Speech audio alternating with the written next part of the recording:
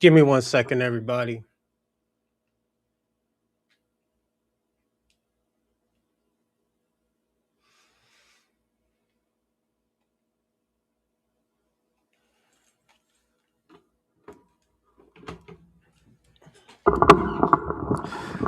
Good morning, everybody, and welcome to the Bronze Reaper podcast. I'm your host, Rosalind Perkins, and we got a great show today.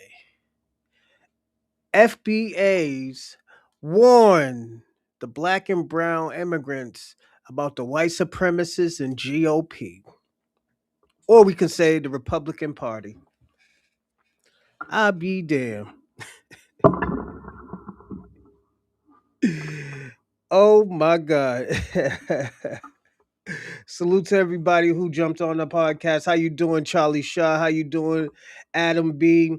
Dorsey, Randall. Salute to everybody, the early birds today. Give me a second. But we have to talk about it, man. And the reason why we have to talk about it is we've been warning them since last year. Pick a side. I'm gonna say it again. Pick a side. They didn't want to listen. They did not want to listen. But before we start the show, like and subscribe and comment in the live chat. Also, hit the but don't know, but you have to hit the subscribe button. So subscribe, and subscribe so you can be in a live chat with the tether hunters or everyone. So also I want to say we are live on Kick, X, Rumble, and YouTube. Also, you can donate to Cash App, Super Chat, and Venmo. I will be putting it up right now. Give me a second. But we have to talk about it, everyone. Um, for the next 3 days, we got some great shows that is happening. So best believe we got this prepared already. Tomorrow we're gonna be doing the Bronze Reaper podcast, so that's always good. The Bronze Reaper. Like I said, I'm trying to fit another day in there. I'm trying to think maybe Saturday or Tuesday. So just give me. I'm working with this. I'm working the line with this, so definitely just give me some time and we'll figure it out. You see. Yep. You have to subscribe, but let me throw the Cash App and everything on here. Uh did I go too far? Yeah, I did. Well, let me check. But I'm gonna say this, everyone. This system is getting easier now. What's going on, E Will? Salute, salute, salute. Just give me a second. I'm just throwing the cash apps and the Venmos up and everything. Um. Oh shit! I didn't even put them up. Give me a second, everybody. I'm so sorry. What am I doing today? Jesus. But yeah. All right. Let me throw these up right here.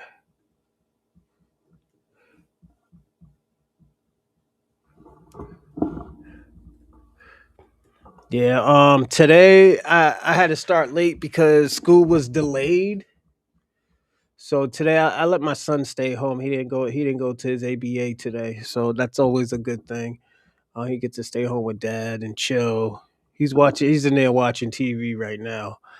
Um, I was gonna take him, but I was like, nah, I'm not gonna, you know, chance it of him falling because it's like a lot of black ice everywhere. But what's going on, Ewell? Salute, salute, salute. Um, so I'm doing a little bit of everything today. I'm going to class today after this. Um, I go to class at 6:30, so I gotta go see Coach Chris and stuff and do a little bit of wrestling. But let's talk about it, everyone. I'm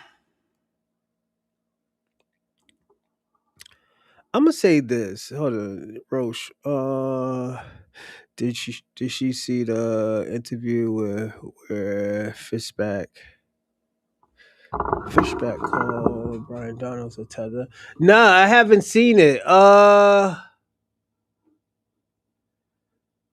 on, let me see. Fishback. Let me look that up. Give me a second. I'm gonna look some of this stuff up because I do got a show, but let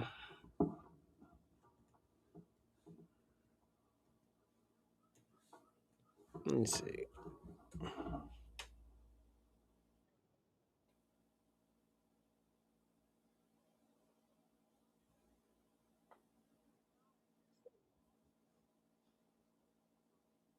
No, I didn't see it yet, but we will. Yeah, call Brian Donalds slave to donuts. Yo, he said a lot. Yo, this dude, this Fishback guy, he said a lot of crazy things about Brian Donalds. So it's we're gonna have an interesting show, because it leads into Friday's show. I will say that the reason why it leads into Friday's show because this show, and as I told him in the beginning, probably the middle of the year when we really, really started talking about this, I've been telling people, I was like, yo, you gotta pick a side. You could fight with for right, or you could be on the white supremacist side, so you could get the fish cake, catfish nuggets, the buttermilk biscuits. You could get all of that. Latinos picked a side, the Caribbeans picked a side, the Africans picked a side. And the thing about it, you had an extra side to pick from. Black Americans, even though it was out of our benefit and we did not benefit off of that, we told them, we was like, yo, if you vote for Donald Trump, this nigga's gonna try to send you back. This nigga's gonna try to take your country. Niggas is nah, nah, nah.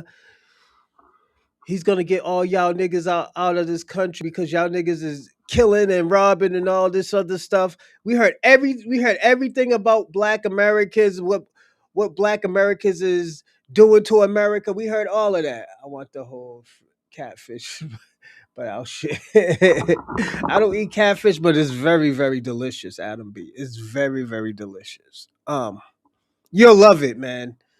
I'll tell you this, Adam B. I know you're a white man, but yo, if you was black, you'll understand why black people don't want to be anything else but black. It's crazy, man. I'm being personally honest with you. You'll see why a lot of black people, when you ask them like, yo, if you could be any other race, most black people say, nigga, I don't want to be nothing else. I'm sorry, I'm looking at the big ass TV and stuff like that. My new TV should be coming in a few weeks, man. This is like 3244. I think it's 3244. I'm gonna put this in my room. And my give me a second. Oh yeah, everybody, don't forget to share this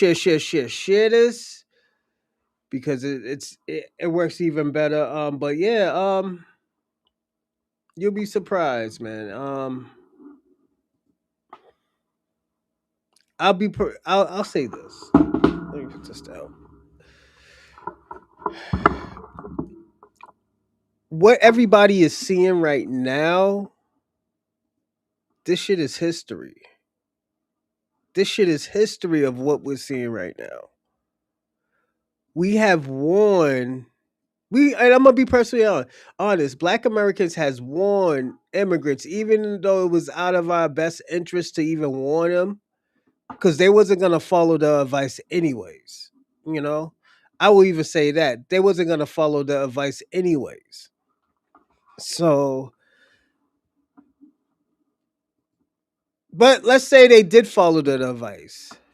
You know, 100% Ivy eating at the DFAC. And it does that. Shout out to you, Adam B, man. I fuck with Adam B heavy, man. He's funny. He got this, that dark humor. Yo, you give me the aura that you love dark humor, and it's cool. I don't think there's nothing wrong with it. So don't. I think it's dope. He said it on the interview with the Freeman woman. Okay. So we might be able to watch that. Actually, would you want to watch it? Charlie Shaw, we can watch it. Yeah, I'll fuck with it. Whatever y'all trying to go with. Yeah, we can fuck with it. You know, that'll be. How about this, Charlie Shaw? That'll be the first one we'll watch. Let me find it.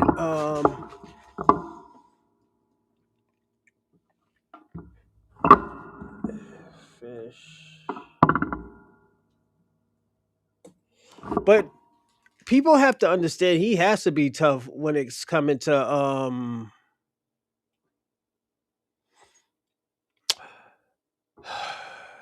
James Fishback. That's his name, James Fishback. When it's coming to Byron Donalds and stuff like that, let's say this. Let's say James Fishback is let's say he is a liberal. It doesn't matter if they're liberal. It's what they're doing for Black Americans. This is what we've been saying. We don't. Our votes is for sale. Our votes is for sale. And the reason why I say our votes is for sale is because we're not doing nothing. We're not doing a lot for nothing. We're not doing a not. We're not doing a. We're not. We want. Give me a second. We're not gonna just do a whole bunch and get nothing out of it. Those days is over. Them symbolic gestures and all that stupid shit. That shit is done. I mean, it's done. It's done. And I feel. And the thing about it, do I feel bad? No, I don't feel bad because we're doing stuff like this. Because at the end of the day, a lot of these liberals and conservatives have been taking advantage of Black Americans for decades. For decades. So when we give y'all a little pushback, y'all can be all right. Y'all be all right. You know,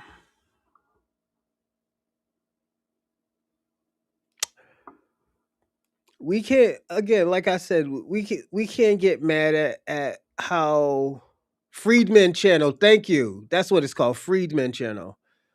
Uh, I'm just trying to see if I could get the whole video. If we can't get the whole video, I do have the video where okay.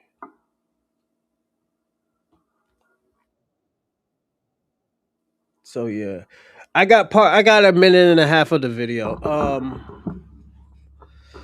These are the parts where, and I have to say this. as Black American people, we have been our culture has been manipulated, has been taken, has been remixed, has been doing everything. And I'm gonna say this.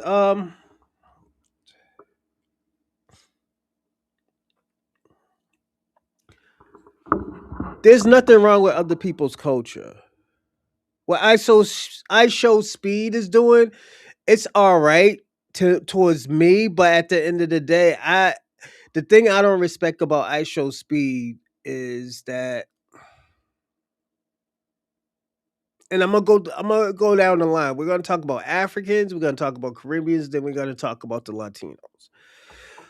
What I show speed's doing, he's trying to Africanize black culture, black Americans, and I think that's very, very bad. We have our own separate culture. We don't need y'all to bridge the gap for blacks and Africans or the black diaspora. We already have tried it. We tried it for 50 to 60 years, probably longer. And it just doesn't work. People don't respect black Americans. People don't respect foundational black Americans, freedmen, ADOS. They don't respect us. Yeah, he did romanticize Africa. He did. And I agree with you, Charlie Shaw. You know why I agree with that?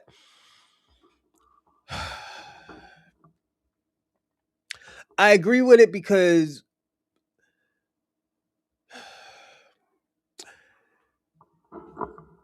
I show speed is gonna get more money. He's gonna get money. What he's doing is going into different universes and different worlds. When I say world, I mean like different worlds, like the Pan African world, the FBA world, the Latino world, Asian world. He was in. Hey, don't forget, he was in China, and they were just fully just disrespecting him. He didn't want to put that out because they were like, at the end of the day, there's a lot of great tours, everybody. But at the end of the day, but we cannot be blind and say, like, oh well, you know what, we have to pick and choose when it comes to other cultures. We gotta pick and choose when it comes to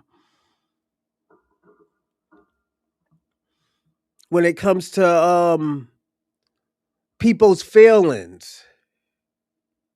But when I say, okay, when people talk about black crime and stuff, I always tell people, yo, that's not even 10% of black people. They labelize that towards us. They label all of us that. They put this under this. They paint us with this broad brush where we all look like killers, gangsters, people who are not civilized. Then when we start talking about white culture, like, shit, nigga, when have y'all ever been civilized? When have you ever been civilized?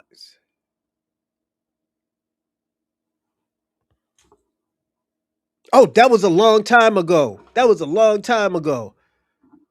You know, you literally have men and old men crying about him showing Africa in a good light. 80% of those countries' populations are poverty stricken and unproduced.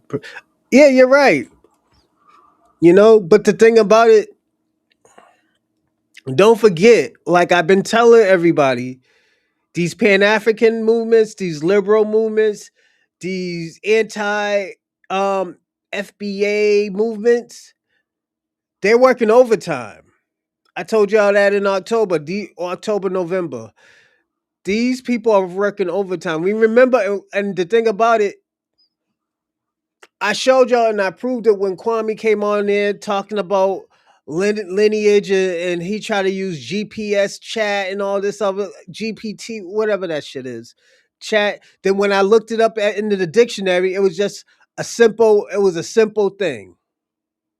It was a simple thing.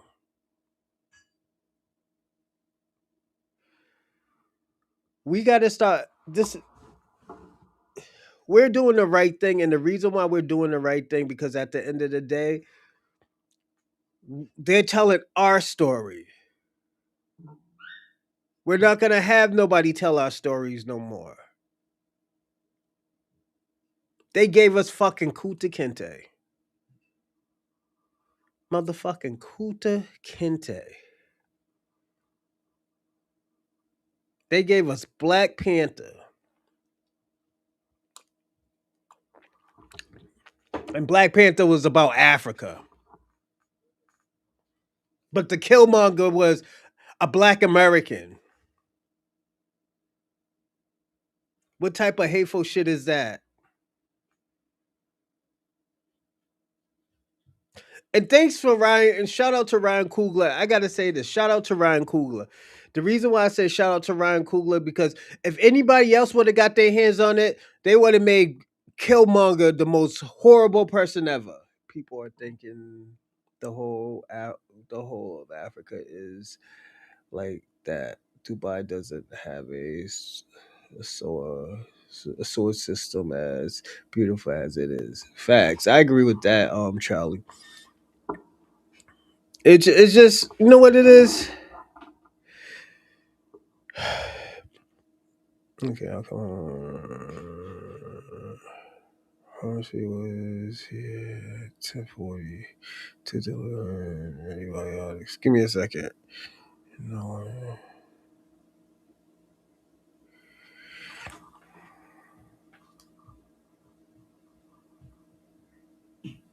give me a second.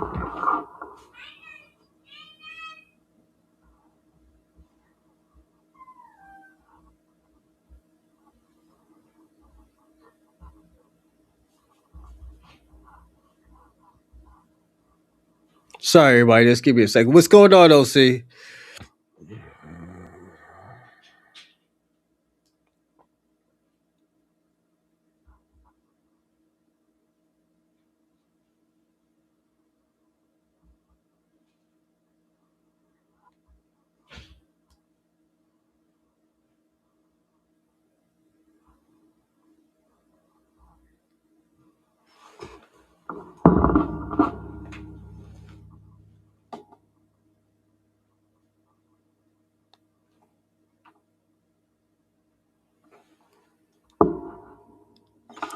All right.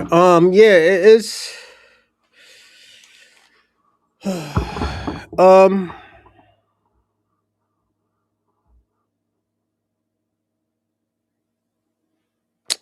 I want to say this.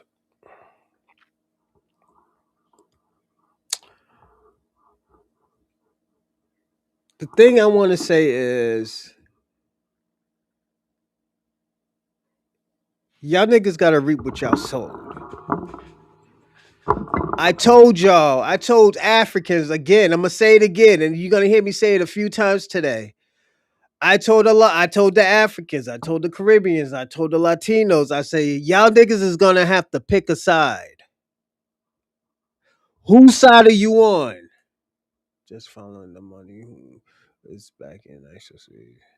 Oh, you know who's backing him. Yeah. You know who's backing him. I think it's liberals or some type of Pan African some Pan African group. I will be personally honest about that. But yeah, it's whose side are y'all on? Y'all voted for Donald Trump because y'all thought they were gonna do more harm to black people than they have been, like they've been doing for the last 30, 40 years, probably longer than that. We don't have a problem with those who are still in their country trying to facts. Facts trying to make it better. But these nasty mind one that Jap from their country is one of the world problems. Yeah, facts. That's why they're not in that country. And I'm gonna even say this. We have warned y'all. We have warned y'all telling y'all what they're trying to do to y'all. I even said it. I said, yo, if you talk about all these resources and all this great thing that's happening to your country, why aren't y'all fighting for it? And I said they're gonna take it. They're gonna take it. What did they do to Nigeria 2 months ago? Didn't they airstrike it? Is it Nigeria known for something other than scamming and pooping in the streets? A few days ago, they hit Venezuela. Them gas prices is about to go down, baby. Mm, mm, mm, mm. Them gas prices is about to go down.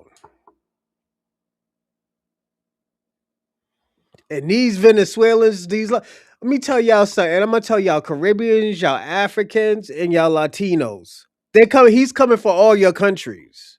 All y'all countries that have resources, he's gonna take what you got in your country, and you're gonna be colonized just like Africa, just like Africa. And all these UK people, them niggas is probably selling y'all country, saying that yo, all you gotta do is airstrike that. Don't be surprised if Jamaica is an American territory, Trinidad an American territory, Haiti American territory. Y'all niggas is gonna be territory sooner or later.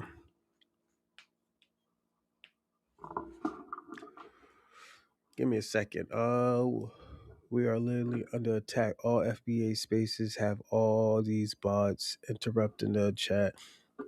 It just shows me that we are on the right track. Yeah, of course. Like, y'all gotta be personally honest. Look who the Pan Africans just hired. Al Sharpton.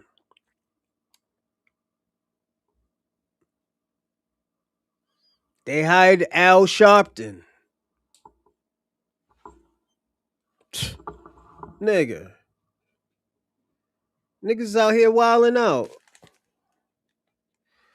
What's going on, Convo? Salute, salute.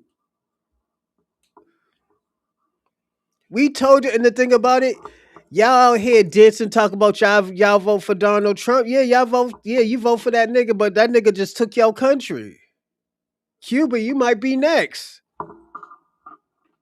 Cuba, you might be next. I'm just being personally honest. Cuba, you might be next. Any of y'all immigrants, I'm telling you, don't be surprised if your country is getting attacked, especially if something that America wants. Let me ask y'all a question. How the fuck Venezuela just got an airstrike and there was no national laws that they broke? Like, let's personally be honest. Let's think about that. There was no national laws that they broke, and they got airstrike, and they said, "Oh yeah, them niggas was selling drugs. Them niggas was doing unconstitutional things." It wasn't about no this nigga being a dictator. This wasn't about this nigga doing wrong, and I mean this nigga's mistreating his people. There's a lot of countries where people get mistreated, and we never see no backlash like this. I think some black Americans have a condition called international save a hoe common sense. Should have some come in when you think about yeah, because you know why? I'm gonna say this, Charlie Show, because they want to fuck. That's all it is. They want some good coochie. They think some coochie from a different country is different from coochie in America, and all this shit's the same. You know, a bitch might, do some freaky things like suck your dick from the back or, some weird shit. It's that's just how certain niggas is. Bet in the near future, Trump will be sending FBA criminals to Venezuela. I doubt it. I doubt he's sending anybody out the country. What's going on, Ohio? Charlie Shaw certified salute says. Yeah, it's just like FBA's been telling these immigrants for years, for a year and a half, that y'all be playing with fire. Y'all voting for Donald Trump because you think he's gonna save you. No, this nigga ain't saving you. This nigga took your country under your eyes. I know under Yo, he threw a blanket over your face and say, yo, he's the one who's committing all the crimes. Not knowing, not knowing that the president before him was causing the crimes too. You know, he's just getting the whole he's getting the whole bullshit from it. You know, so it's like I said, did you say don't sleep? It's not just the immigrants. If you buck the system in the future, your ass will be sick. I doubt it. I doubt it. Bomb's legacy. The reason why, because that'll start a international problem. That'll start an international problem. Because they're gonna think that you can send people from other countries to other countries, and that's illegal. First of all, they're not citizens. You know, so yeah.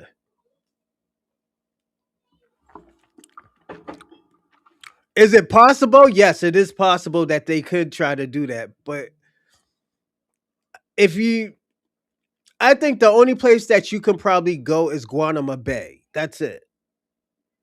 That's it. Um, it's a big plan. He wants Colombia, Haiti, Cuba, Haiti, and Jamaica. Yeah, absolutely.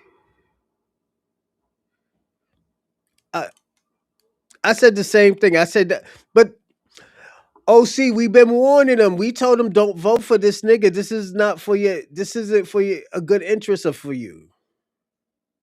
This is a bad interest for you because once you do it, this nigga's gonna take your country.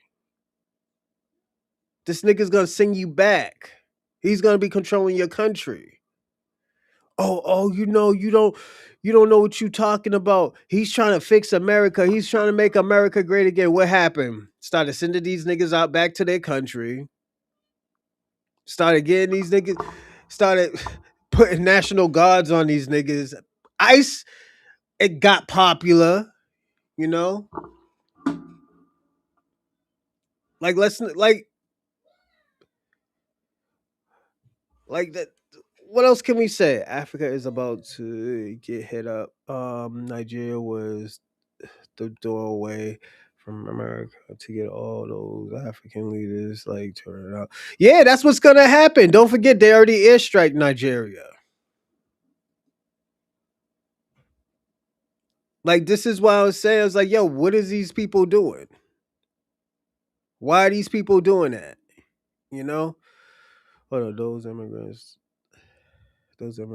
thought that Trump was talking about getting rid of. Yes, yes, OC. They thought getting rid of us, thought everything was gonna be good. But at the end of the day, this is why I've been told people, and this is why a lot of foundational Black Americans say, "Yo, I'm not voting. I'm not voting. It just doesn't make sense." You know, damn if I do over here, damn if I don't. Damn if I do with the liberals, they're gonna give all my money to these immigrants. Damn if don't and I vote for the Republicans, these niggas ain't excuse me, they're not gonna do nothing. They're just gonna make more laws that make my life hard. And we're just gonna get over it. You know why we get over it? Because we know how to define the odds. This dude is a dictator who took the country by they call Trump on, but he was voted in. Oh shit! Great time, then he got great timing. What's going on? St. Michael's. Let me see what you say, man. Imagine getting political advice from a guy that lives in his mom's basement, doesn't have a job, and doesn't have custody of his kids. See, you want to talk about my kids? You got to watch it. I'll tell you that, St. Michael's. Let me tell you why. Cause you shoot blanks. You can't have any kids, man. All that meth fucked your sperm numbers up. So you try to talk about me having my kids. I have my kids every day. I work over 40 hours. It's just I have time. I know how to budget my time. Unlike you nigga, you gotta collect cans, my nigga. You mad at me because I don't collect cans with you? I got some wine bottles over here you can have if you need a few, nigga pennies.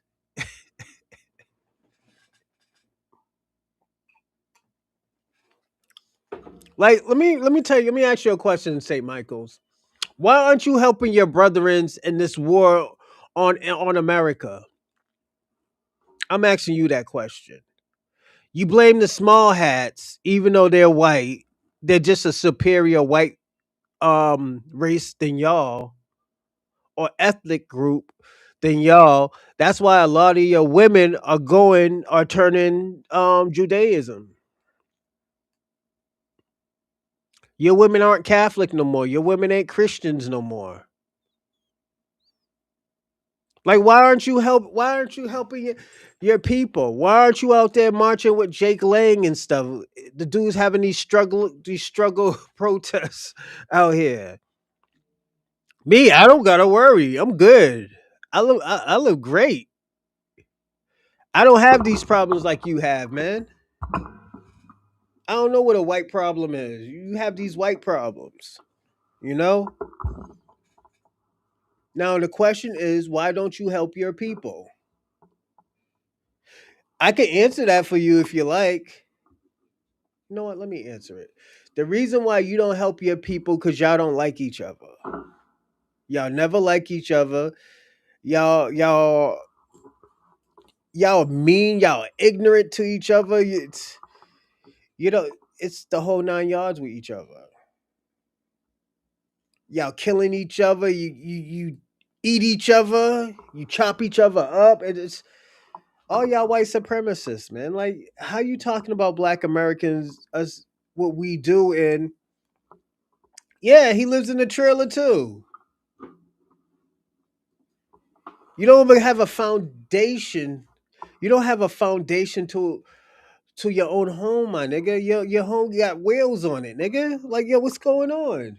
What's going on, OC? Where's my wrench, bro? With your wrench? What do you mean? Give me a second.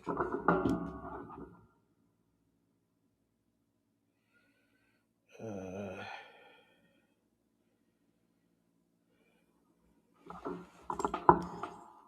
Give me a second. Baby moms. She want, like, give me a second. He already ate.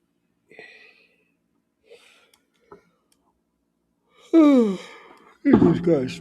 Yeah. Say Michael is the reason why rubber rubber is more. Yeah. Yeah, you don't want those type of mistakes, man. Having the sex with your cousin and stuff. You know what white supremacists does. How y'all the most racist but the most nastiest people ever? Y'all have sex with y'all cousins. That shit is crazy. Like, how do y'all live like that, man?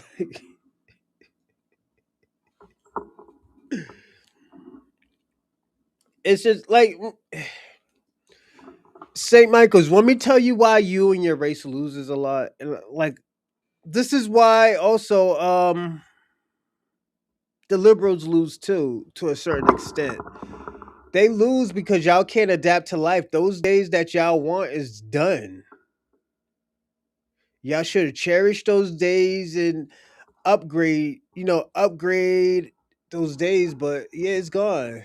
Got to keep it real. Salute to Adam B.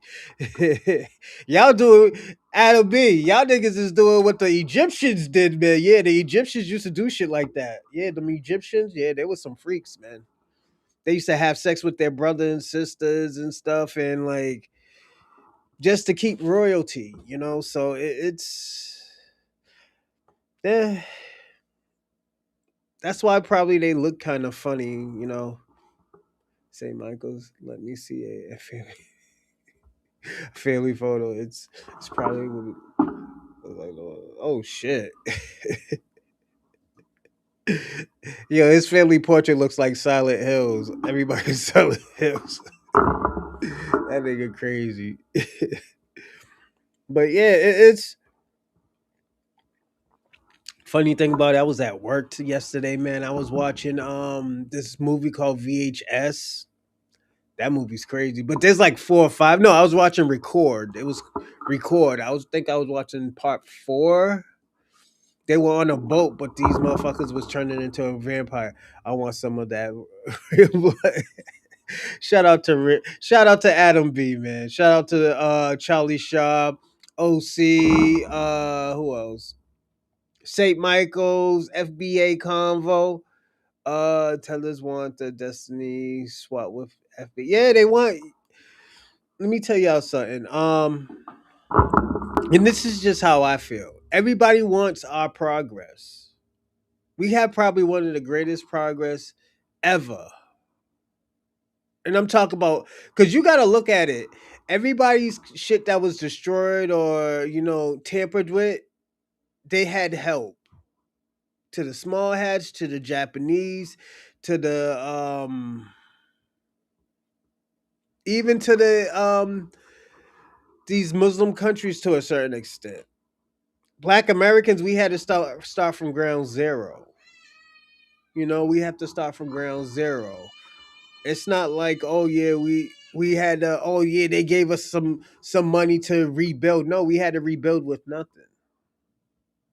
We had to turn nothing into something. So that's what happened. That's what we did. We did that. Nobody else did it. Nobody else can do that. And the thing about it, what's so different from us is we couldn't go with our protest. We couldn't go with our protesters. I mean, with our oppressors. I'm sorry, I said protesters. Our oppressors. We had to stay in. We had to stay in that country with them. We didn't. We couldn't. We couldn't say, "Oh, yo, we're going to another country where we can rebuild from scratch." Nah, we had to rebuild while they infiltrated our progress, manipulated everything that we did, burned things down. It's just this is and this the thing about it, y'all got to look at it. This was less than 100 years ago that these people were doing this. They just stopped in the 1970s. They just stopped in the 1970s doing that crazy shit to a certain extent, you know?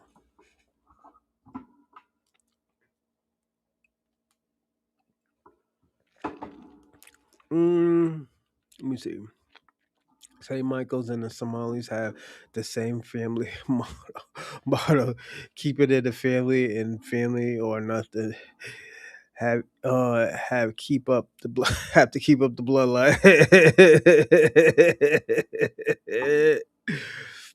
Yeah, man, that's true. Also, get them while they're young too, especially the Somalians. Jesus Christ, they be getting them girls while they're young.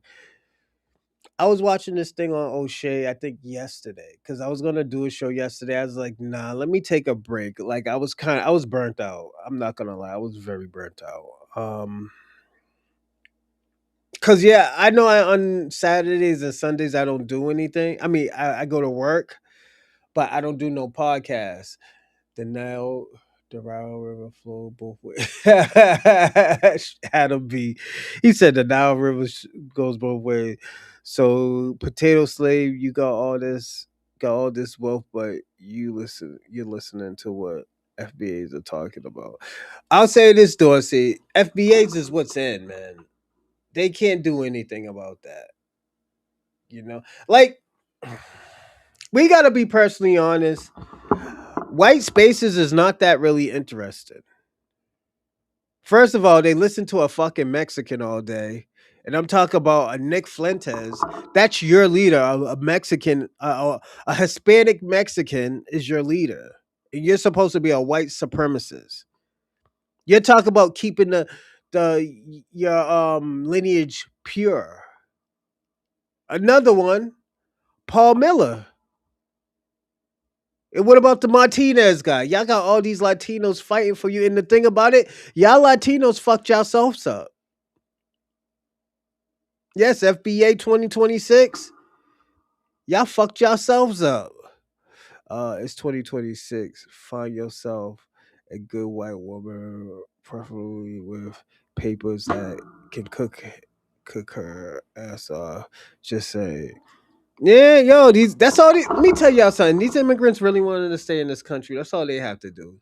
Like my nigga, you don't watch 90 Day Fiance? Like, come on, my nigga. These niggas is doing this on a daily basis. Go get you a fat white woman. You know, she can probably eat. But I don't think cook. As I told you, Bronze Legacy, I'm scared to eat off of white people personally. I had some Chinese food Sunday afternoon at work. I almost threw this shit away because this white man he gave me my food. I was like, yo, hold on, who made this? He said the owner. I was like, what is he? He's like, oh, he's Chinese. I was like, oh, okay. I thought y'all was faking the fuck over there. So I was like, yeah, I almost had to ask for a refund. Yeah, I almost asked for a refund, man. Yeah. Like she's going to be, yeah. That's gonna be a heavyweight, man. But at the end of the day, that's what these Africans and these Arabs and these Latinos have to do for now. If you trying to get to America, you trying to get to London, you trying to get to Canada, go marry yourself a fat white woman, you know? Or even if, well, no, I don't think fat black women or heavy set black women will fuck with y'all like that.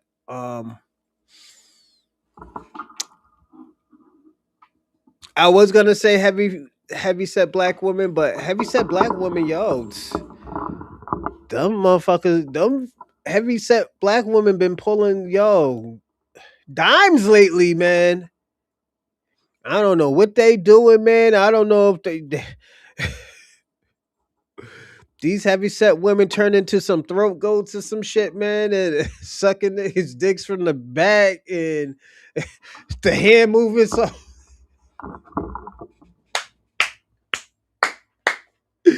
Yo, these heavy set black women be taking y'all niggas, man. Yo, what the fuck? I had to think about it for a second. I was like, hold on. I fucked with a few heavy set black women. I used to fuck with a heavy set Somalian girl. Oh man, she had some good coochie, man. Hand movement, everything. She's such Americanized, but she was a Canadian.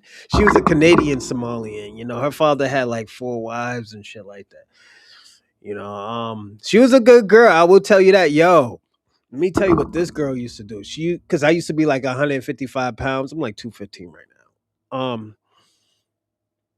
This girl used to make fucking, was it the styrofoam lasagnas and give it to me like every week just so I can gain the weight. All she used to do is have sex with me and make me eat lasagna every week. Even to this day, I still think about that lasagna because that lasagna is bomb.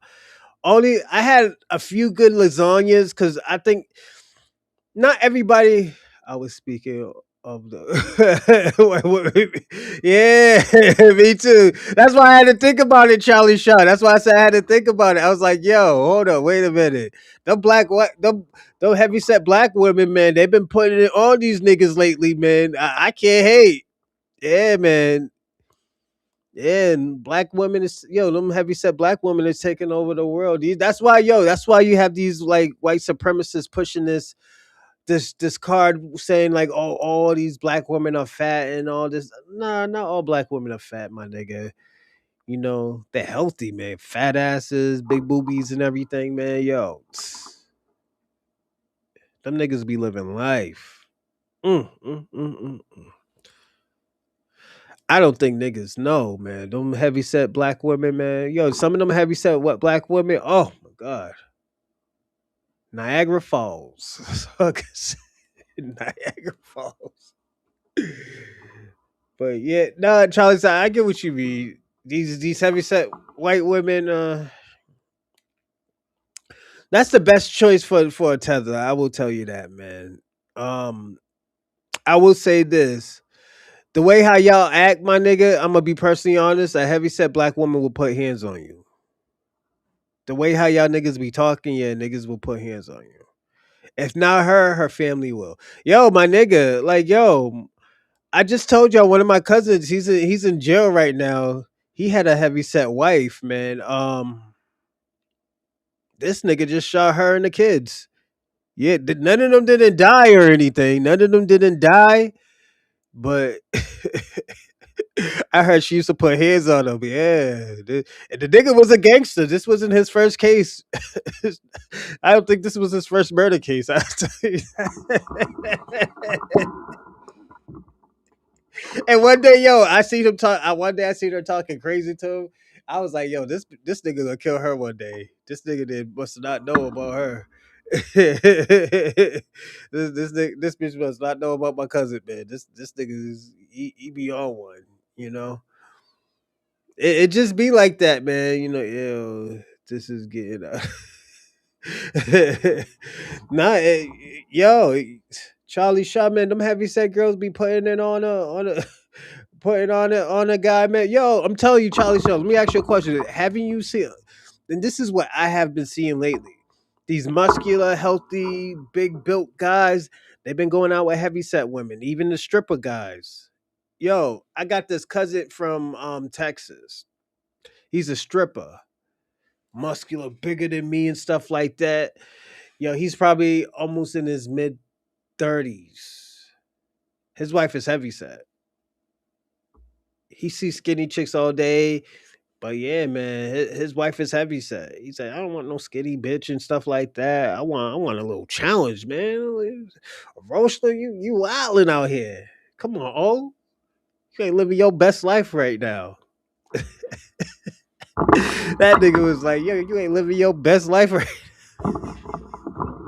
Yeah, you be surprised, man. Yo, a lot of these heavy set women are taking these. Yo, it's like I'm gonna say it flip flopped. It flip flopped a little bit. It's cool to be healthy. It's cool to be skinny, but I don't know, man. I have been seeing it. I have dated a few heavy set women. Like I said, I dated a heavy set Somalian girl. Um, I remember when she lost weight, she looked like a crackhead. You know, she didn't look right to me. I wasn't even attracted to her until she gained that weight back. So it be like that sometimes. Sometimes people look good with weight on them and stuff. Some people don't look good with, you know. And the reason why she gained the weight because she was stressing about her ex boyfriend at the time, you know. So it's, yeah, man. It be like that sometimes. But let's get back to what we were saying. Like, but I'm gonna say this: all the hate, and this is why I salute y'all every time. Foundational Black Americans. This is why I salute y'all a lot. I salute y'all. I salute the lineage a lot because at the end of the day, we have taken a lot of criticism. We have been told that we are a cult. We are of a movement more than a lineage, and we had to debunk all of that. We stayed on code.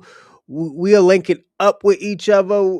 We're breaking certain we're breaking certain curses that we had towards each other, and we're figuring this out together. Don't ask questions if you if you're ready. But I would say this. Like I'm sorry. Like yo, it's this is the best fresh air I ever had in my life. Is actually seeing my people actually doing good and standing on business. Like we all are standing for something. We're and as I said yesterday, I mean Monday,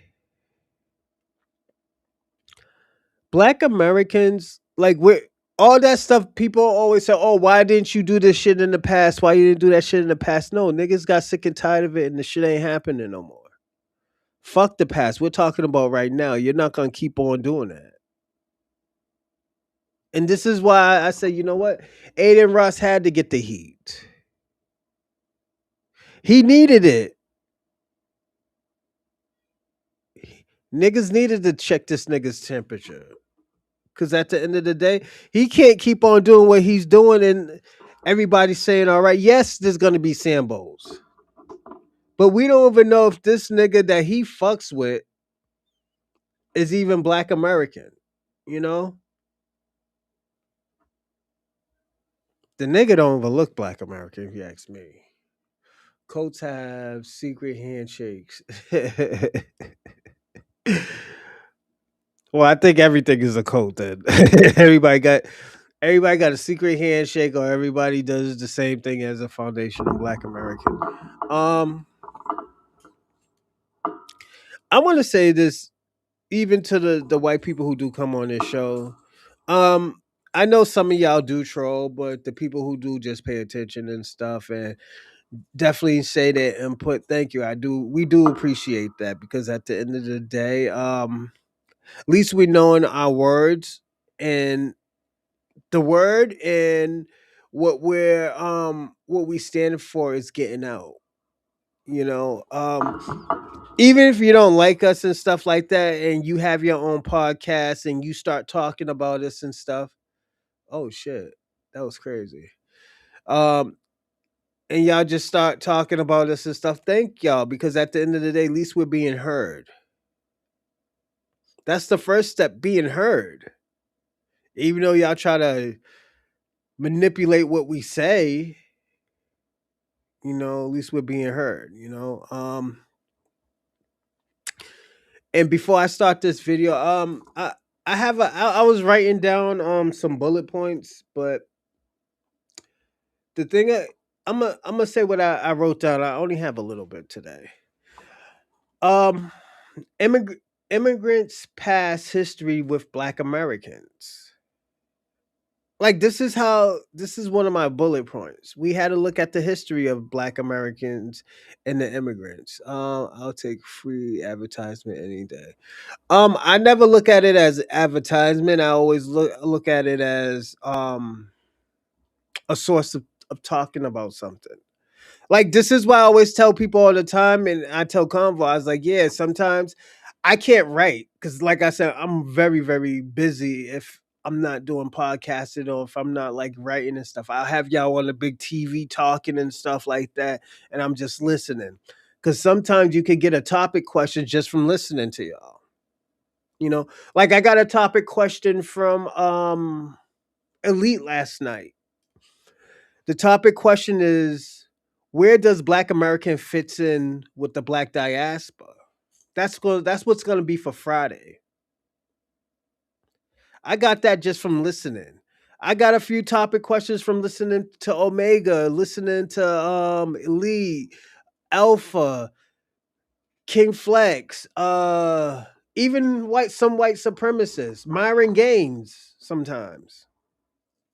It just and Myron Gaines is a weirdo anyways. This nigga got his girls taken by a rollerblader. not even not even what is it? Roller skates, rollerblades. What's going on, Shabaka? What are you talking about? Let me see what you talking about. It's not about white folks over black folks. It's about justice and unity over exploitation and oppression. Positive actions over negative actions allows Pan African. Well, since you said that, Shabaka, I gotta challenge you. If it's not white folks over black folks, and you talk about justice and unity over exploitation and oppression, what has Pan Africans been doing to Black Americans for the last 60 years? A lot of y'all Pan Africans been exploiting Black Americans' trauma for your own interests. So you are right, but at the end of the day, you are right where it fucks your movement up. Because at the end of the day, y'all have been exploiting us for a very long time. Even your crooked ass scamming leader, Marcus Garvey, has been exploiting us. Y'all have been exploiting us, Shabaka. That's something that you're gonna have to fix. As I told you, Shabaka, when I first met you, you're gonna have one day, you're gonna have to choose a side, and you're gonna have to stay on that side. And this is this day where y'all have to stay on the side that y'all are on. Y'all been calling us a cult. Y'all have been disrespecting us, disrespecting our culture, disrespecting our women, our youth. And you think we're gonna sit here and try to have a solidarity with you? Have this conversations with you? No, you have to fix your people first before. And I'm talking about your Pan Africans, your Africans, your Afro Caribbeans, your Afro Latinas. You're gonna have to fix that burden that y'all have on each other. I'm gonna be personally honest. This is what you're gonna have to fix, Shabaka. I'm just read history. Europe and Africa have been bed fellows for hundreds of years. Yeah, I believe that. Don't forget, the African or the Moors have built Europe. They have built parts of Europe. They have colonized certain parts of Africa. So yeah, I agree to that. Um, I'm gonna do 5 more minutes, and we're gonna jump right into the videos. Pan Africanism has been educated and organizing African worldwide. Pan Africanism is now the AES is the most powerful movement worldwide. Pan Africanism is the solution for Africans. Yeah, for Africans, but not Black Americans. What we got going on over here, Shabaka? No. We need to fix what's going on over here in America. We can't just jump right into Africa because Africa needs help. You know, I'm just being personally honest. When it comes to that, we're not going to jump out the window for Africa. You know, and everybody, don't forget to like and subscribe and comment in the live chat, and also subscribe, and share. Share to all your friends, share all to your family members, share to all your other folks, because at the end of the day, it builds relationships with each other as well. More, yes, me, but also with others as well.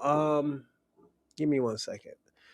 So, also, if you want to donate, we have Super Chat, we got Cash App, and we also have Venmo. I am putting it up now.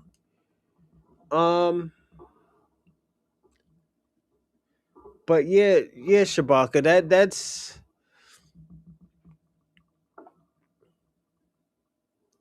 that's the solution. I'm gonna say this. That's the solution to your.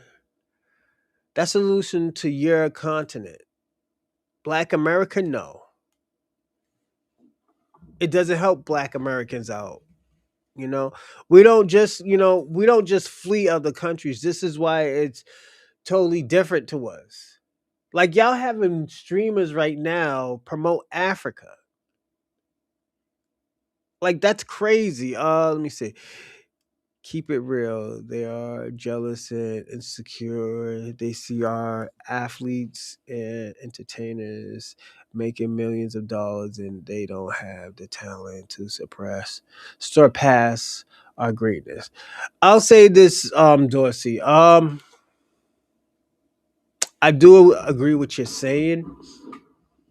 I think there's a little bit more to it.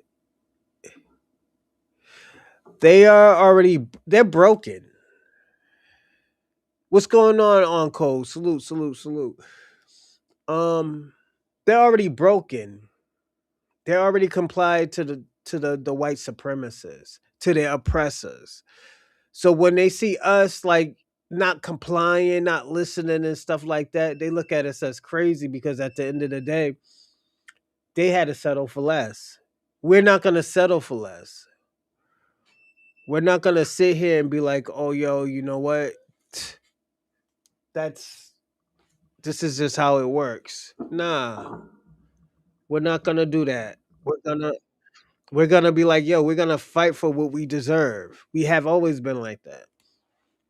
That's why when they look at us when like for example, Dorsey, you see how they looked at us when we started talking about reparations, talk about we'll never get it, ha ha ha ha, ha. You're begging, and all of a sudden that they do it.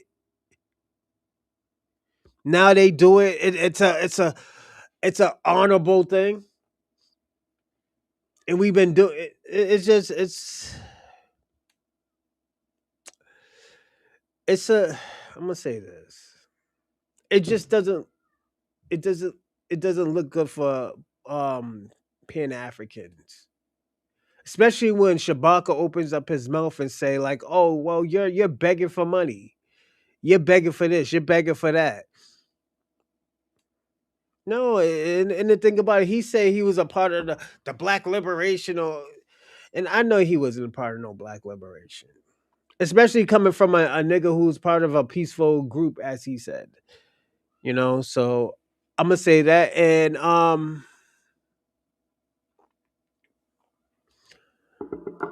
yep, another terrain. You were right, Lala. You were right. These niggas love terrain, but at the end of the day, they're gonna get the nigga killed. That's all I'm gonna say. Hold on. So Tether is trying to degrade and downplay our action as a community. Yeah, that's what they do. That's what they do. You know, how can you respect anyone who sells out their own people?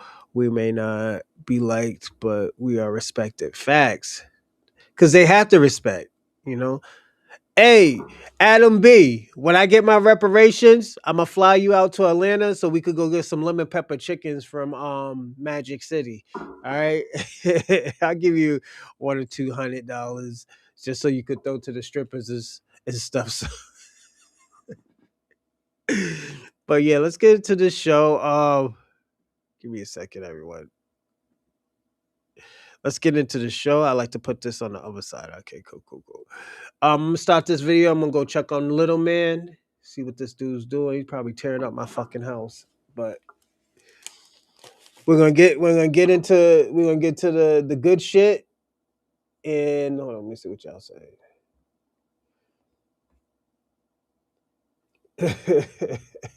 We're gonna get into the good shit, and thank y'all for being on the live chat. I'll be right back. The Somali fraud scandal in Minnesota is proving a lot of things. Number one, this whole idea of flat blackness doesn't work. Let me explain what I mean. Flat blackness says that all blacks, Africans, Black Americans, or Caribbeans are the same. And typically what happens in flat blackness is that if you're a Black American, when one black group does something wrong, you share with the consequences with them.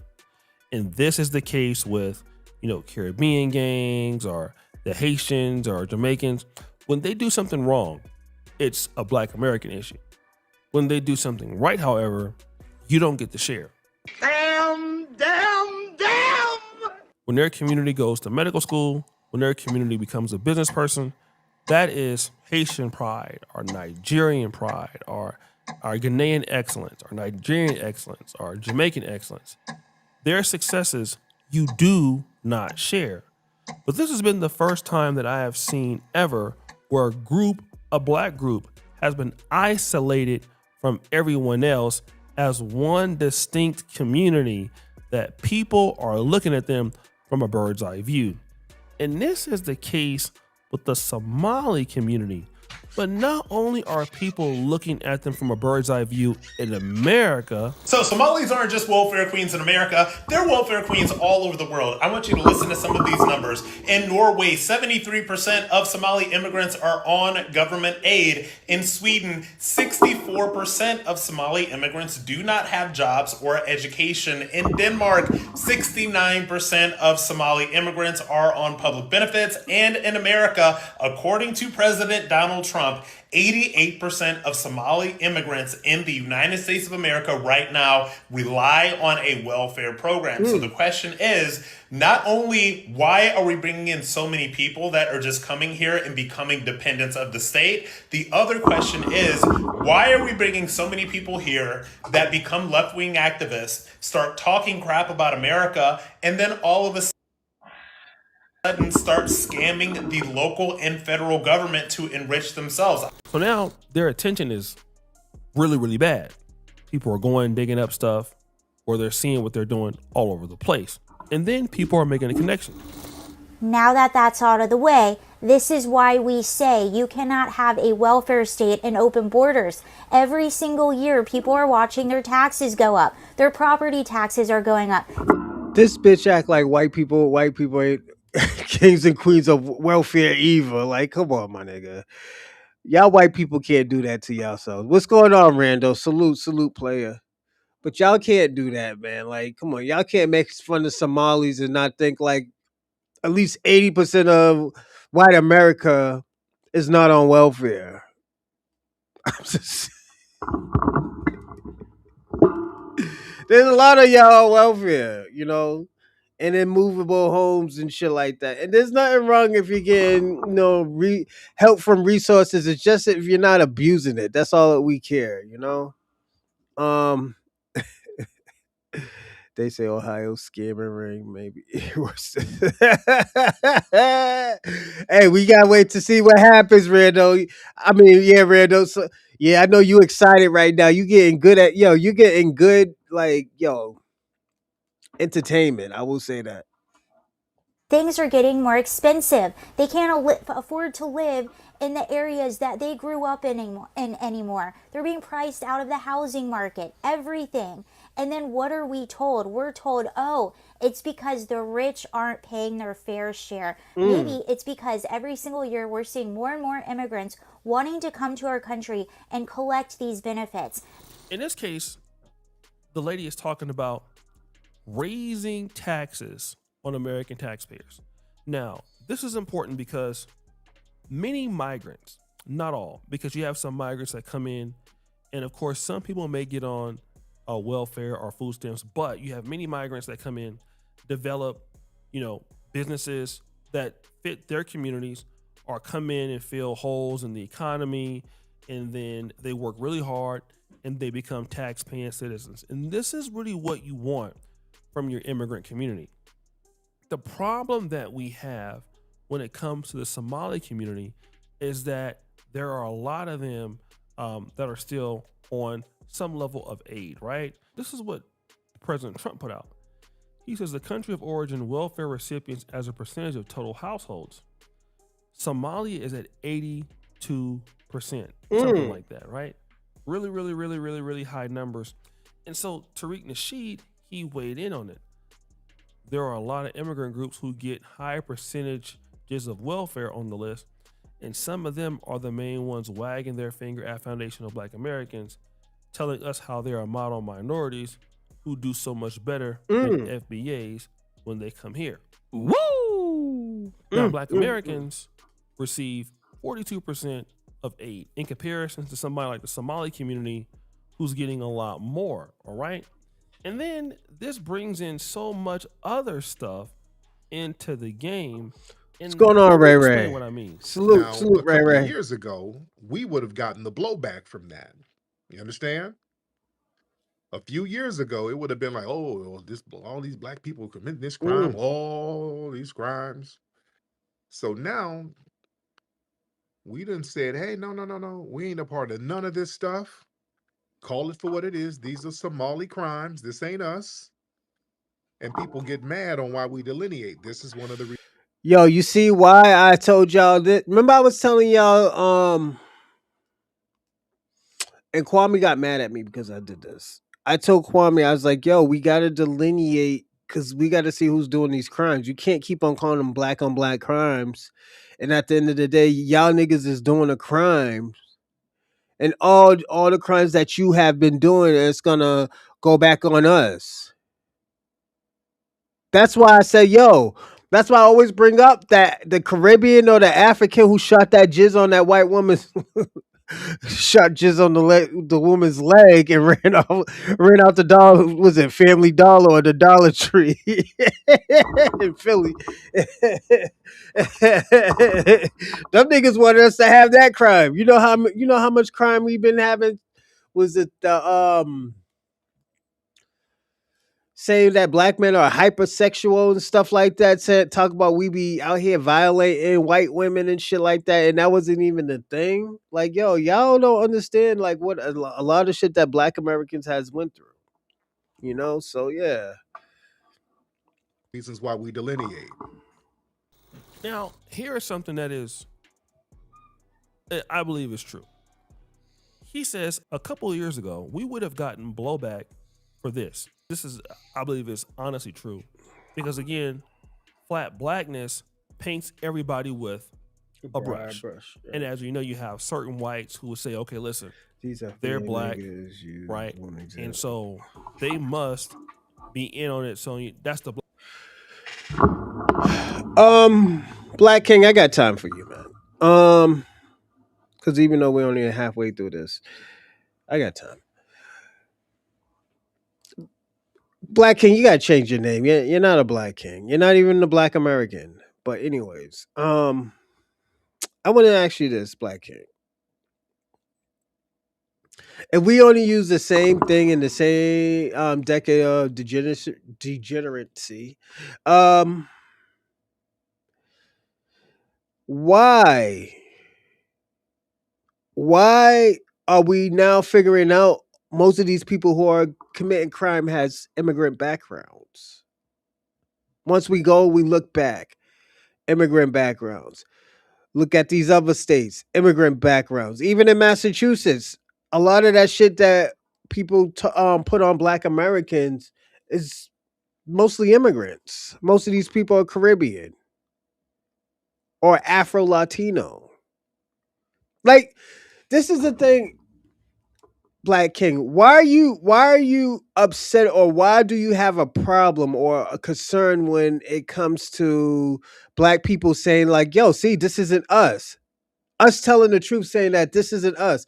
I thought y'all like facts.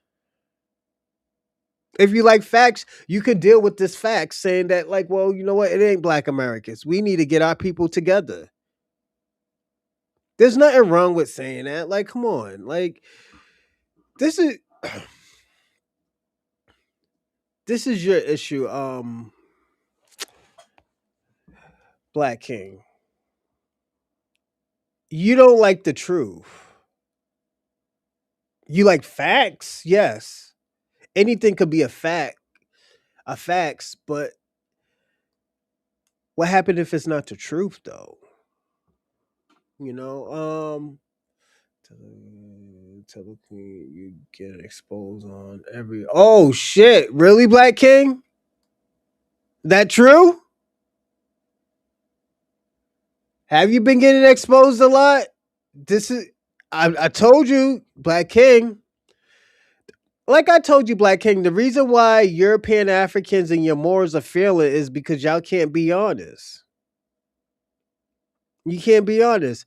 I remember you FBA niggas try to blame Caribbeans and Africans for starving the white woman on the bus. Oh, you mean stabbing? You can't starve nobody on the stabbing a white woman on the bus. No, we got to see, we got to figure out who it was. We're not gonna be like, oh, well, okay, yeah, it's all black. No, we're gonna see. We said like, yo, hold on, we got to see if this nigga got an immigrant background. Okay, the guy was a Black American. Even a broke clock is right twice a day, man.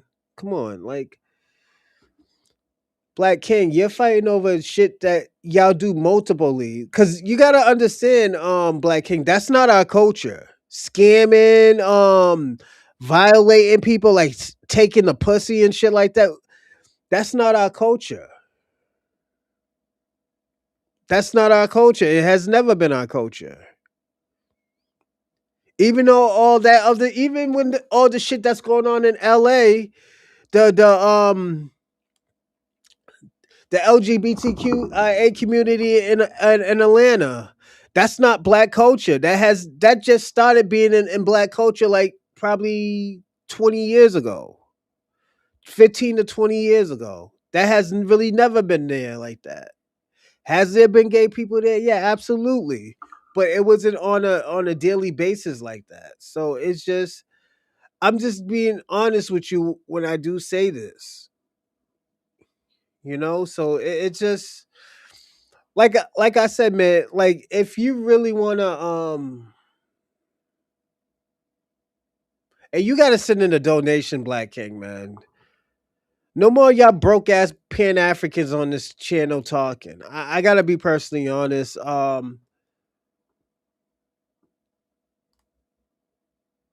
I gotta be personally honest. Y'all broke ass Pan Africans. I know Black Americans cut that money that money off, but y'all niggas need to pay up.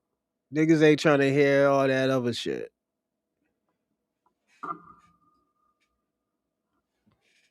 Nah, real talk. That's mostly Caribbean culture. Like, let's personally be honest. Let me ask you a question, Black King. We're gonna get back to the show. Do you are You're from Jamaica, right? Aren't your people a little bit more aggressive than Black Americans? Y'all are more aggressive when it comes to women. You know, right? Aren't you a little bit more aggressive when it comes to women?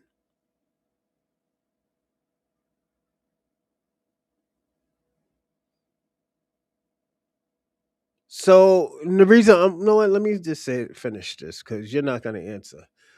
Um, so the reason why I said that is because Busset. Hold on one second. What's going on, Also Great? They want to socialize Black Americans' accomplishment and privatize Black Americans' dysfunction. Facts. You're right about that, player. Um,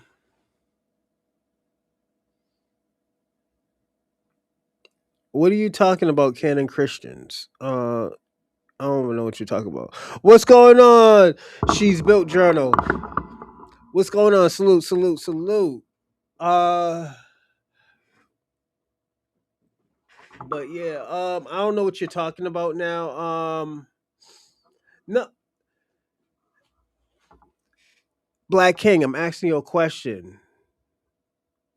You couldn't answer the question. Y'all are a little bit more aggressive. So when you do get denied,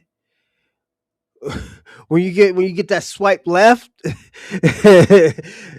y'all go into grabbing up bitches and stuff like that. All this other stuff. I have seen it. Nigga, most of y'all niggas is in jail for that shit. Nicki Minaj's husband. Nicki Minaj's brother. What did that nigga go to jail for?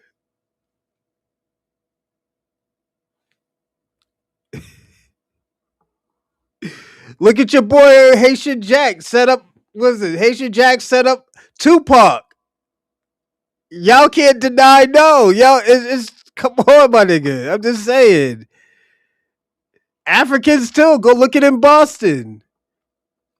This nigga got This nigga, this Kenyan nigga in Boston choked out his girlfriend because she didn't want to give him no coochie. Nigga killed her, left her in the nigga left her in the car and flew right back out to Kenya. Kenya. They just got this nigga a few months ago.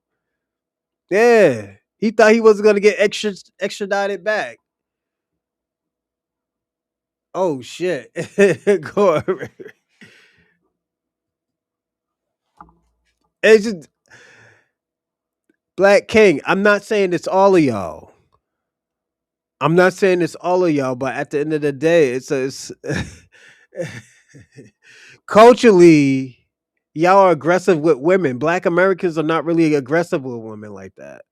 We know how to talk to women. You know, that's all I'm saying. We know how to talk to the women. We're not saying that. Oh, yo, y'all niggas beat the. Well, sometimes y'all beat the bitches up to get to take the pussy, but that's a rare occasion. Y'all like. Give me give me a second.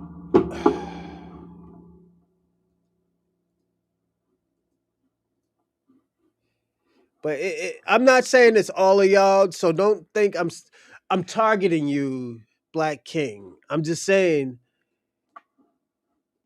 we don't really see this out of the black community. Like I get it, everybody has that one creepy uncle, but give me a second.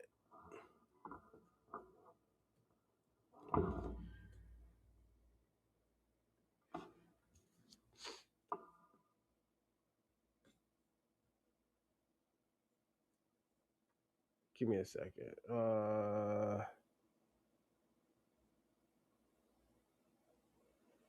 Yeah, that nigga look mixed. Like, yeah, Tim Petty. I mean Keith Petty. Yeah, he might be Jamaican. Who knows, man? Queens. He might be Haitian. Yeah, who knows? Hold on, I'll tell you right now. Middle class household. Damn. This nigga, yo, this nigga might used to live near Kwame. The niggas from Queens, the Queensboroughs. You know, lived in a middle class home. This Pan Africanism. Keith Petty, man, we don't know, man. That's a Pan African community. Don't forget what happened with Professor. What's his name? Brother Polite, Black King, your boy, Nature Boy. Remember what your boy Nature Boy was doing? This nigga was taking the coochie and getting dick at the same time, So it's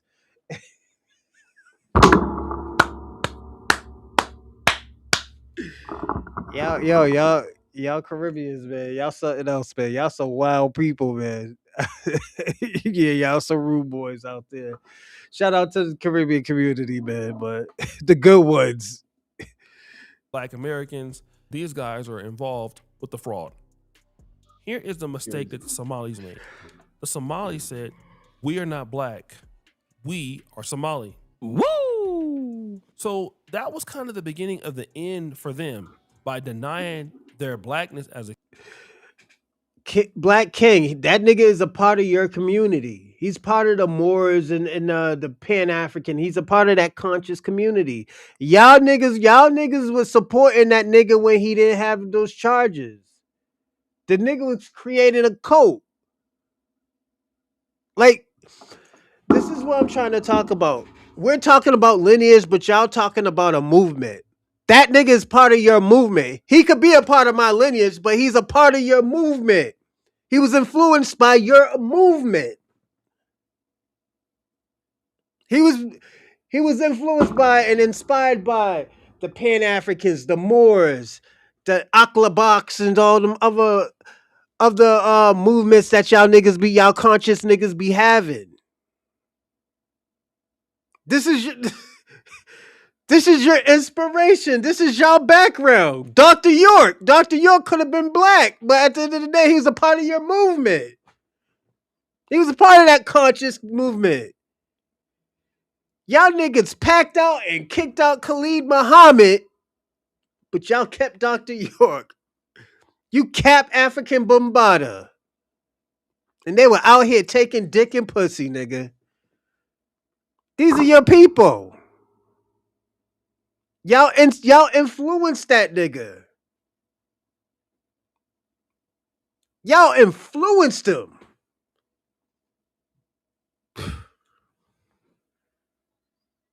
That is a shame. And that's the thing. Y'all don't even want to claim the man. Because he did dirt, but he did dirt on in the name of your people. That nigga was taking dick of the name of your conscious community, Black King. Now all of a sudden, oh, he's Black American. Nigga, he was a part of your movement. Yes, I must say this. Yes, they are Pan Africans that are in a part of the. There are Pan Africans that has lineage of Black foundational Black Americans. Yes, but y'all inspired this man to be a freak. Y'all inspired that man to be a freak. All that Nubian and all that crazy shit that y'all niggas want to talk about, that African shit. Yeah, that's what came out of y'all African influential ideology. Like, that's y'all shit. Like, come on. Now y'all don't want to claim it? That nigga that nigga out here taking dick on that nigga was out here taking dick on camera. And that's y'all leader. Black King, that's your leader. You're more, right? You're more, right? You be out here wearing the one dread, dressing like Prince of Persian out here with the kufi on, my nigga. Like, come on, that's your people. So what? Everybody got some type of bad apples, nigga.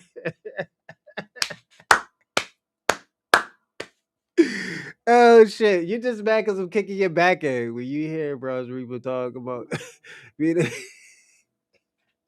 he's mad now. Everybody, see, this is deflection right here. This is what we have to go through right now. Nature Boy toy over there. That's y'all leader. Nature Boy toy, nigga. The fuck? Community, and then accepting the fact that they are Somali. So Oh what my happened is that god. they delineated themselves. Okay. And so this is why a lot of people in the Pan-African community, according to Rick Nasheed, is saying, listen, no, we should not delineate ourselves. We need to work together. But the issue is that in this case, when they delineate themselves and then Black Americans delineate and draw that line to who we are, it then causes this. Because we don't need that public blowback. And these frauds, it already affects us because number one, it drains public resources that could go to us. And also it undermines legitimate claims that foundational Black Americans. That nigga Black King is the Fleece Johnson of the conscious community, my nigga. You out here taking pussy like these other niggas. I'm gonna say this, Black King. I wouldn't be surprised if you out here taking pussy, my nigga, or you out here taking dick. I'm gonna be personally honest. You're part of that fucking community over there, my nigga. You was a part of that cult. You was out there representing them Nubian niggas. You came on my show talking about Nubian stuff. Now all of a sudden when I bring up Nature Boy, he Black American. Nah, nigga, he was doing the freaky shit, nigga. He was doing the freaky shit that y'all Nubian niggas was doing, that y'all Moors was doing, that the Pan Africans were doing. I wouldn't be surprised if Dr. Umar out here long dicking white coochie, nigga. I wouldn't be surprised. Make for reparations and targeted investments and restitution. See, this is why we delineate, because these little foreigner frauds that they do, that gives opponents the ammunition to say, hey, see, if we give Black people something, all they're going to do is abuse it. No, no, no. No, no, no. We ain't trying to do all them little scams. Not us, not foundational Black Americans. We're not trying to do all these little scams. We're going to make our money work for what it's supposed to do. Mm-hmm. So he says here, listen, we don't need the blowback from that community because that community made a decision to get involved with scamming. And so we don't need their behavior costing us something. Okay. And then people saying, well, listen, we've already given them some level of reparations. Look at what we're doing in Minnesota for some of these programs.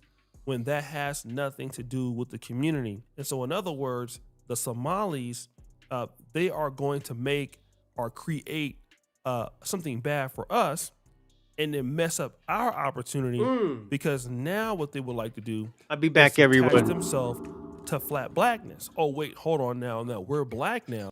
What was that? How is Duke Jackson gonna delineate? Cause you're not getting it, Shabaka. Yeah, I'm gonna say this, Shabaka.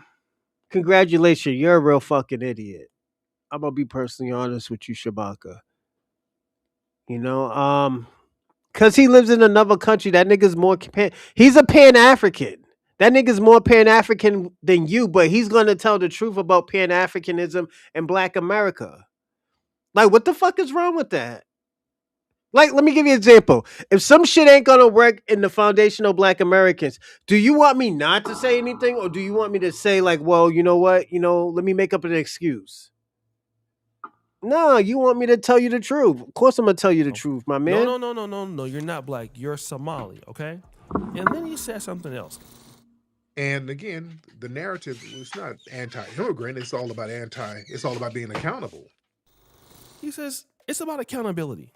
And again, I know guys are tired of hearing me talk about this, but accountability is such a strong personal decision to make. And obviously, when you come from some of these countries, and I live in a country where the system is broken a little bit, all right?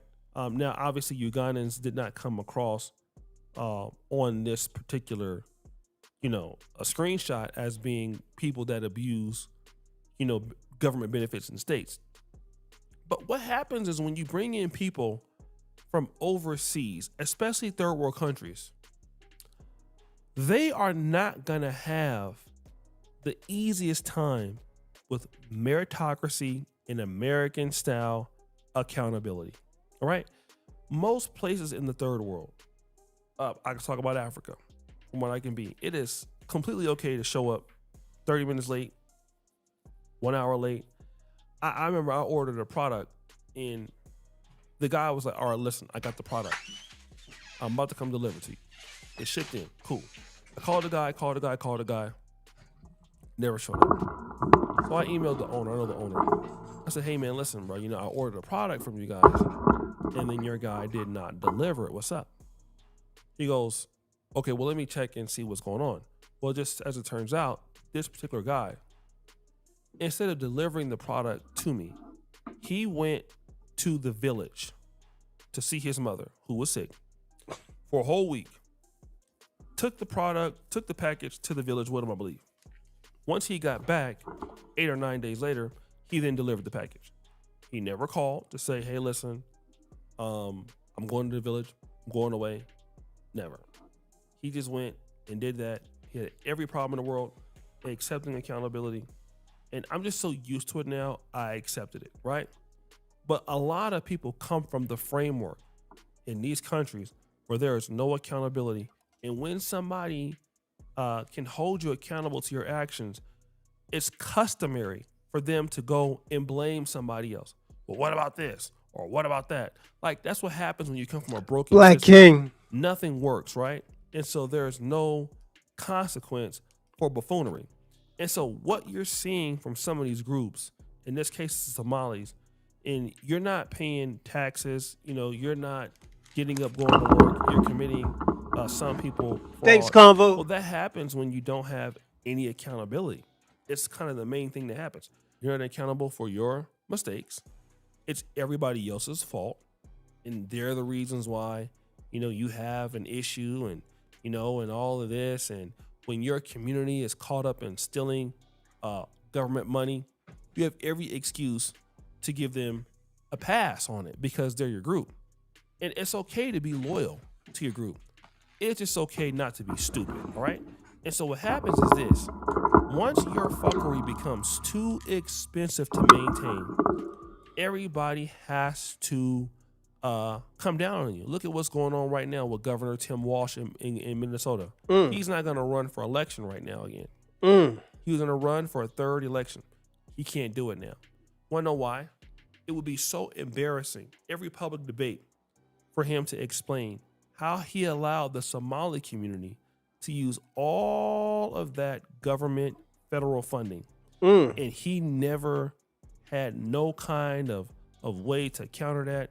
He didn't do anything. Right? And so now what happens is that the BS from the Somali community is too expensive for Tim Walz. He'll lose his job. Okay? Because of them. So now anybody else who comes in now says, listen, I don't want to be career suicide. I actually have to come in and deal with them. So basically, if I come in and I attack them and I roast them up, I will get voters. Okay? I will get voters. And again, this is a shame that this community is going through this, but I have not seen one video where somebody says, I'm sorry for what we did. We have bad actors in our community. We should address it. I've not heard any of that. I've heard just the opposite.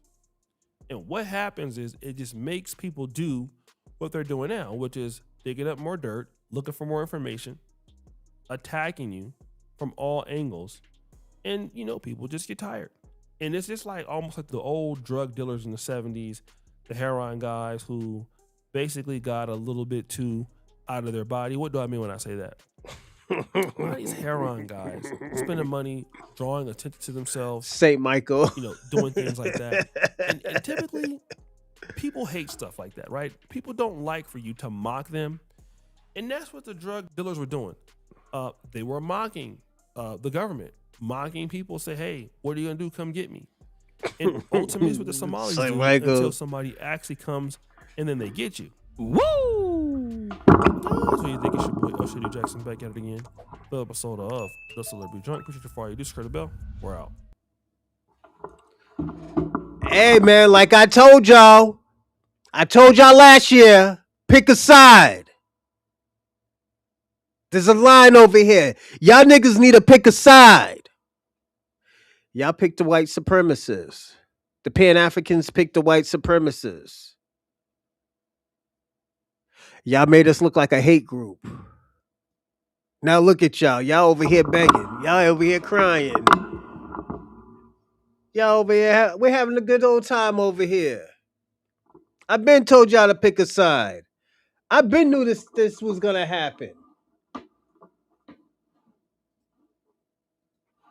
Now y'all looking all crazy out here. Y'all look crazy out here. Now, you know what? Hold up. Before I even do anything, because I did promise Charlie Shaw, we're going to play this video right here. This man talking crazy about Brian and Donald's. A challenging topic for people. However, I want people to be able to see how, unfortunately, when we have immigrants to come into our country, Americans can't do politics. We have to be able to do politics for Americans. And this is something that we have to tackle. What are your thoughts about that? Well, that's right. And let's just be completely honest of what Byron Donalds is. Byron Donalds is a tether. He is not an American descendant. Wait a minute, James. How do you know the term tether? He is a tether. He is not an American descendant of slaves. So when Byron Donalds cries like he has over the last couple of weeks because I call him a slave to AIPAC, a slave to corporate interest, a slave to the pro-immigration lobby that has hurt every race of Americans, but has also hurt Black Americans who disproportionately work in food, hospitality, leisure, and customer service. He is in no position, has no right to be complaining about me calling him a slave when he has absolutely no direct descendant of slavery in his family. He's from Panama. He's from Belize. His dad's from Jamaica. Irrelevant. As a matter of fact, give them their portion. Yo, that's crazy. What's this? Hold on. What's another? No.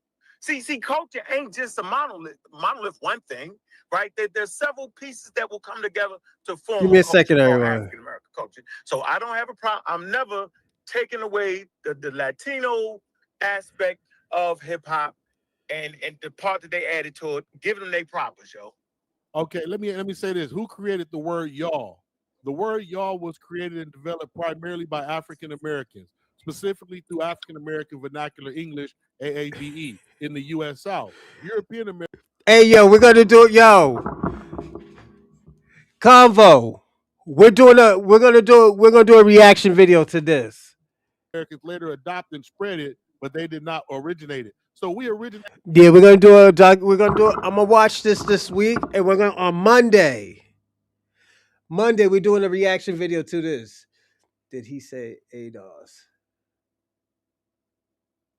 I don't know. I missed that double edge. Did he say it? That's a. Yo, they got white people out here calling y'all immigrants tethers, man. Yo, that's crazy. Yo, y'all niggas is losing mad respect from everybody. This is why I said pick a side. Pick a side. Pick a motherfucking side. And hold your nuts on that side. Shabaka, you argued me for almost 6 months about this. You see what your boy's doing to your country, Nigeria. Yo, what are y'all gonna do? What is Pan Africans gonna do about Donald Trump? I want to know that. That nigga's coming. That nigga's coming to Africa now. That nigga. I'm gonna say this. Speed. I show Speed is out there because of Donald Trump. That's that nigga's.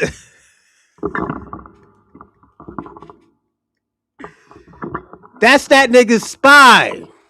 I'm gonna even go that far. That's that nigga's spy. So now, what are y'all niggas gonna do in Africa?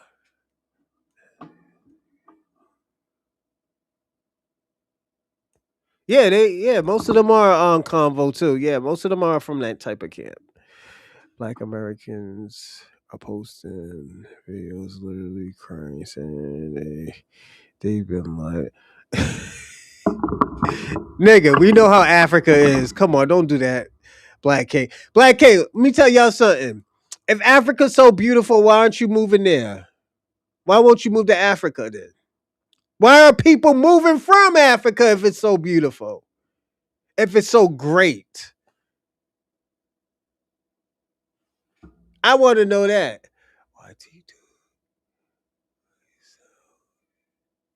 No, that's a real video. That's a real video, double edge. Miss Lalaj told me about the video. You know, so we're gonna watch this one. This is a little light one. That Marcus Garvey was real cool with Walter Plecker, right? Oh! I've just been informed that Marcus Garvey was real cool with Walter Plecker, right? And I researched it. What? Hold on, whoa. Pay that. Shabaka, I'm calling you out. Was your Pan-African leader cool with Walter Peckler? You know who Walter Peckler is, Shabaka. Why was he cool with him?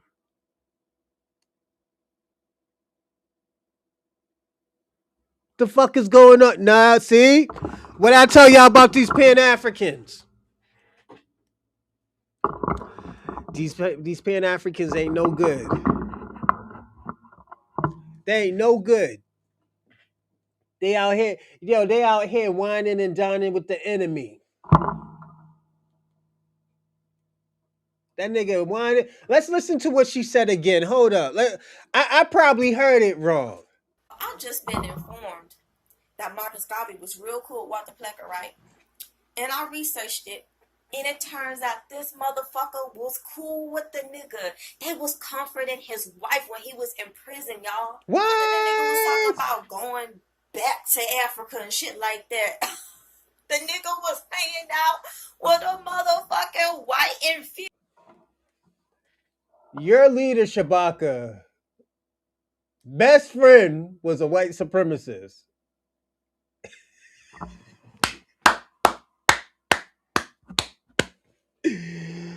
Oh my God.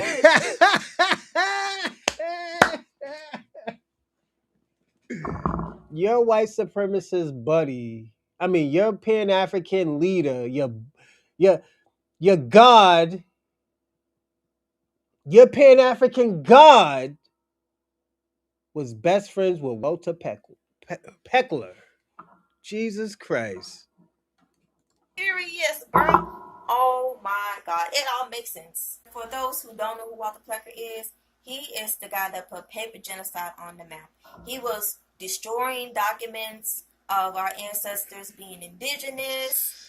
He was threatening midwives not to put Indian on the motherfucking birth certificates. He was reclassifying our ancestors' elders from Indian to black, mulatto, Negro, all of that. And y'all look up to a nigga that hang out with a motherfucker like that. Experiences and extensive travels, businessman Paul Cuffey felt that blacks in America would have a more suitable living condition in Africa. And when he died in 1817, the American Colonization Society, made up of slave owners and Quakers, took up his quest. But it wouldn't be the first time that white racists supported the idea of blacks going back to Africa. In Virginia during the 1920s, the Anglo-Saxons Club of America, with people like John Powell, Walter A. Plecker, and Ernest Cox, became bedfellows with Marcus Garvey. The Anglo-Saxons Club of America was a group of white eugenicists and racists who helped to pass the racist laws like the Virginia Racial Integrity Act, which prevented race mixing and forced voluntary sterilization of black people. This nigga's about to crash out. Marcus Garvey called friends, and in private letters to these people, he spoke horribly and spoke down about black people. Ernest Cox wrote the popular book White. Whoa. What did Dr. Marcus Garvey do? Hold up. Marcus Garvey called friends. Hold on, what this nigga Marcus Garvey do? Voluntary sterilization on black people. But these are the people that Marcus Garvey called friends, and in private letters to these people, he spoke horribly and spoke down about black people. Ernest Cox wrote the popular book White America, in which he speaks about how race mixing will lead to the collapse of white civilization. But this was a book that Marcus Garvey absolutely praised, and he absolutely loved it. And he wrote to Cox several times speaking about his love for this book. And Garvey went on to say that this book should be in every black person's home along with the Bible. So with the support of and at the behest of his white Anglo-Saxon racist friends, Marcus Garvey started the Back to Africa movement, and he began to collect funds to build the Black Star Line, which is a ship that would take black people back to Africa. But interesting. Can I say, is it?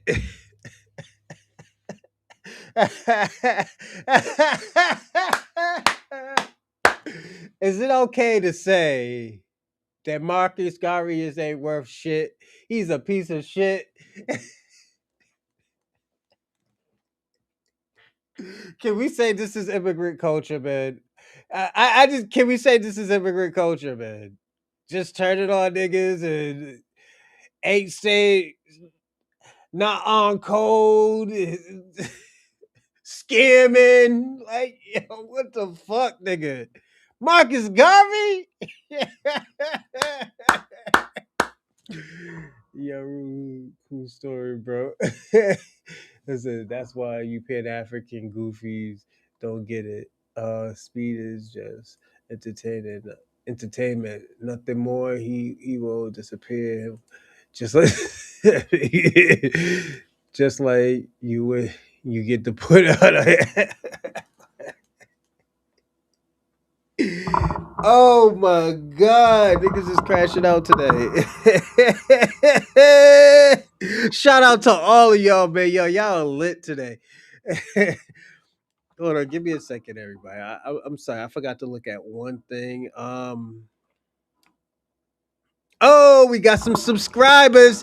Thank y'all for the people who subscribe. Salute. Marcus Garvey was a motherfucking scammer, man. That shit is crazy. Yo, Uncle Marcus was a scammer, nigga. Like, oh man, yo, we got this nigga. Hold on, we said my bad. Y'all would actually have a whole a meeting with Congress in order to beg for. Let me ask you a question. Double Edge. Since you're borderline neutral, or are you one of those Moorish nature boy type of people? Let me ask you a question. Do you believe Marcus Garvey was a scammer? This is where I know where I'm gonna say this. Double Edge. This is where I know where you stand firm on. As a black man, what you're hearing right now is Marcus Garvey a scammer?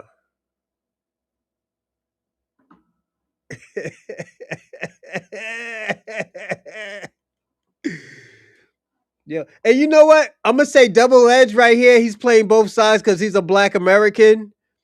So it's like a double. It's like a win. It's a double win for this nigga, anyways. At least Marcus Garvey put this put on the group. Who's it on the? Who's it on the? No, he's scammed. He's scammed. Double Edge. You're projecting right now. You're deflecting, man. You right now, you like Sherman, you're like Richard Sherman right now. You're like deflecting from what we're talking about. Is Marcus Garvey a scammer?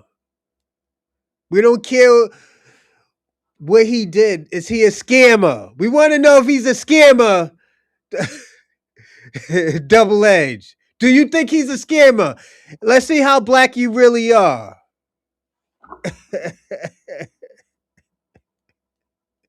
I'm forcing this nigga's head. He don't want to answer that question. He's scared to answer that question. There's never a movement to take white people back to Europe. So the real trick is with this back to Africa stuff that is widely supported by white racists is that they want you to believe that people who you would see as black people are only the result of their ancestors being slaves and being brought to the Americas during their time of slavery.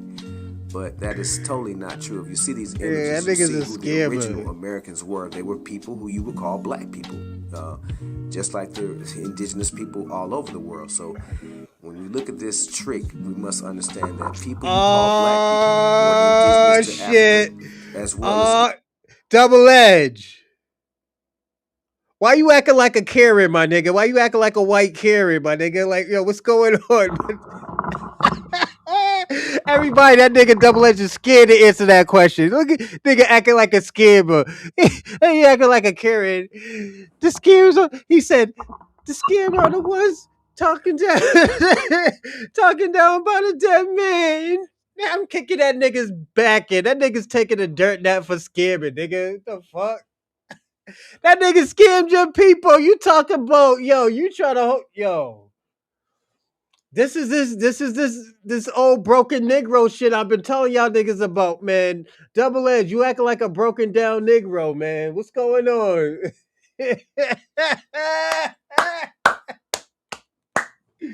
My man Double Edge, that nigga scared, man. The scared. He's getting into the question. Hey, how much they paying you, Double Edge? Double Edge, how much they paying you, my nigga? indigenous to America. Oh my God!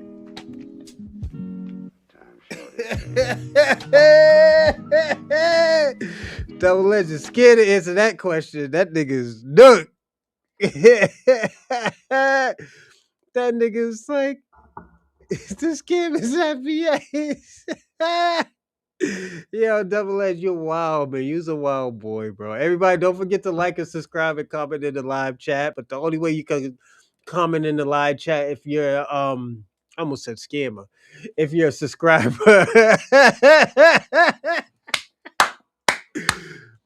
But also, if you want to donate, in the description, there's Venmo, there's Cash App, and there's Super Chat. I will put it in the live chat right now. Just give me a second and we can get back to business. This nigga Double Edge is funny as fuck. That's why I fuck with you heavy, Double Edge, man. Yo, you're mad funny, bro. Oh, shit. That nigga Double Edge is funny. Oh shit, you had me going for a second. Oh my god, that nigga's. Hey yo, you see my impression of you too? Yo, Double Edge, you see my impression of you? My shit was bad funny, right? So everybody, we got Super Chat as Streamlab, and also we have Cash App and we have Venmo. So definitely hit that link button, and also give donations to the Bronze Reaper channel. As I always say, it goes to the channel, not really me. If I want like some wine or something, I'll probably buy a bottle of wine. But other than that, I it goes to y'all. And like I said, I put my money into it too. So don't think like it's y'all are only ones putting money into it. No, I put my money into it. All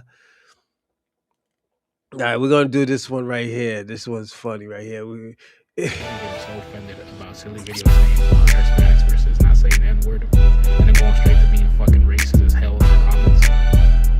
Bro, like... Damn, that shit's bumping. You lost the plot somewhere. And I fear that these people can't find it anymore. A better example to the home. Growing up, I'll be more example, and I'm not more structured care. But at the end of the day, like I really been thinking about it. And to be honest, yeah, we need more structure. So me personally, I'm gonna try to do my part. Hey yo, Double Edge. You know Black King is related to Nature Boy, right? Black King is related to Nature Boy. That nigga was up here and defended him. Double Edge, that's Nature Boy's cousin. He related to him, man. Black Edge, Nature Boy's cousin. That's why, that's why you be defending white women like that, Black King? Oh, that stuff is irrelevant to that. Nah, come on, Double Edge. Don't do that, man. Why you doing that, man? You always doing some extra shit, my nigga. Come on, don't do that. He knew I was gonna call him out on that shit too. Come on, Double Edge, man. What you doing all of that for? Yeah, that nigga Black King, your boy Black King, that's Nature Boy's cousin, man. He relates to Nature Boy. Yeah. Ask him. Go on, ask him. Set example, and I'm not gonna be that with People behavior. I because I'm growing up, I'll be more mature, and I'm like, you know what? Truth is, like, that's the black. Oh, I don't drink mo liquor. Yeah, I don't drink malt liquor, Black King. It's funny, still reserved, but nah, I drink red wine, man. That's all I do. I drink red wine. I'll take shots for y'all on y'all day. That's why I only drink it like every other week because I can't drink liquor like that, man. I'll probably take a shot of like coffee Patron or something like that. But other than that, nah. That's black culture. I mean, I'm Hispanic. I'm an essay, so I'm a homie. I'm not gonna be like, what's up? What's up, nigga? Woo, woo. Like it's all good. Like homies could say it, but just me personally, just to set a better example to the homies, you get what I'm saying? That's something that we're gonna work on. Yeah. And if homies catch me slipping, then hey, check me and be like, hey, what's up, Swifty? I thought you said he's working on that. I'm working. Yeah.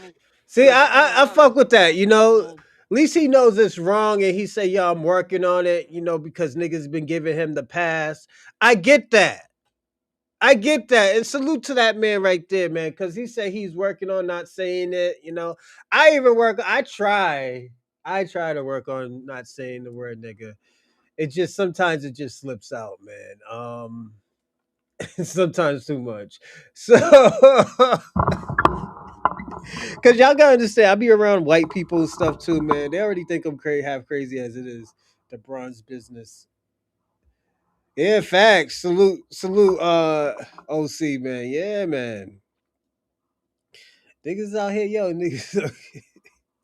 Niggas is out here living life, man. If I'm with the homies, slips out. You feel me? But it's like a thing with like Texas cats saying more. You feel me? Hold on, I'll be right back. They say the culture. And guess what? Like Texas is Texas. Go get a cup of coffee. Cali. It's a little different. It's just a little different. So I don't blame them. I'm not gonna hold them accountable for Cali culture. So it's all good. You know what I'm saying? If you protect more power to you, go ahead and you know what I'm saying, talk however you want to talk. Just people in Cali, we run more strict program and shit. Like if you're a homie, then yeah, more than likely It's all about that structure. It's true. It still stands true today. You know, people want to talk about narcos and capos and my plug is Mexican and my plug is this and whatever. But at the end of the day, it's like, are you going to give those props actually to like people like, or are you just going to use the lowriders and the cholos for the music video? But like the next time that your homie or somebody's rapping that's Mexican, you're going to act like they're less than. I feel like, what was it, about a year and a half ago, Nico, when everybody was making the same fake ass Mexican song? It was like YG Go Loco and the Uno, Dos, Tres, Cuatro. It was like everybody was making that song over and over again.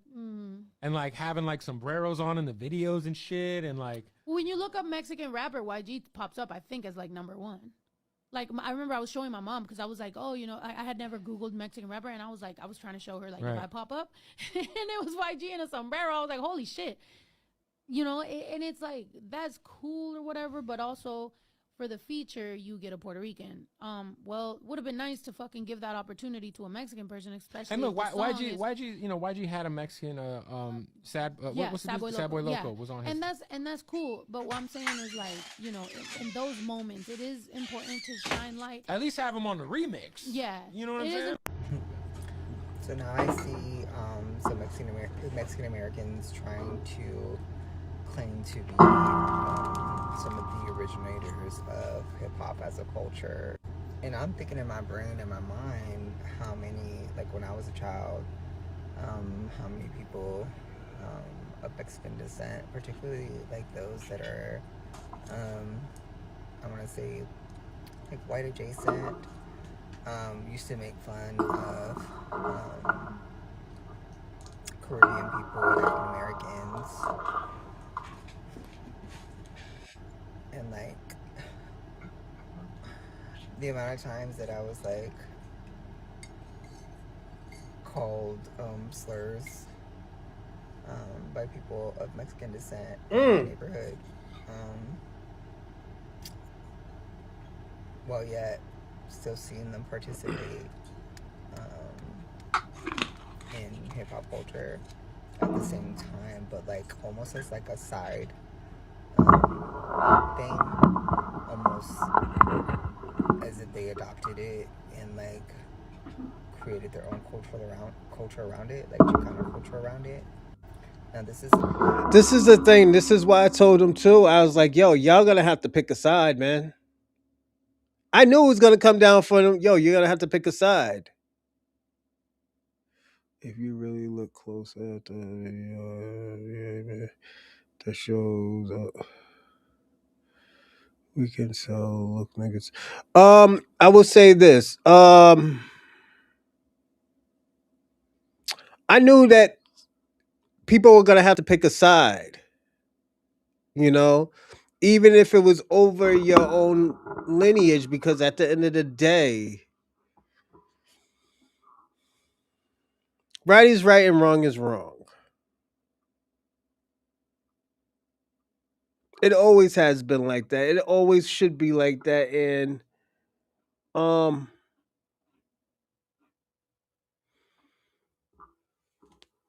this is what people are not understanding and what's going on right now. These countries is being attacked. You think this was a coincidence? No, they've been planning this for a very long time. I will say that. This has been planned for a very long time. I knew this and I told y'all, pick a side. And I told y'all I'm going to be saying this a lot. Pick a side. You chose the white supremacist side. You Caribbeans did too. You Pan-Africans as well. You chose the liberals and conservatives over the lineage of Black Americans, over the lineage of the Black diaspora.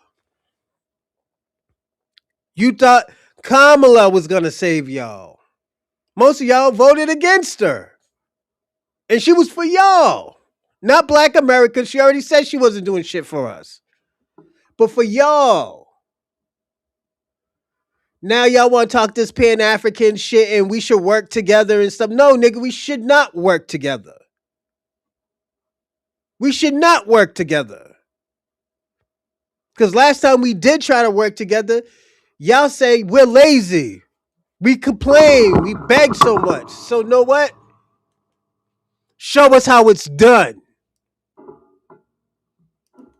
On the southeast coast of the country, I don't know if the experiences are different in other parts of the country, but I'm just imagining like this whole idea of like these group of like Chicanos like trying to claim hip hop as like, or trying to claim. Shout out to Black King. You're funny, man. To be the originators of hip hop.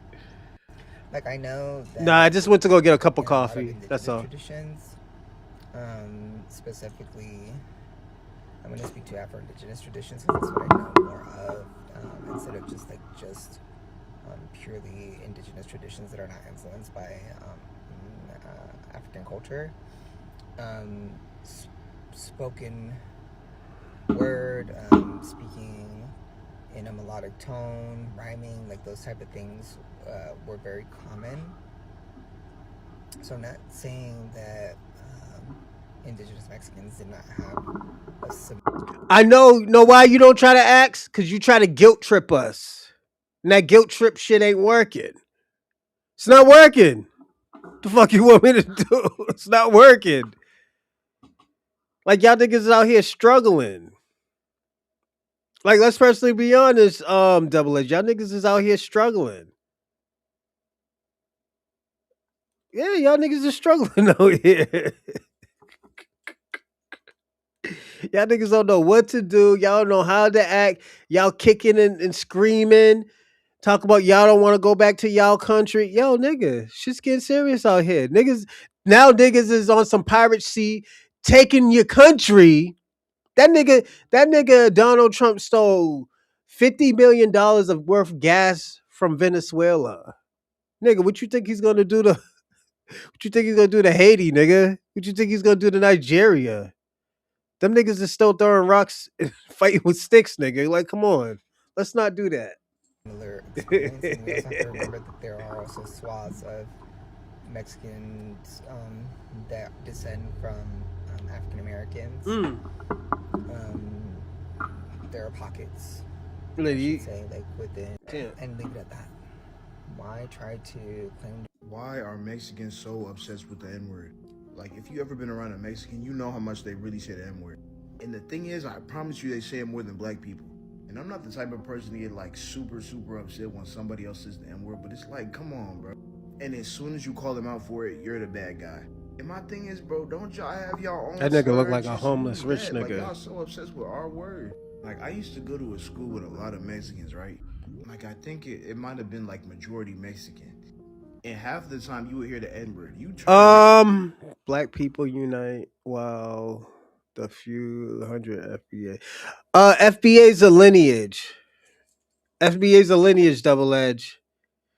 Don't be smart like don't be a genius like Shabaka over here who don't know what FBA stands for.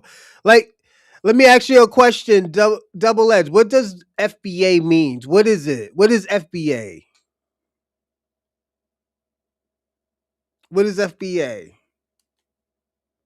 Not only you're stupid, but you're nasty despite common trash. Oh shit. Man, I ain't struggling. You should. Nah, you struggling out here, Double Edge. And know what, Double Edge? Why haven't you sent any donations, man? Come on, you on my show, man. You're here and there on my show, so you know you should be sending in a donation, man. You know that too. Yeah, niggas, if you're struggling out here, just say, yo, I'm struggling out here. My money ain't right. You know, niggas is asking for diapers or I'm trying to invest in something. I get it, man. You know, I hope you at least share and like my this channel. You know, at least I want that from you. You know, I give you a pass, but I'm just saying at least like and well, you already subscribed, but like and hit that share button, man. You need to be sharing this on your Twitter. And it was not somebody black. Like, y'all just be too comfortable saying the N-word, and it's so weird. Like, at least white people will try to hide it sometimes. They'll be like, no, I don't say the N-word, even though we know y'all all do, bro. Just admit it. But Mexicans, like, y'all do it so much, it's like borderline disrespectful. Actually, not even borderline. It's so disrespectful how much y'all say it, bro. It's to the point where it's like every time I'm around Mexicans, I just know I'm gonna hear the N-word no matter what. And not just once or twice, I'm gonna hear it like 5-10 times within 3 sentences. It's like, come on, bro. Y'all could at least try to be like the white people and chill, bro. Just try not to say it around black people, but it's like, y'all don't even try. But I guess it's whatever, bro. I'm not the word police. When I was a little kid in Mexico and a new baby was born, if they were born dark, this is what I heard. Ay, está negrito, pobrecito. What is that saying? Poor you. Dang, that's tough luck for you. You have a dark-skinned baby. But whenever one of my little cousins was born light-skinned, ay, mira, está güerito como un angelito. What is that psychologically doing to you? Teaching you that what? To be like an angel, you have to be white. You have to be light-skinned. Whenever we see pictures of Jesus and... Now you see why I said, now y'all see what I said, you see what I said to SP. I said, SP, you're more Hispanic than indigenous or African. The reason why I say you're more indigenous, you're more Hispanic because at the end of the day, y'all follow the culture.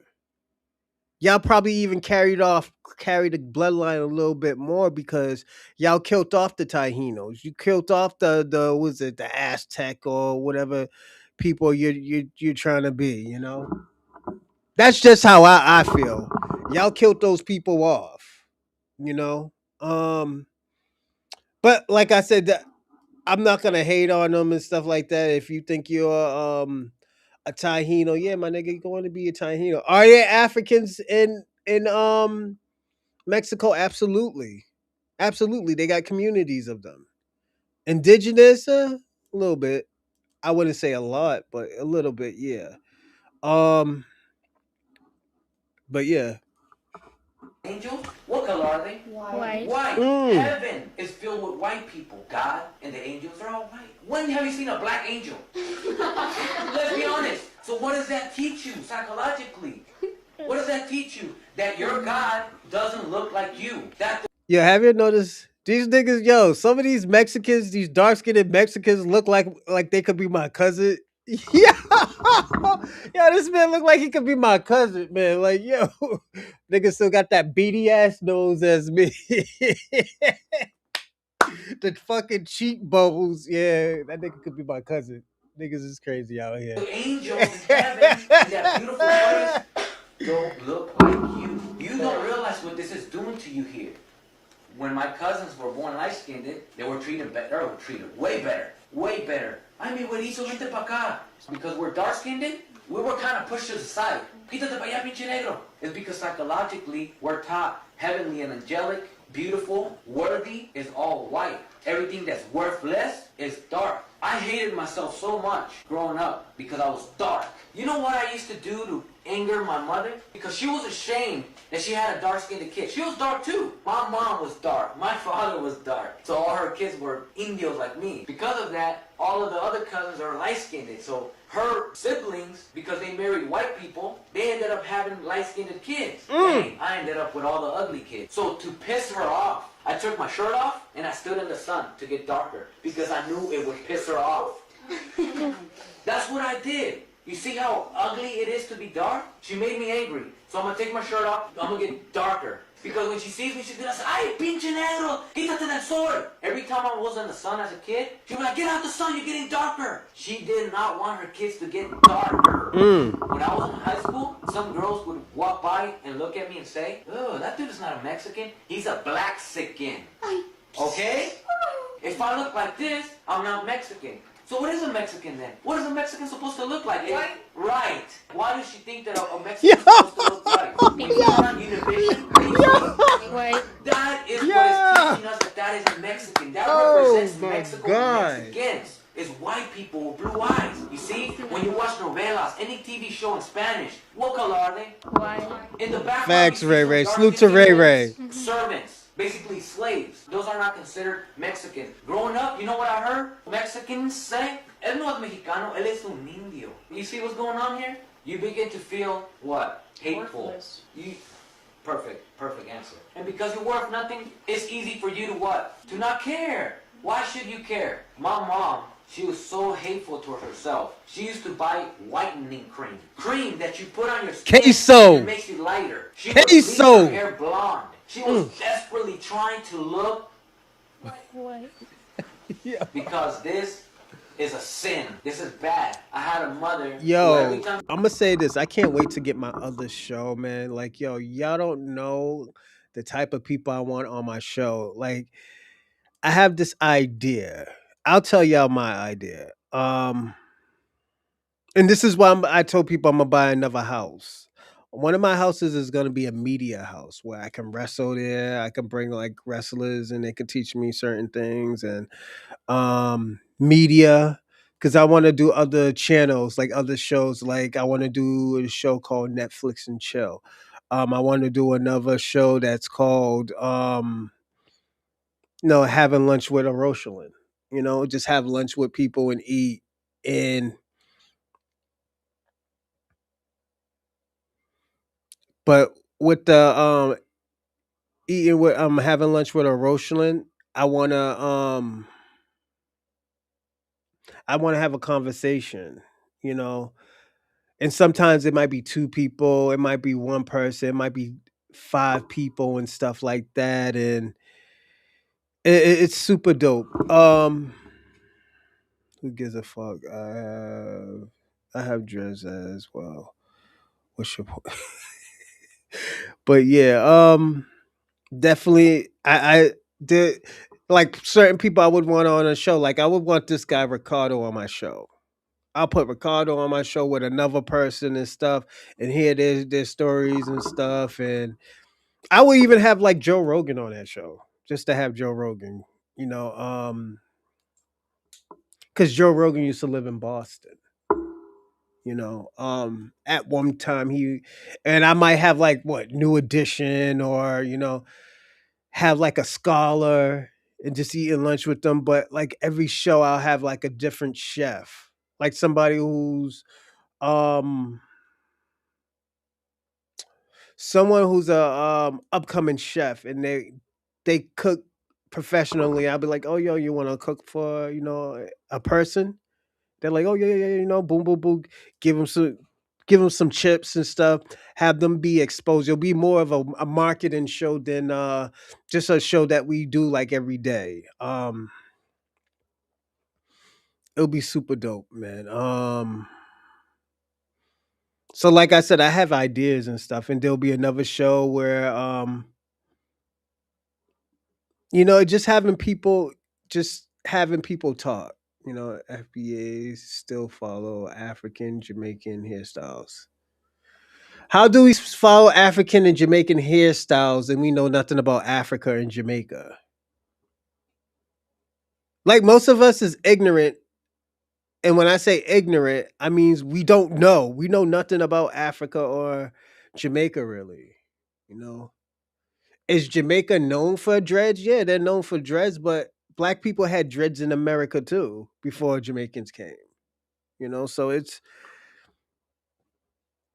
like, yo, you gotta understand, black Americans have so many hairstyles. Niggas used to perm their hair, like used to be fly. Like, look at what's his name, Floyd Patterson. That nigga was dressed like he was really like he dressed like he was really in the 40s and 30s. What's my man's name? Malcolm X. He permed his hair at one time, man. It's just you gotta understand double edged. Black Americans have so many identities that we would never know. You know, but like I said, is Jamaicans known for dreads? Yeah, they're known for dreads because at the end of the day, most of those people have dreads. Like black people do have dreads, but they don't have dreads like people have in Jamaica. You know, I wouldn't even say it's a Jamaican hairstyle. I would say it's a black diaspora hairstyle. Just like braids. Black Americans had like black Americans had braids since fucking slavery. Doesn't mean that the Caribbean people didn't have dreads. Didn't mean that Africans didn't have dreads. But we're just saying, like, historically, I would not put a title on who had what when it's a style, a hairstyle, like a hairstyle and stuff like that. You know, I would personally, I wouldn't do that, but I know people have done it. I personally would not do it. You know, because there were people in don't forget there were native blacks that had dreads in the 1800s. You know, so it's like we can't. That's why I said, like, even like my man Ricardo right here. There were black people that looked like him that had his hair texture. Like I have his hair texture. It's just my hair is just more curly. You know, so it's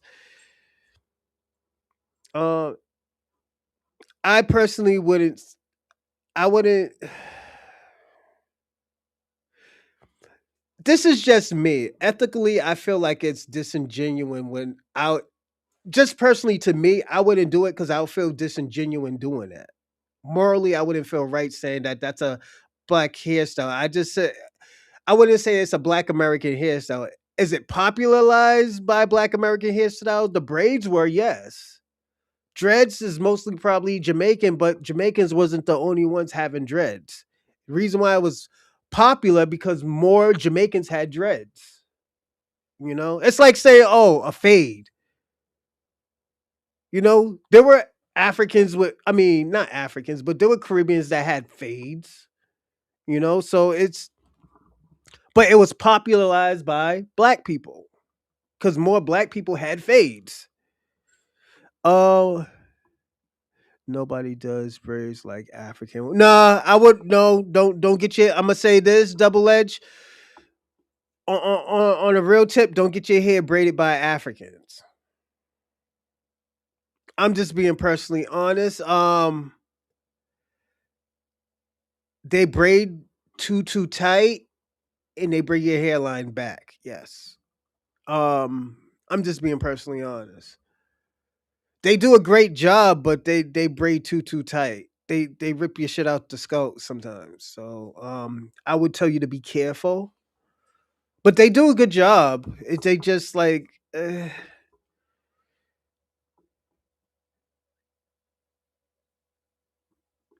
it's just I wouldn't tell nobody if you're like me. I'm tender headed when I used to get braids, and I would never go to an African because my hair be all fucked up, bleeding and stuff.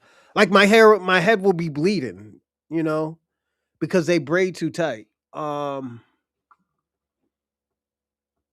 some do. Some braid too tight. You know. My ex girlfriend used to do a great job. She was Trinidadian, but Trinidadian and black. But as I said,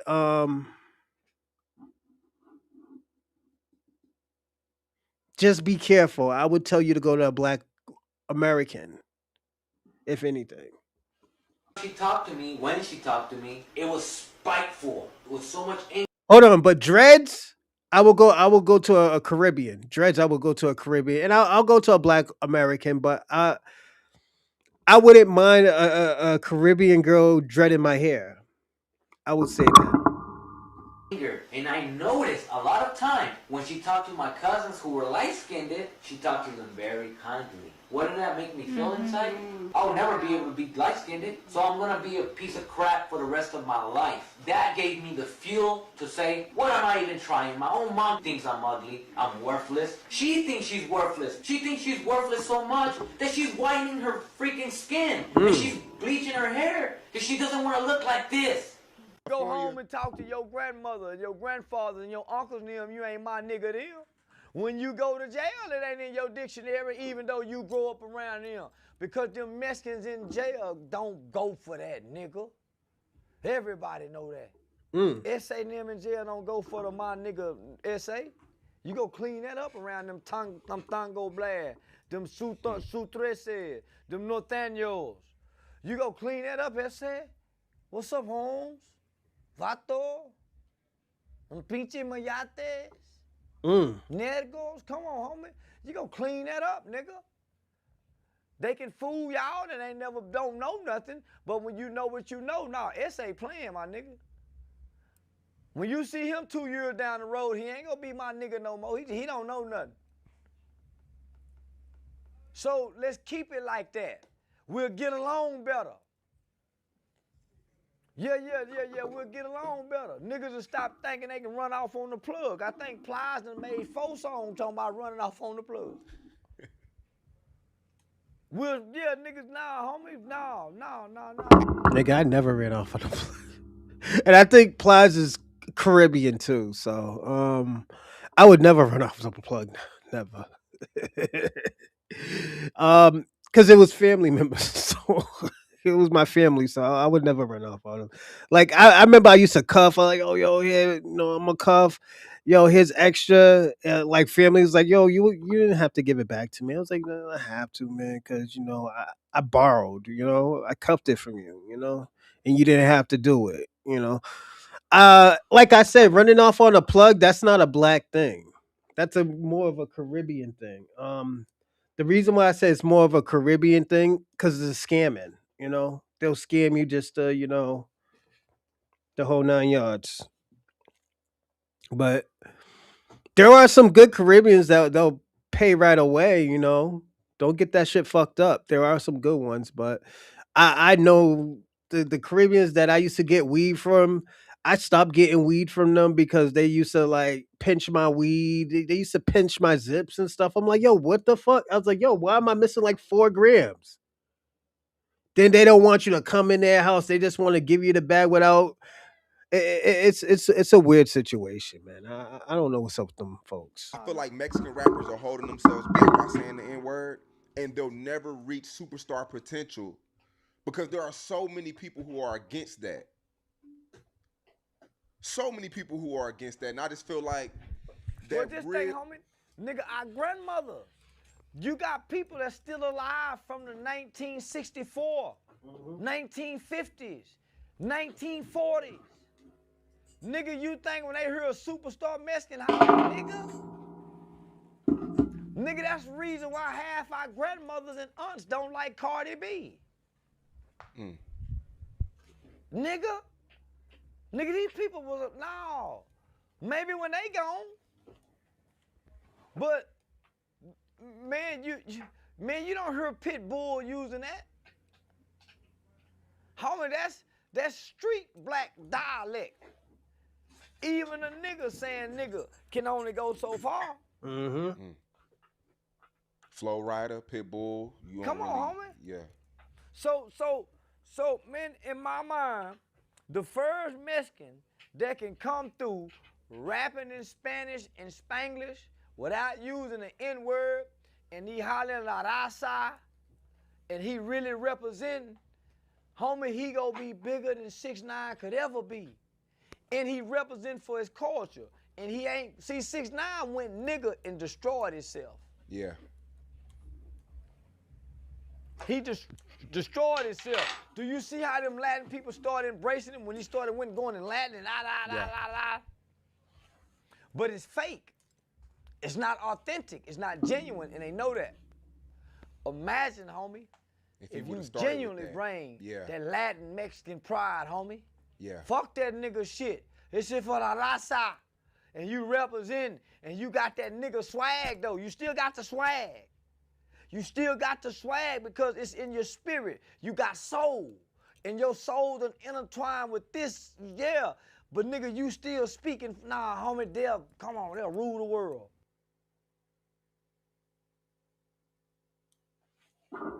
That's the shit I was telling y'all. I was like, yo,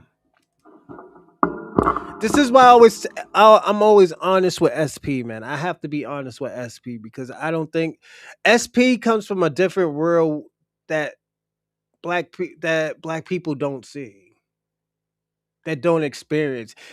Probably very little, But at the end of the day, not a lot of black people experience that world that he talks about. And salute to SP, That's why he would never get it, but it's not his fault. It's his because that's his experience. Let me see.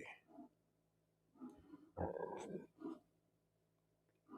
right, let's do this one right here. We'll do this quick one right here. Then I'm gonna go pick up Originally, I popped up my here. daughter. I detected that there may have been a damsel in distress, but it became apparent to me that she was actually mopping the floor with you niggas. I think y'all need to gather your bearings behind such a delivery, man.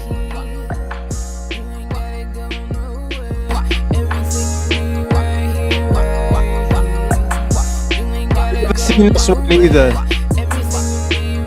and I never seen this video, so it might be on the defense of Black Kings and what's my man's name? Shabaka. So yeah.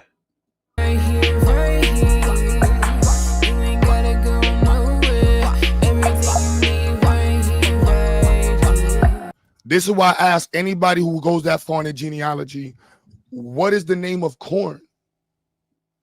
If you can't, no offense, all writings by people who observed natives in the Americas in the French regions highlights their relationship with corn, growing corn, and the moon. Culturally. So I would now hope that you would find that in your family. I have records of my ancestors, they're free people of color, who were writing, they were in court debating what blackness is and different things like that after the what was it?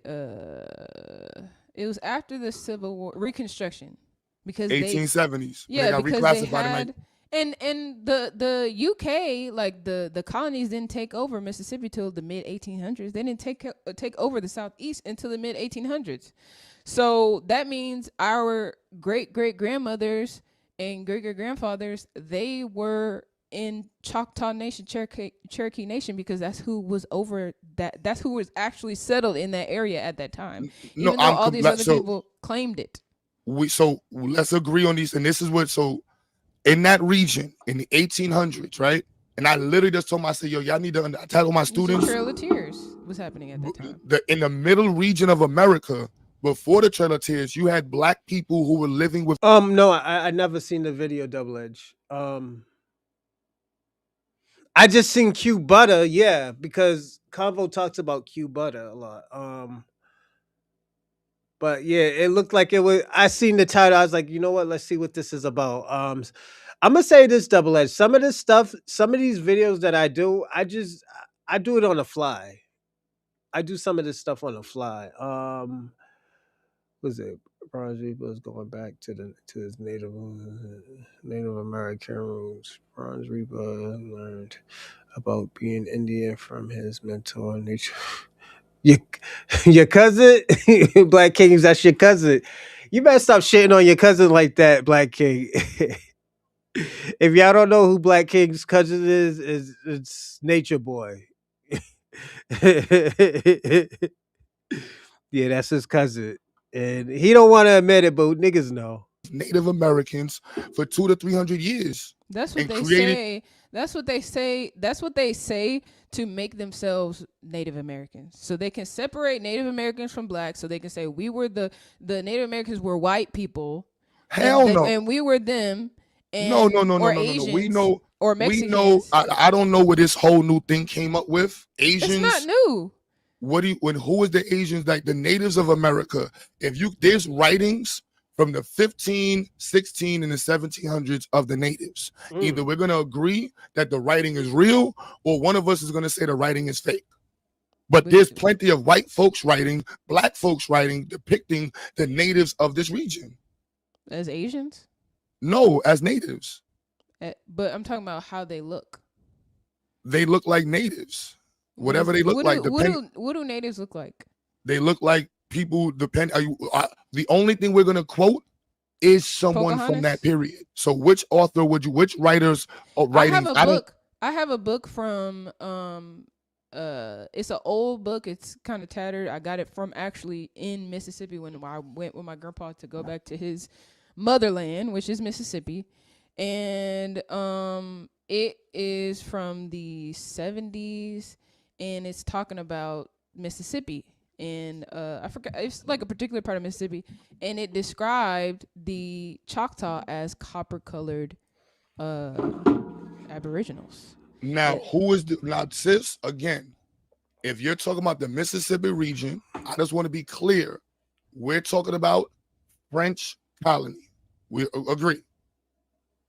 Because the English were not in the Mississippi. Was French.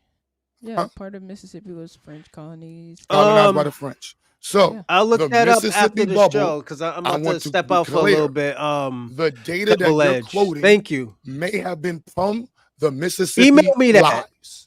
You don't know about the Mississippi bubble. I don't have to know about the Mississippi Let me just finish the bubble point. to know about my ancestry. That shows that my ancestors are Choctaw.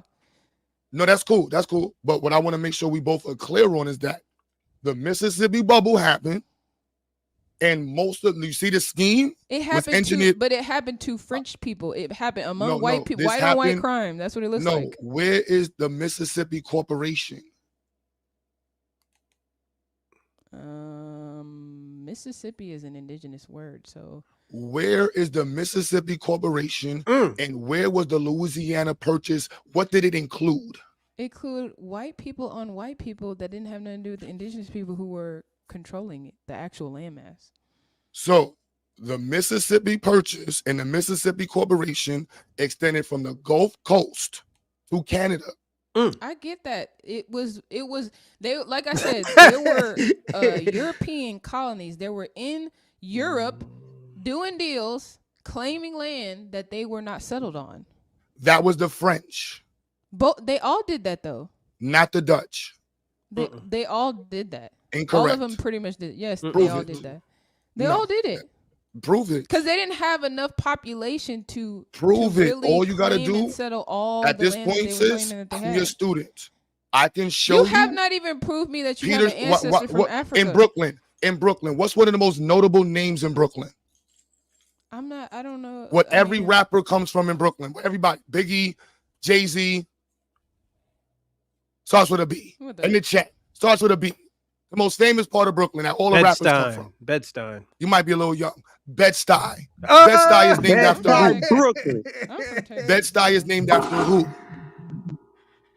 Peter Stuyvesant. Peter Stuyvesant established as the governor and moved here as a representative of the corporation for the VOC. The Dutch did not have an interest in mass moving here because they were creating the stock market. The stock market was developed off them selling furs and trading furs with Northern Indians. Okay, complete different setup than the French. They were not. I'm saying there were a lot of groups, European groups, that were claiming to own parts of America that they did not control or settle. Actually, as far as land mass, they might have controlled it to other Europeans, but they're not actually settled there. When you say no, the people that you're saying not settled there, the reason, the people you're saying didn't settle there was John Law. So you keep saying the people, and I would love for you to show me. Well, I'm talking about Southeast. You can literally look southeast of Florida? the United States. Southeast Which part? of the United States. Southeast is Texas, Louisiana, Mississippi, Alabama. Texas Florida. is not southeast. That's not southeast. Well, everything else I just mentioned. That's all southeast. The south. Southeast specifically is Florida, and everything outside of Florida was controlled by the French. Florida was Spanish. Then you had the coastal line, which the Spanish and the French. You say control because you're not talking about any indigenous. Have you done research on the indigenous? Can you show me the language of the people? Can you show me the name of the moon for the people you come from? If not, then we're both just quoting white folks.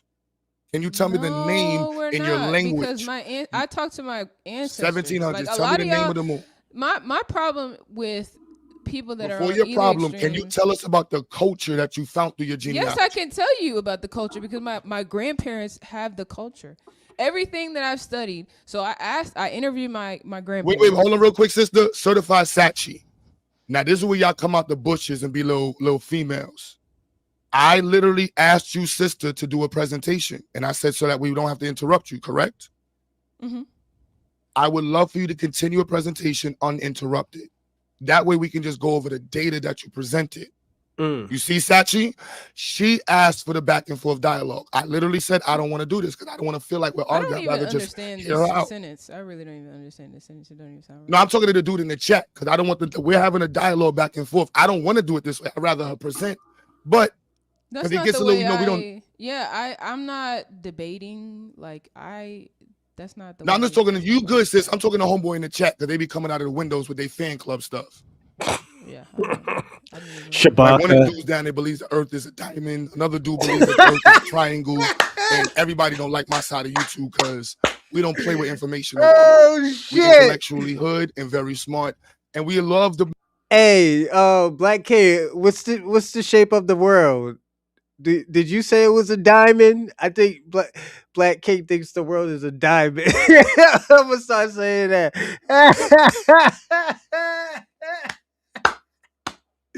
My man thinks the world Make is sure a that we just read right diamond. and we read together and we grow together. Oh shit. That shit caught But me. there's a lot of people who just want to believe and want to create a space for this, Yeah, I waited a long time before I started talking on YouTube. I did a lot of work, a whole lot of work before I ever started talking on YouTube. So share the screen. Show us. What do y'all want to see? Sources. Sources for what exactly? My ancestors? Whatever your claim is. I was told, I used to show my actual genealogy tree. The genealogy is too personal. I'd rather keep it on like Pan-Africanism. I don't or very see that, specific. and that's the thing, because people say we, our. My genealogy is mine. There's people from Louisiana that don't have the same genealogy as me. So that's why I said that's personal. I'm not gonna, you know what I mean? Like that's your personal. No, but I'm saying I think that us as people who are considered African American, they're constantly clumping us together with millions and millions. Like Africa is a continent. America is North, Central, and South America. We're always being clumped. Right, so for me, I started at a. I'm gonna put this video on because I gotta run and go get my daughter real fast, and I'll be right back in like 20 minutes. Let everybody know that we are indeed. And I'll be watching too, so don't worry.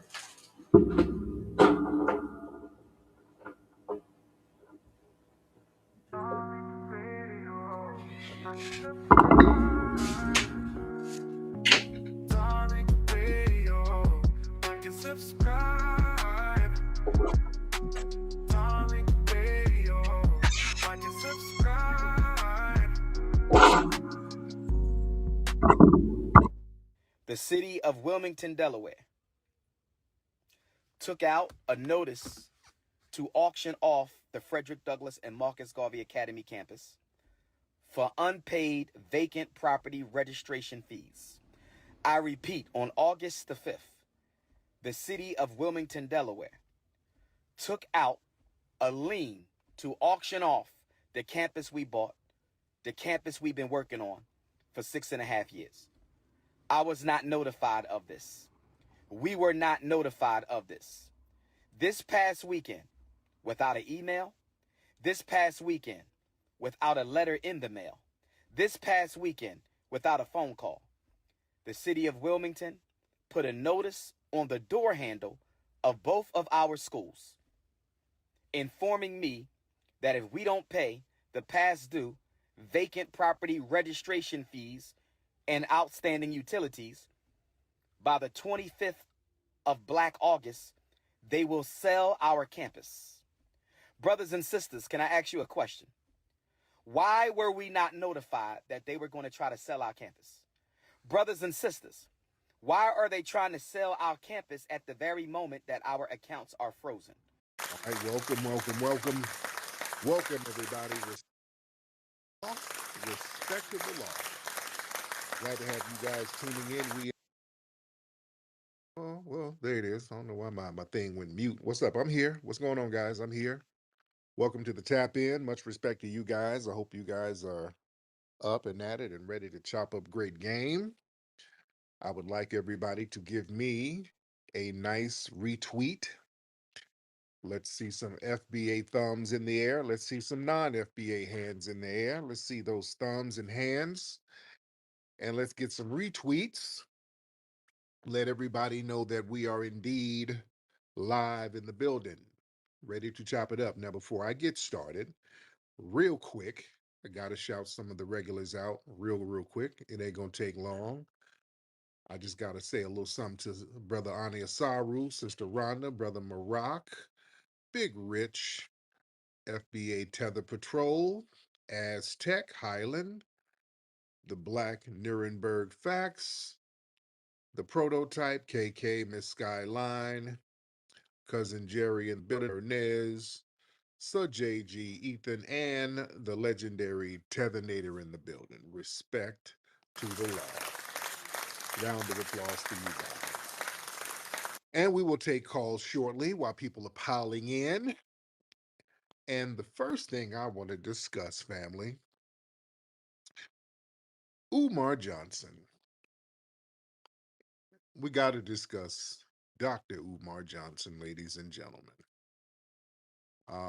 The Prince of Pan Pizza, as I called him. And I'm not here to roast him. I'm not gonna roast like I used to do back in the day. I used to roast very hard on Umar. I used to call him the Prince of Pot Pies, the the Prince of Pepper Steaks, the Prince of Peach Cobbler. I'm not going to do that. I've been trying not to do that. I've been trying to take the high road. And I'm not going to dogpile on him because he's going through a lot. And Brother Umar is going through a lot, and it's kind of sad. But I got to address what's going on with the FDMG Academy. Um, that school that he's been talking about building, it's been having trouble for a couple of decades, damn near. When I had a beef with Umar almost a decade ago, I told people the school was never going to open. I told people I wasn't being mean spirited, but I told people then that school is never going to open, and it's been teetering along, and he's been fundraising for it, and the the open dates kept getting pushed back, and it's been a mess. And then Umar's going through things with these women he's dealing with these strange women, these older women, and they're calling him out, and god damn. Then his daughter, his children are coming out um saying disparaging things about him, and it's a mess, man. God, it's a mess. So now the school, man, there's some kind of financial liability going on with the school. Some paperwork popped up that the school is going to be auctioned, and then Umar, he this a few weeks ago, he was online talking about all of my bank accounts are frozen. I have no money. Just it's a mess, man. All of his bank accounts are frozen. He needed some PayPal money. It's bad. So now the FDMG Academy in Wilmington, Delaware, it has allegedly two court judgments, and there's like some money, like $76,000 that are unpaid, some kind of back payments and possible taxes. And now there's an alleged pending sheriff sale. So now with these judgments in place, the sheriff's office, from what I'm understanding, this is from what it could be even more deeper than this, but from what I gather, um, the sheriff's office could move forward by seizing the property and auctioning it off. So it looks like that's what they're going to do, allegedly. So they're talking about possibly later this month to recover the amount owed. So, Umar has made a video talking about it, and he's losing the school, and a lot of people are like, oh, damn. So listen. Again, like I said, a decade ago, I said this school it's not going to happen. It's just not going to happen. And a lot of people are looking at this as the nail in the coffin for Pan Africanism. Umar says he's the prince of Pan Africanism. And as we see, Pan Africanism is it's been hanging by a thread, the whole ideology of it. And there's a symbolism here, the symbolic collapse of the school and Pan-Africanism. It's this is what it is. The school was not just a personal mission. It presented itself as like a Pan-African institution. No, named with Marcus Garvey and Frederick Douglass. And what's interesting, Frederick Douglass was not a Pan-Africanist, by the way. Frederick Douglass, he stood on lineage business here. And, for a long time, Umar was saying that he was a descendant of, Frederick Douglass. And then the Frederick Douglass family came out and said, no, that's not true. But that's another thing. Again, I'm not here to do a gotcha on the brother. I'm not trying to dogpile on him. I know a lot of people are kind of dogpiling on him. I don't want to go that route. I'm not trying to go there. But this was presented as it was going to be a pan-African institution meant to unify diasporic children and Afrocentric educators and all this stuff. And its failure after damn near what 2 decades, almost 2 decades of promises, it's being viewed as a symbolic collapse of pan-African idealism without execution. This is the reality. Pan-Africanism, it has really no tangible track record in America. Despite decades of rhetoric, and we've been talking about this lately, Pan-Africanism has produced very few institutions, schools, sustained infrastructure for Black Americans. It just hasn't. And this whole diasporic romanticism, it's not, it's being overshadowed by domestic realities. I'll say that. Pan-Africanism, it kind of romanticizes these connections with Africa without really addressing the concrete daily struggles of what we got going on here. So that feel good Pan-African idealism, that's dead. Ain't nobody going for that no more. It's time for tangibles. You want to get things done. Nobody's doing the looking to Wakanda thing no more. It's just not there. Pan-Africanism is losing its cultural relevance, especially with the younger generation.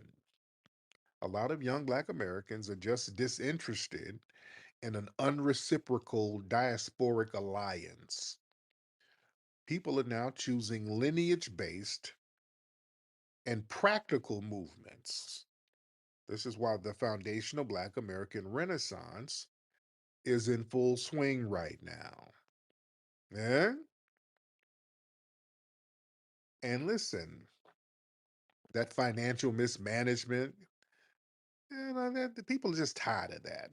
You know, these unpaid bills, and people are tired of that. That represents that's what Pan Africanism has always been. To be honest, it's something going on. Something didn't get paid. Something happened. Something was mismanaged. It's always janky, right? It's just something janky. Even with Garvey. Let's talk about when Garvey got the little ship. It was a janky ship. The ship was janky, and there was a dude named Alfred Sam, Chief Sam. Even before Garvey was a dude named Chief Alfred Sam, who had some little janky movement where the Foundation of Black Americans was trying to get them to move over to Africa, lying, talking about all the shit that was popping, and they went over there and it just wasn't popping. It was all janky. So people are just tired of the jankiness of Pan Africanism. And don't let nobody lie on me. I hate one. Tariq, you was a Pan Africanist. No, the hell I wasn't. Don't ever lie. Don't lie on me. Tell the state I ain't never claimed to be a Pan Africanist. Never. Don't ever let nobody lie on me. You a goddamn lie. I ain't never said we're all gonna just be under the banner of generic Africans and no. We're just going to have one African identity. No, I'm all about African and black unity. I'm for that, but I know Pan Africanism. We're just gonna give up America and move to the motherland. None of that. Hell no. I ain't never been on that ever. 'Cause that's not realistic. And this is my homeland here. I've always said that. Yeah. And the thing is, here's the thing. Because people talk all that Pan African shit and the motherland and all of that. How come none of these African governments backed or supported Umar's school? You know? That's my thing. All this Pan African talk in the motherland, and Umar went over there and got some citizenship in Ghana. Okay, where are these African nations? How come none of them chipped in? Huh? None of them chipped in. No African government or nobody backed or supported the school like that. For all that Pan African unity, yeah? Where where are the African nations who offered land or something to build a shit over there, or any kind of capital, or any kind of legal support for the FDMG initiative? See, that shows that whole myth of reciprocal Pan Africanism. The truth is, it's like a one sided thing expected from Black Americans. And listen, this Renaissance, the foundation of Black American Renaissance, and let's be real, it's made Pan Africanism obsolete, to be honest. See, foundational Black American and the Renaissance that we're having as foundational Black Americans, that's succeeding where Pan Africanism failed by us being lineage specific, politically focused, materially driven because we want tangible things. The Renaissance is creating real world outcomes. Yeah. We got economic programs, we got institutions, museums, stuff like that. We films, we're doing things tangibly. Yeah, we're not doing that clout chasing transcontinental Wakanda fantasy stuff. That's why Akon City, all of that shit is falling by the wayside. Yeah, Akon was running around here talking about he's gonna build a smart city with flying saucers and vibranium bushmeat and all this shit, and nothing got built. Nothing got built. They said, hey, we're gonna take this land back since you ain't gonna build nothing. So all of that stuff is just crumbling. Akon City, all that Pan African stuff is just crumbling. Ain't nobody rocking with it. I'm not being mean spirited. I'm a realist. That's why a lot of people. I'm a strategist. I don't do all that idealistic shit. Because some people they're like, "What? Tiri, you were you were supporting Africans, and now you are calling us tethers." No, I'm not calling you tethers. I'm calling the ones who come over here and undermine us tethers. But I became lineage focused over here because I'm gonna be very realistic. Ain't nobody trying to have no real long-standing, sustainable, global black unity. People ain't really on. That's the reality. I'm not here to bullshit people. I ain't here to sell nobody no damn fantasy. I'm gonna spit it right down the middle to you. Yeah, ain't nobody really. People are trying to come over and get what they can off our asses. They're trying to take. Just like that video, that woman, that African woman that I played about a year ago. I like what she said because she kept it 100. This African immigrant woman was like, listen, when I go to these other countries, I am not trying to have unity. I'm not trying to build with you niggas. I come to take. I am very poor in my country. When I go to your country, I am coming to take what I can get. She kept it 100. There you go. There it is. But listen, let's be real. That school, that auction of the school, that marks the end of a political era. That sale of the school that they're about to have, that's not just a personal defeat. That really marks the end of the performative Pan African era. You see, right now, this renaissance that's going on now, it demands results, not rituals. There's a whole new paradigm going on. The energy has to yield tangible progress, or it's going to be discarded. And it's an era, it's the end of that whole infinite planning thing as an excuse. See, that auction that's about to happen, that marks a breaking point in public patience. These Pan-African projects, they survive on the idea that they're perpetually in progress. It's always some shit that they're about to do. They just been working on it for the last 40 years. It's all of them Pan-African projects is a perpetual damn in progress con game. You know, no, a lot of them. Let's be real. So this public loss without execution, decades of planning, it means nothing in the public eye. So people are tired of that right now. People are just tired. And again, I'm not here to beat up on Umar. I hope he's all right because it looks like a whole bunch of shit is going on with the brother, man. I hope he's all right because I still think the brother's brilliant. I think he's brilliant, but shit, it's just a new day. It's a new time right now. Yeah, people got to show and prove, and they got to come correct right now. Ah, man, let me get some folks in here. Everybody get on in here. Let's chop it up. Let's get Bread Man. Bread Man, the comedian. Shout out to him. I didn't know all the people was in here. We got a lot of people in here so far. Bread Man, hop on in, Bread Man. What's the damn deal, big coach? How you doing I tonight? am so good, brother. How are you, sir? I'm good, man. Good to hear from you. Um, I wanted to tap in on this, man, because it bothers me that in some of these spaces, your name is getting thrown in the mix, whether you know it or not. And I don't think there's any comparison, but it does highlight um, where one may have went wrong when we're talking about Dr. Umar. Um, Yeah, a lot of tethers do that. They'll bring my name up like Tariq and Umar be scamming. Like, oh no, oh, you can't say that. Yo, it's crazy that you said that. It's like you're a mind reader or you see everything because when I listen, that's exactly who was running the space. And I'm like, oh, these got to be agents Mm, because they gaffling the black community to say that, oh, you guys are monkeys. You're going against Dr. Umar, and these are just people questioning and trying to have a conversation about where the millions of dollars went and why the school has been auctioned off.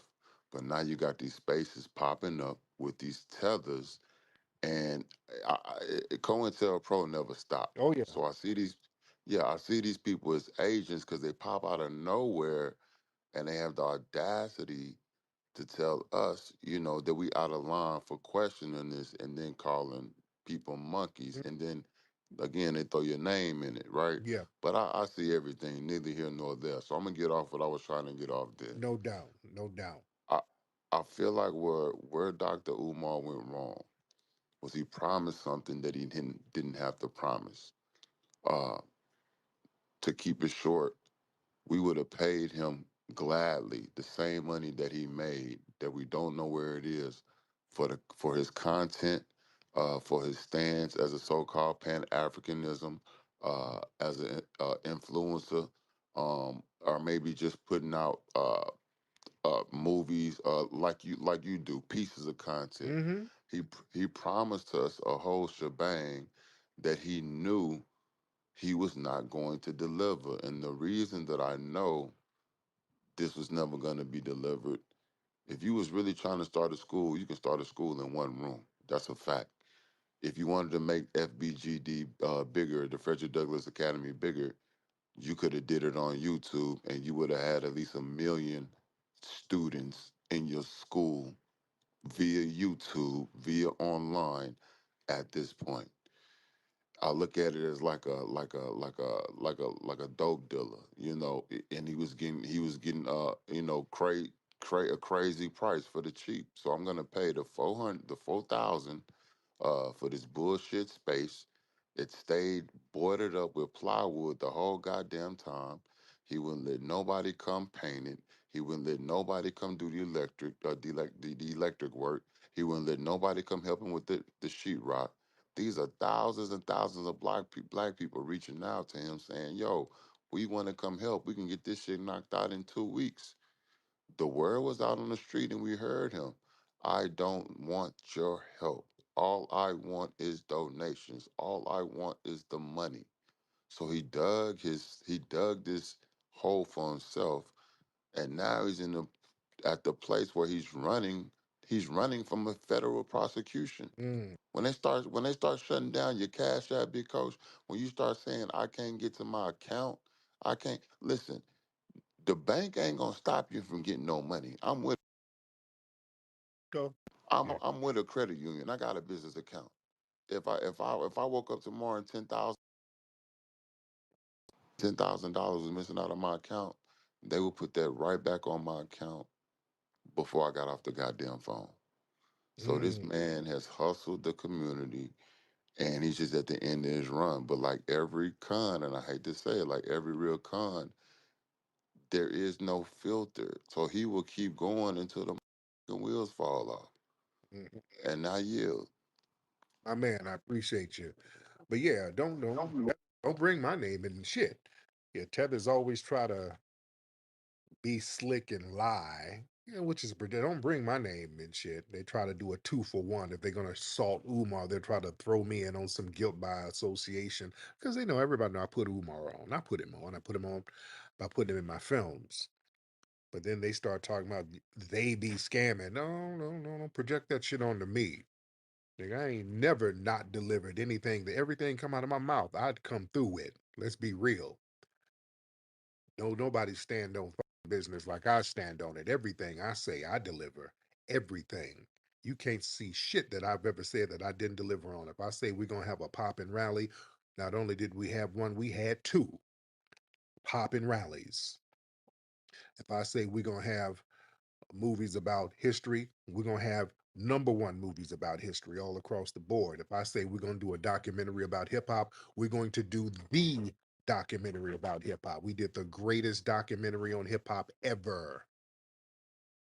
Microphone check. If I say I'm gonna build a museum, I built the damn museum in less than a year. It's open now. City of LA was up there today. They did an inspection because they contacted me to have it as a voting station for some election coming up. They're paying the museum for them to use it as a voting station. They're using places in the community for voting centers. So they did some kind of inspection up there today. So we're up and running. So you can't say shit. You know, our shit is still up and running. We good to go. We have all types of celebrities and popping events at the museum all the time. 5-star reviews. People love it up there. And it's so popping. Then the Tethers had to come up with another excuse. See, this shit it is a nightclub, nigga. They don't know. You got to just come up with some more horse shit. Yeah, but yeah, I deliver. So don't put my name in the bullshit, brother Afro Elite. What's up, sir? Tariq, how you doing, brother? I'm good, man. How are you? I'm good. I'm good. First off, the museum is popping. If anybody hasn't been there, I've been there a couple of times. Came from Chicago to go to the museum. It's great, Oh phenomenal. yeah. Okay, so shout out to you for Thank that. you, brother. But I want to say something about Pan Africanism. Um, there's a lot of tethers online who's all like, well, Malcolm X was a Pan Africanist, and all of these people, Dr. King and everybody was a Pan Africanist. And truth be told, not really. Right. I mean, because back in the day, if you were pro-black to any degree, they called that Pan-Africanism. You Yeah. know, so yeah, of course, Malcolm and Dr. King and they cared about all black people and they wanted black people to succeed, which we do too. But they were never on no mass exodus to Africa. They were never on no, we're not really from here, because Malcolm actually said we were indigenous. They don't bring that up. Right. Right. So he was never ever on that we don't really belong. We were never here before. He was never on that we should just be these vague, generic Africans. He was never on that. The Nation was never on that. Dr. King was never on that. Frederick Douglass, they were never on that. Mm-hmm. Mm-hmm. So the whole concept of these people being Pan Africanist, not the way that they're trying to make Pan Africanism today. Now Pan Africanism is this like worship of Africa and everything is about Africa. And back in the day, nobody was about that. Nobody was doing that. Right, right. Man, very good point, brother. Thank you so much, Afro. Um, Come on, dude. Usso, what's up? Usso Remittal, asshole. Hop on, asshole. Yeah, I'm here to defend our great brother, Dr. Umar, scammer bitch out the last 2 cent Johnson. Okay. Brother, you must forget your roots. Brother, you must forget your roots. Brother, you must forget your roots. Brother Umar, he's out here trying to build schools for our little nappy-headed boys and girls, and the people is out here hating. Let me tell you the situation, brother. Dr. Umar just last week went on vacation. He flew to Mother Africa. And guess what? Guess what, brother? Some hooligan, nappy-headed kids broke into the school.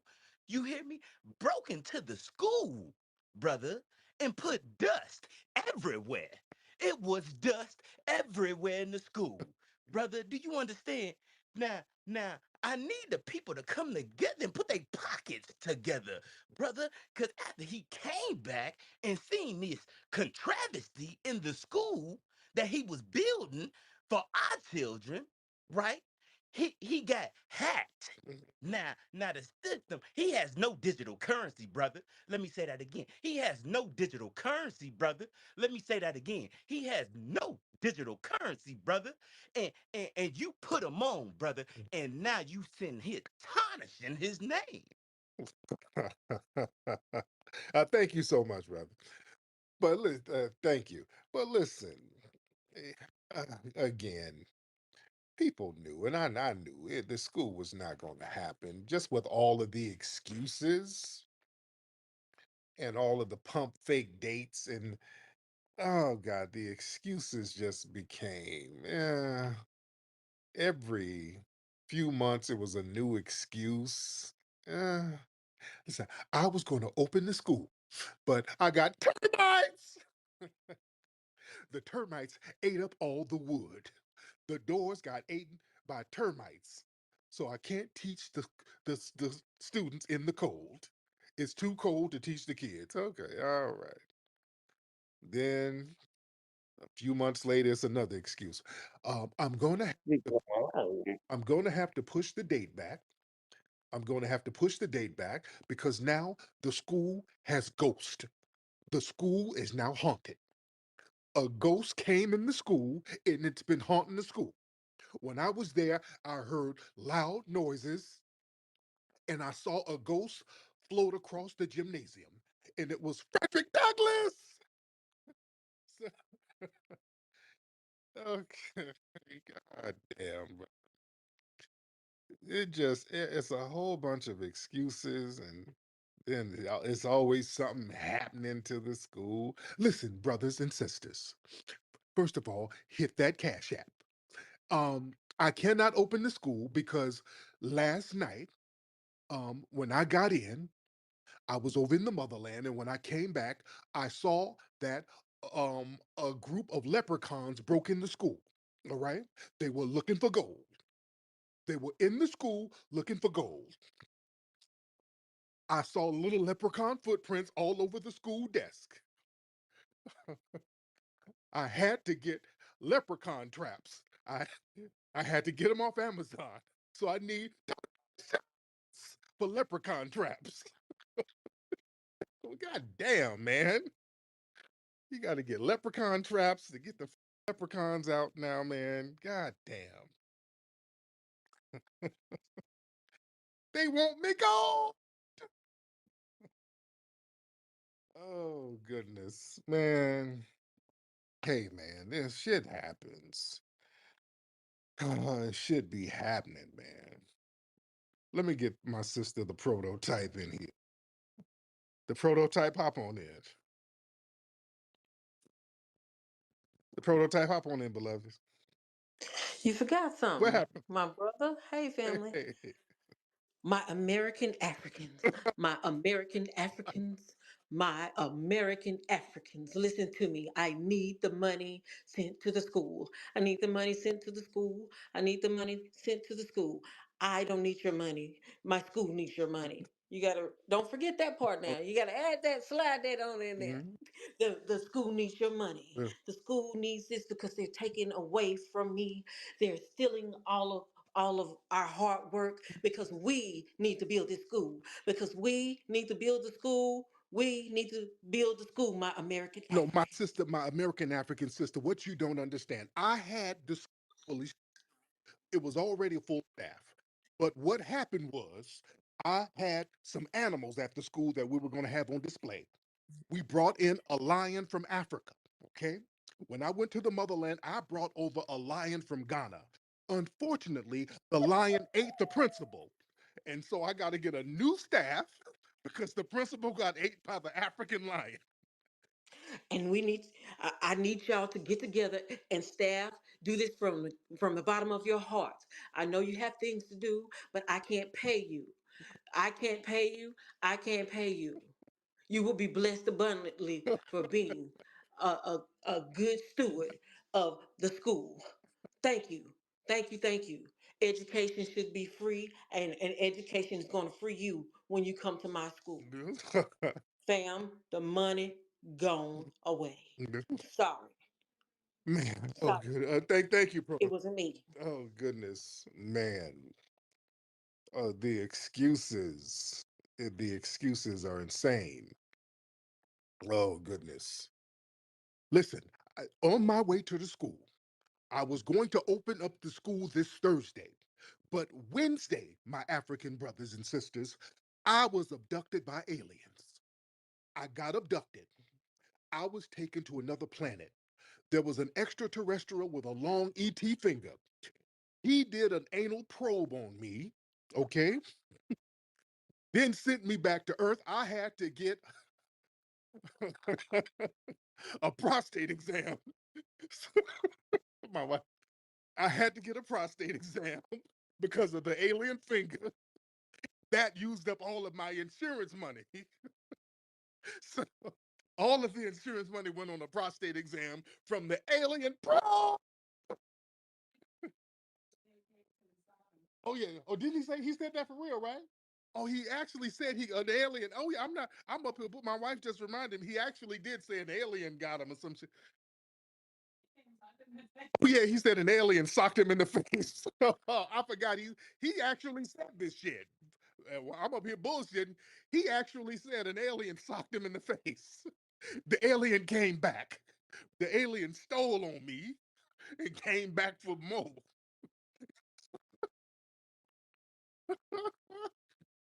Oh yeah, he did say that. He actually, oh yeah, I was in my bed. I was a child. There was a being that had an orange orb around its body. It had an orange aura. I'm back, everyone. It was humanoid. All right.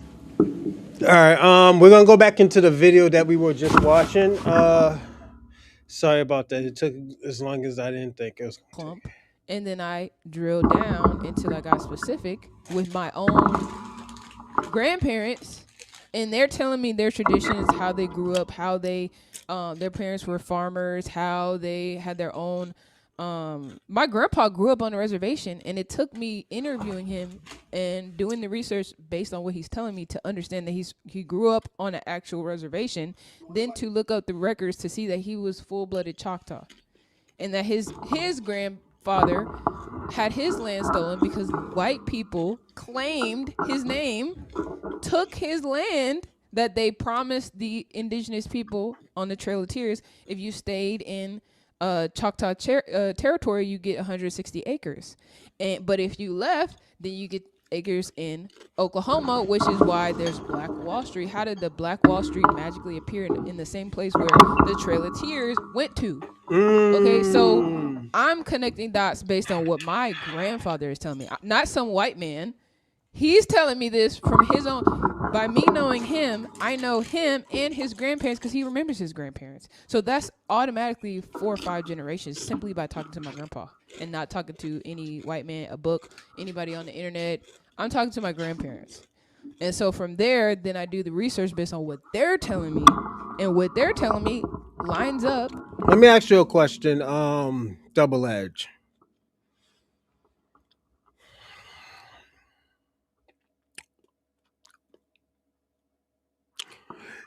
Do you have? I want to know. Do you have a channel? The reason why I ask you, do you have a channel, is because if you do have a channel, you should be giving us information. And I feel like if something sounds crazy to you,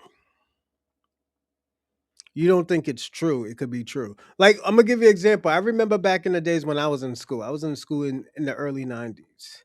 Everybody used to say like, "Yo, they were Cherokee or they Choctaw, whatever how it said, or they some type of Seminole."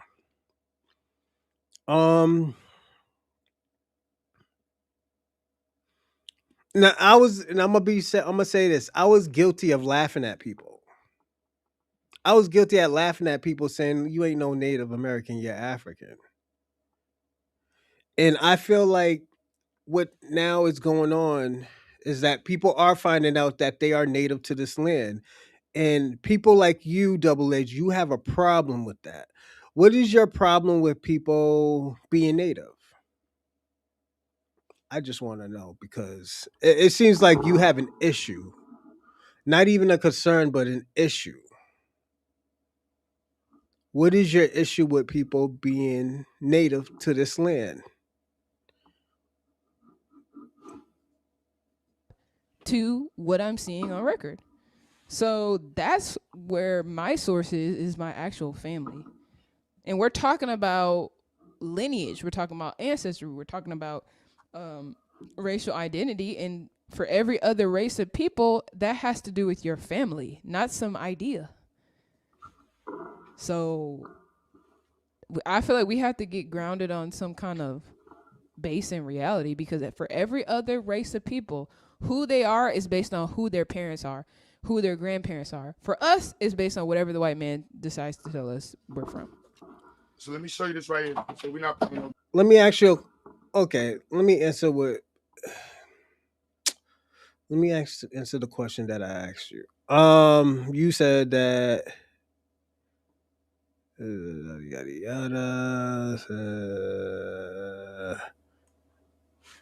I swore you wrote something. Give me a second.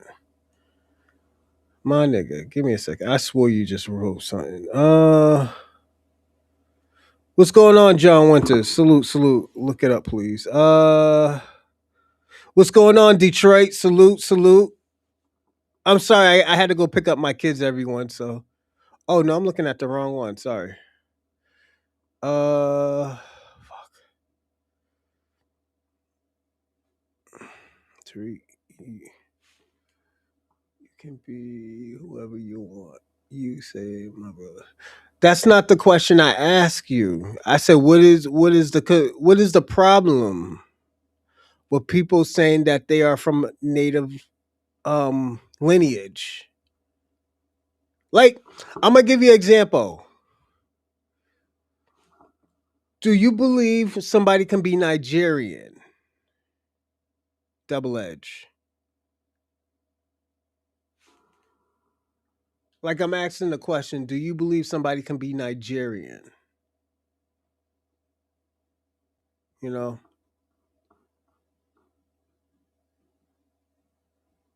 And all you gotta do is say yes.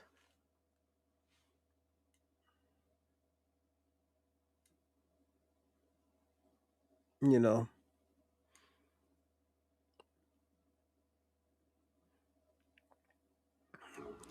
Like they will be talking at you, taking your children from the class to Like I had to explain to my kid. My daughter thought she was African, and I told my daughter, "You're not African. You're a Black American." She said, "What's the difference?" I said, "Africans come from the continent of Africa. There's 54 states, 54 countries. I apologize, everybody in Africa. Um, and I say your family is not from none of those places." She said, "So where's my family from?" I was like, "Well, your mama's from Cambodia, but she was born in Thailand because of the Khmer Rouge. But daddy's grandparents was born in Georgia and Alabama. So that makes you Black American." I was like, "Also, your family is native as well, native to the land." So she understood that, you know.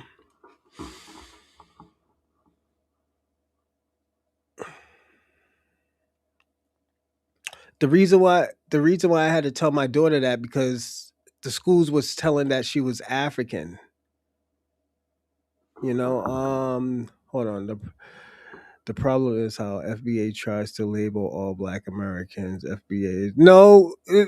Well, I'm gonna say this. At the end of the day, if you call yourself a Black American, foundational Black American, a freedman, ADOS, Black Native, Black Indian, it's all the same thing. Double edge. It's whatever you identify. Solani, it's all how you define yourself. It's still Black American at the end of the day. It's still Black American at the end of the day. You're fighting over word salads. You will be. Let me ask you a question. You will be okay with me calling myself African American, right? And as I said, you'll be you will let somebody identify as an African, like Nigerians. Even though Nigeria was created in 1913, you still accepted that these people were Nigerian. So all of a sudden, we in 2026, a Black man saying that, like, yo, we cannot use the word African American because people are hijacking this word and doing harm to us, doing harm to our identity and our. I'm just trying to find the proper word for it. Try to do harm for our identity in the way how we act. And you don't have no problem with people hijacking this word. I'm gonna say this double edge. I think you're doing more harm to Black Americans than anybody else is doing. I'm being personally honest. People are using our identity, our class, to do harm. These people out here violating women, fucking cutting off motherfuckers' heads and all this other stuff, and they using this under the black cloak. So a Black man tells you, yo, these are not Black Americans doing it. You have a problem with that. So when we delineate and use another word, you're mad. Now, at the end of the day, the question I'm going to ask you, Double Edge, and you can just think about this. What should we do if these people are doing this? Should we comply like what they do in their country? Or should we fight back and say, like, yo, this ain't going to happen? No, that's the question I'm going to ask you. Games. You see this? Got my grandfather, North Carolina, Black man, genealogy, right there. Grandfather, first Black motorcycle cop in New York City. Came up to New York in you see that? 1917. Mm-hmm. It's 1938 this picture was taken. His mom's is in this picture. So boom, bam. You see that right there? That is 18, I think 18 something. Mm-hmm. We can go back forward. See her right there? That's Big Mama. Right there, this old Harlem, this 1890s, right? Your camera went off. Oh shoot, my bad.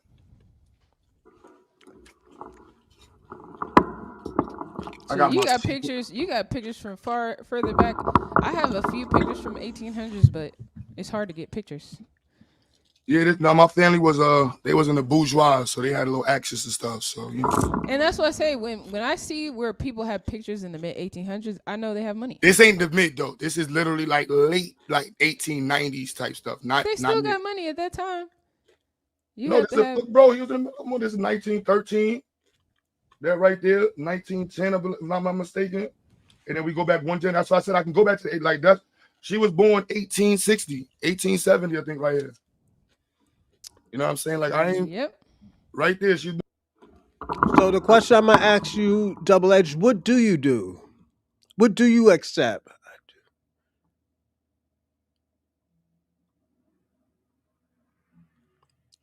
That's the question I'm asking. What do you do and what do you don't? What you don't accept? You know, because it just seems like you're picking and choosing.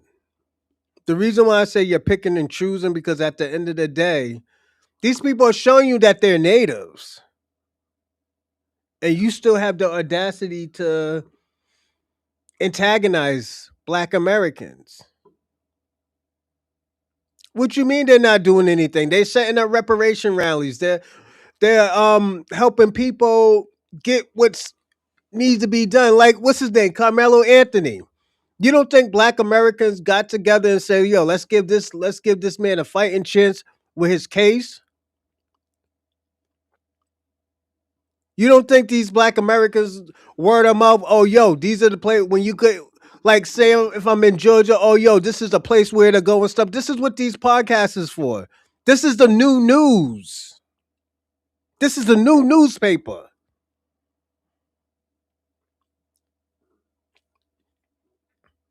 This is the thing. And that's cool that you say, "Oh well, I don't want to be identified as." What do you want to be identified as? Double Edge. Because that's the thing. Now we have to ask the question: what do you want to be identified as? You know. But let's get back on. 1870. So imagine, what So do you think? like when they say Indian in the family, I can show you the family members who they used to be like, no Indian, but they know the family member who married in.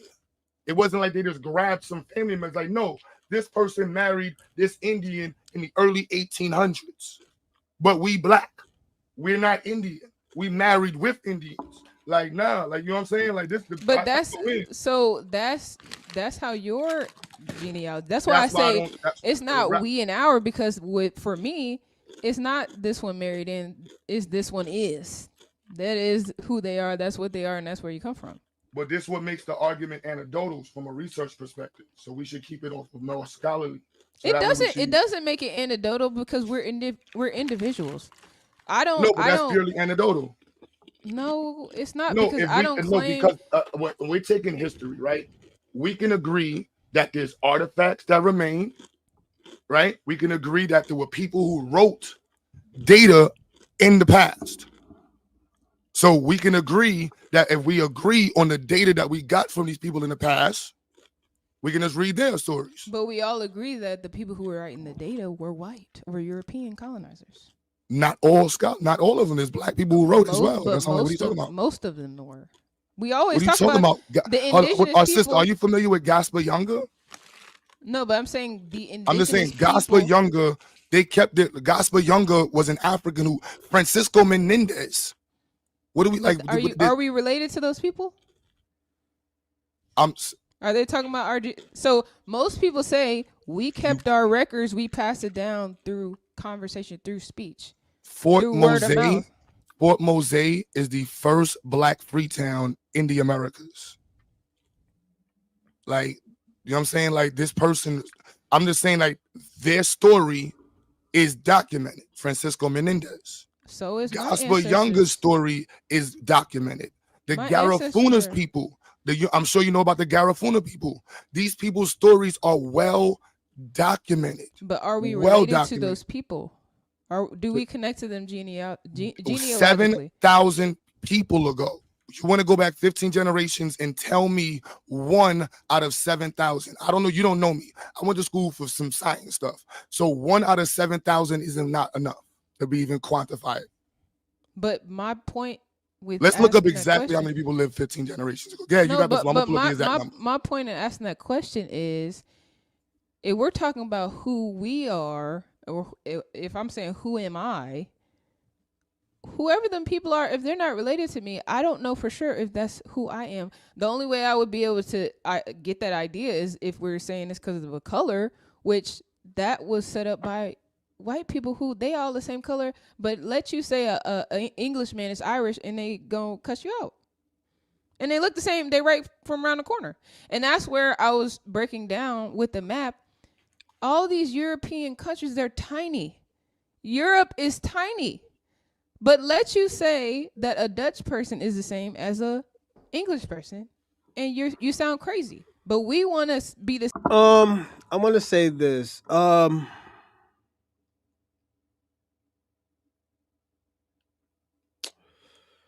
I know y'all hear me say this a lot. There's two sides to every story. I kind of feel like she's moving the goalposts. I feel like she's comparing us to white people. And I think that's very dangerous to do. And the reason why I say that's very dangerous to do, because if you look at Black Americans, you look at Caribbeans, you look at Afro Latinas, they are what the world would consider black, but they have other lineage. Most white people don't have other lineage of other races. And what I mean, not ethnicities, but other races. They're not mixed with Indian or other stuff like that. Most black people are mixed with other ethnicities and races. Like us, like, excuse me, such as Black Americans. We're mixed with indigenous Indians. We're mixed with excuse me, Black natives. We're mixed with sometimes European, sometimes Africans. And like, to me, that is very, very dangerous when you do that. Because another white person mixed with another ethnicity of a white, they're still white. They're still white. And this is why I say, yo, that's very, very dangerous. I wouldn't play I wouldn't play that type of game. And this is why I always tell people all the time, you can't compare white people to you can't compare a white race to a black race, because most black race are mixed with other races. You could go up on South America to North America, they'll be mixed with another race. The only people who's 9 out of 10 don't be mixed with another race is white people. This is why they're talking about keeping their white race cleanse. You know, is yes they are white, or no they're mixed, they're white mix. So this is why I said that shit is very, very dangerous. I wouldn't play like that. I wouldn't play like that, because what he's saying is right, because at the end of the day, niggas is mixed with other races. That's why we come out so many different complexes. If I use that word right. If this is why a lot of black people come out with different shades of blackness. There could be a person lighter than me, lighter, close to white. And hold on, that's why the white man is going to extend into extinction. Yes, absolutely. Because that's a pure white, and don't forget, they're the minority of the world. They're not the majority, they're the minority. Your daughter is blazing. Um, she's black because she came out of my nutsack. Like, yeah, her mother carried her for 9 months, but she came out of my nutsack, so she's technically mine. That's how I look at it. You are what your father is. Because she holds my lineage. Um, but in America, she'll be considered Blasian, I guess. Yeah. That's why I always get my kids ready. I was like, no, you're black. You're technically black. Yeah, you got a little bit of your mother's DNA, but your daddy's lineage. That's why if you ever notice convo, women take the man's last name. That's the whole reason of the man taking the woman's last name. I mean, the woman taking the man's last name because it's a lineage thing.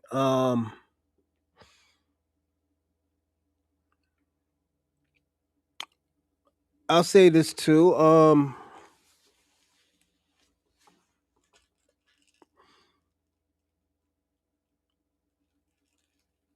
That's why I told her. That's why I was saying with that girl, what she's saying, the the way she's using it, she is right.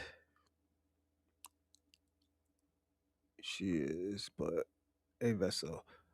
Yeah, you could say that. But I always say this. People got to be careful when they do stuff like that. Like what the way how she used it, she has to be careful. That's why I said she's not wrong. It's just the way how she used it. It's the way how she's using it is right, but the way but the way she also is using it is very dangerous.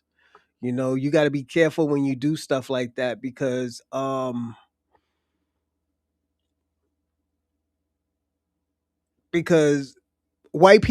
the white race has a different situation than blacks when it comes to lineage and race and stuff like that. This is why you can go to Asia and find black people. You know, they got they probably got afros darker than me and stuff like that. Still got slanted eyes because they came from the was it the Afrocentric Afro is it the Afrocentric Africans. That's why they are considered farmers in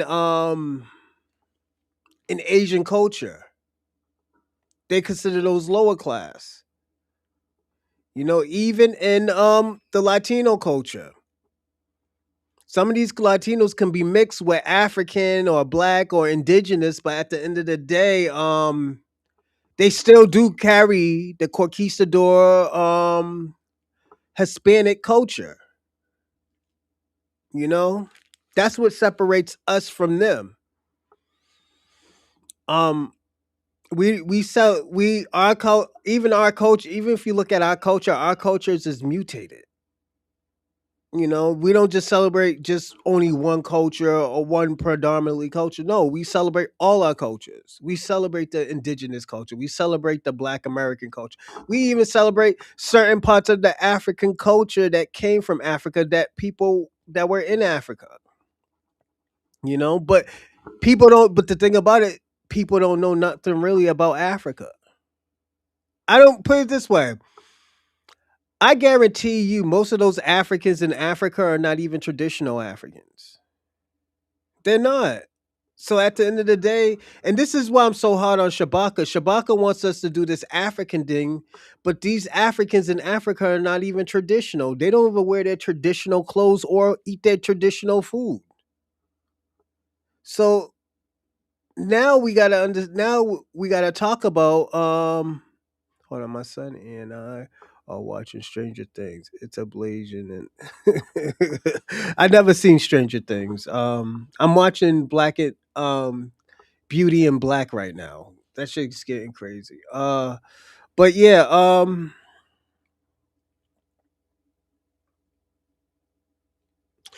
I never, and this is just me.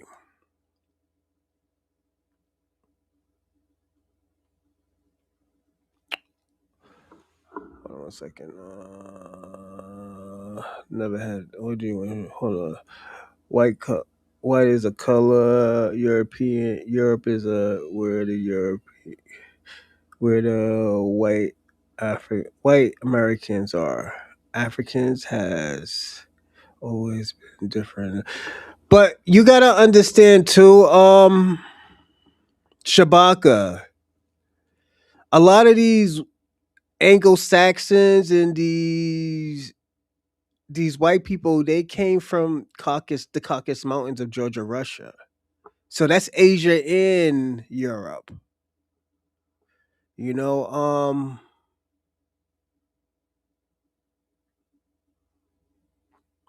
and like I said, the people who developed Europe were Moors. They were black. They were African. You know, some of them were Arab. You know, so it's they were of fair skinned people. They were of melanin. You know, so what is the color? You know, and it's I'm gonna say this also too. I bet you stupid fucks don't even know race is a American concept. Yeah, it's a social construct. You're right about that.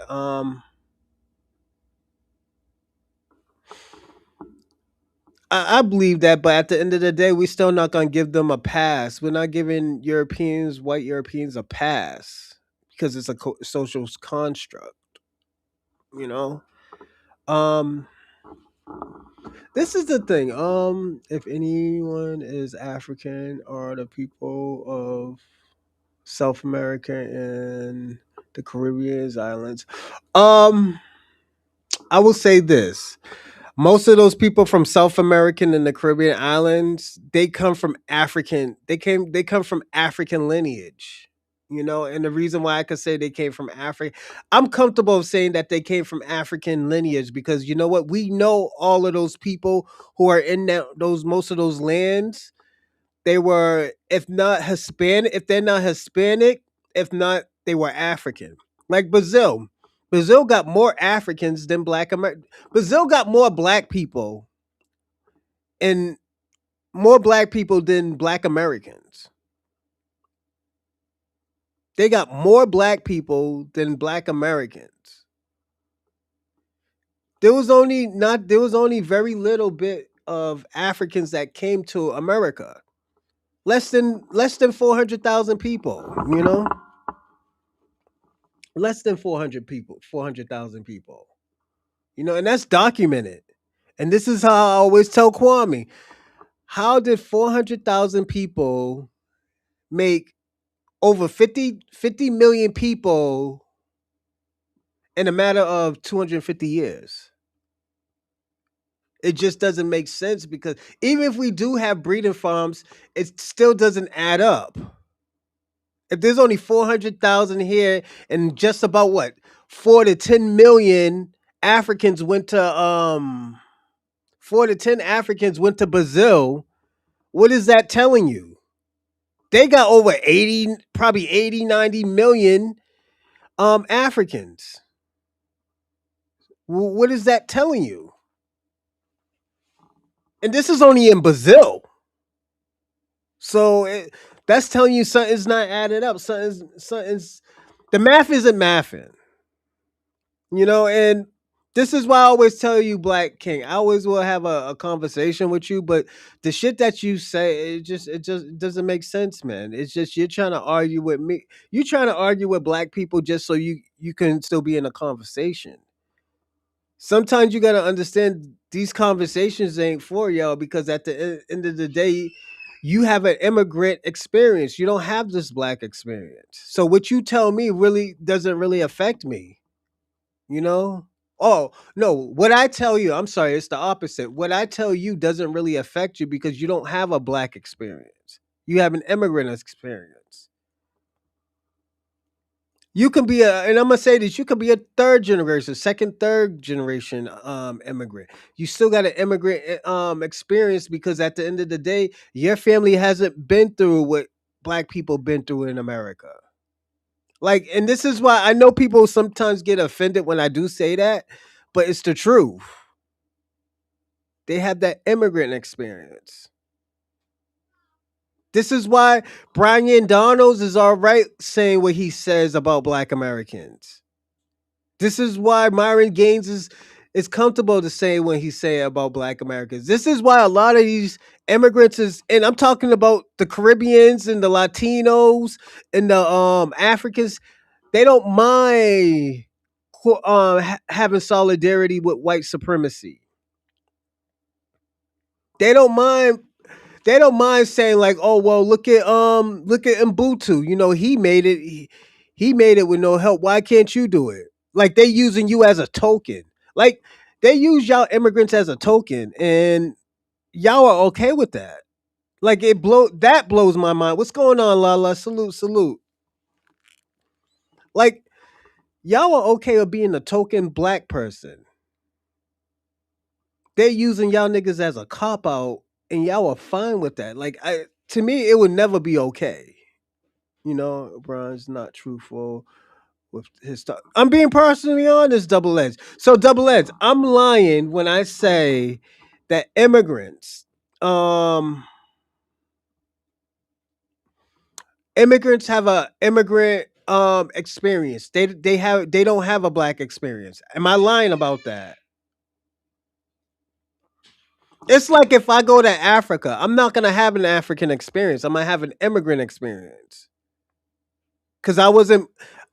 This isn't my birthplace. This is not my family's birthplace. My family didn't struggle. They didn't grind or struggle to for Africa to be like that. So I'm gonna have an immigrant experience. I'm a foreigner. I'm gonna have a foreigner experience. You're gonna show me the good things. I might succeed faster than you because I'm a foreigner. You know, and I'll be like, oh yo, what the fuck is wrong with y'all Africans? How are y'all not, achieving? You look at me, it's like, yo, my nigga, you haven't been through what we've been through. So you can't. What you're saying, you're disqualified from it because at the end of the day, you're having a total different experience than I am. And I'll say, yo, I have to respect that, my nigga. You're good. I understand. You know. But what y'all do, y'all go hand in hand with white supremacists because y'all can work with him because you say, at least I don't have the white supremacists that's in my country. I got these white supremacists, so I'm good.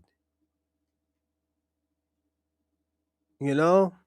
Y'all don't mind these people disrespecting you and just say any and everything to you and stuff like that. As long as you're not black Americans. That's all y'all care.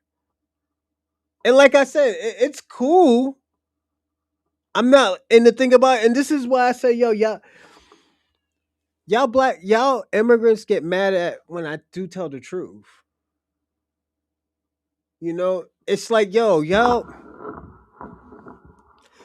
I don't think y'all get it.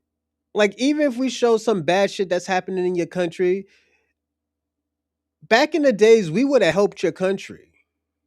We would have helped your countries like, yo, look at these niggas is doing bad. These niggas eating monkey meat brains and shit, monkey brains and shit like that. Yo, let's help them out, man. This shit ain't right. This is our brothers. But y'all told us straight up in our face we're not brothers. You ain't like us niggas. Remember? I'm brother of mine. That's what you said, you know? That's what you said. So now when we say, okay, well, you know what, we're not brothers. Oh, brother, help me out. Got some magusi. I got some dirt cookies for you. Niggas is like, nah, we're good. We're good.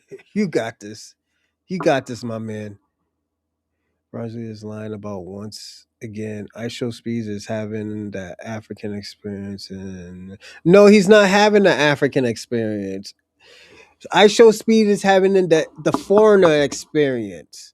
I show Speed is in them poor countries and like suffering. He's in the good parts of Africa. You think they're gonna put him in a?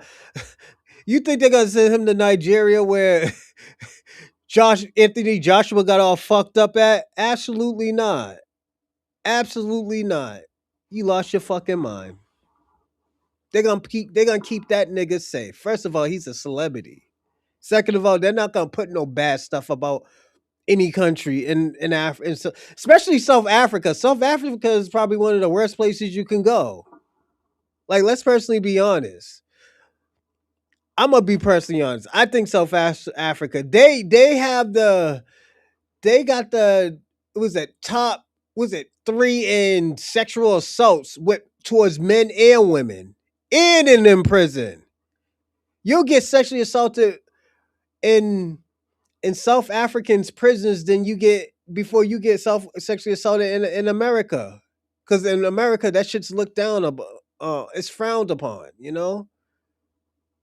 So now, what am I lying about? I show speed is getting the African experience, you know. Is a habitual. This is what I'm trying to tell you. What am I lying about? He's having a foreigner experience, you know. I marched in 1960. FBAs held their heads up and heads high.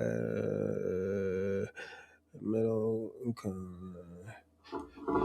Oh shit, Dorsey, did you get sprayed with water hose like Shabaka did?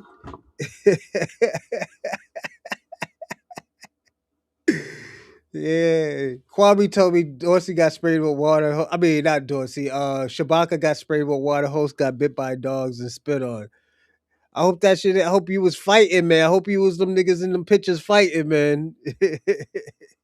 We heard what happened to Shabaka, man. That nigga got spit on, chased by dogs. Niggas probably called the National Guards on Dorsey. I can see that shit. They called the National Guards on Dorsey. Like this nigga Dorsey's bugging out. But yeah, hold on one second. Go to Africa if you want, and come time for reparations. Them people say you relinquish your facts. I believe that, man. But no blacking out. There's nothing for me to lie about. No, these rich niggas are always in white societies and being treated like a second class. Yeah, facts. I agree to that, Dorsey. Let me get back into this video, man. We almost done, so Same as somebody from way on the other side of the whole wide world that we're not related to. We can't connect, but we're shamed for actually doing our genealogy and saying, this is who I am, this is what I am. If we say that is anecdotal, but if Mr. Italian says that, he's Italian. What are you talking about? So 15 generations ago, like I can Clayton go back Bixby. 15 generations. I'm You pretty said what? sure I can go back 15 generations because I've No, been I just want to be 1500s. clear. In 15 generations, right, you will have 32,768 people walking around 15 generations ago. But you don't even count that. See, this is where people get mixed up. If you're going from your grandparents, it's not it's that number if you're counting all your cousins, your uncles, your sisters, your brothers, your blah, Oh, blah, no, blah, blah. no. You see the 20 to 15? That's incorrect. You see the 20 to 15? Literally each generation, you have 2 parents. You have 4 grandparents, 8 great-grandparents, 6. hold on. Are there Africans who consider us family? Nah, they don't. Africans don't consider Black Americans family. They look at us as they look at us. They consider us black. Africans always say too that they didn't know that they were black until they got to America. They always have said that. And like there's nothing wrong with it. It's just like, yo, you're your own race. You're your own ethnicity. Like double edge. I'm gonna say this, man. Sometimes you don't have to fight. You know, it seems like, yo, you have to fight everything every time. You don't have to fight. We're not saying nothing wrong about our culture. We're uplifting our culture. Like double edge. When has the last time Black Americans as a collective ever uplifted their lineage and their group? And I'm not talking about with no African in it. We're talking about our lineage here. When has we ever? Our ancestors, your ancestors here. When have you ever? When have we? And I'm talking about as a collective, and I'm using French. We ever like upbring our people in America? When we talk about Black history, we're entering some fucking African. We talk about fucking Shaka Zulu, Nelson Mandela. What the fuck we care about Nelson Mandela? He needed black Americans to get him out because his own people couldn't get him out. Like, come on, like we can't do this. We're talking about fucking Marcus Garvey on Black History Month. Like that's an double edged. I don't know how you don't see this shit as an insult, but if you don't, see, he lied again.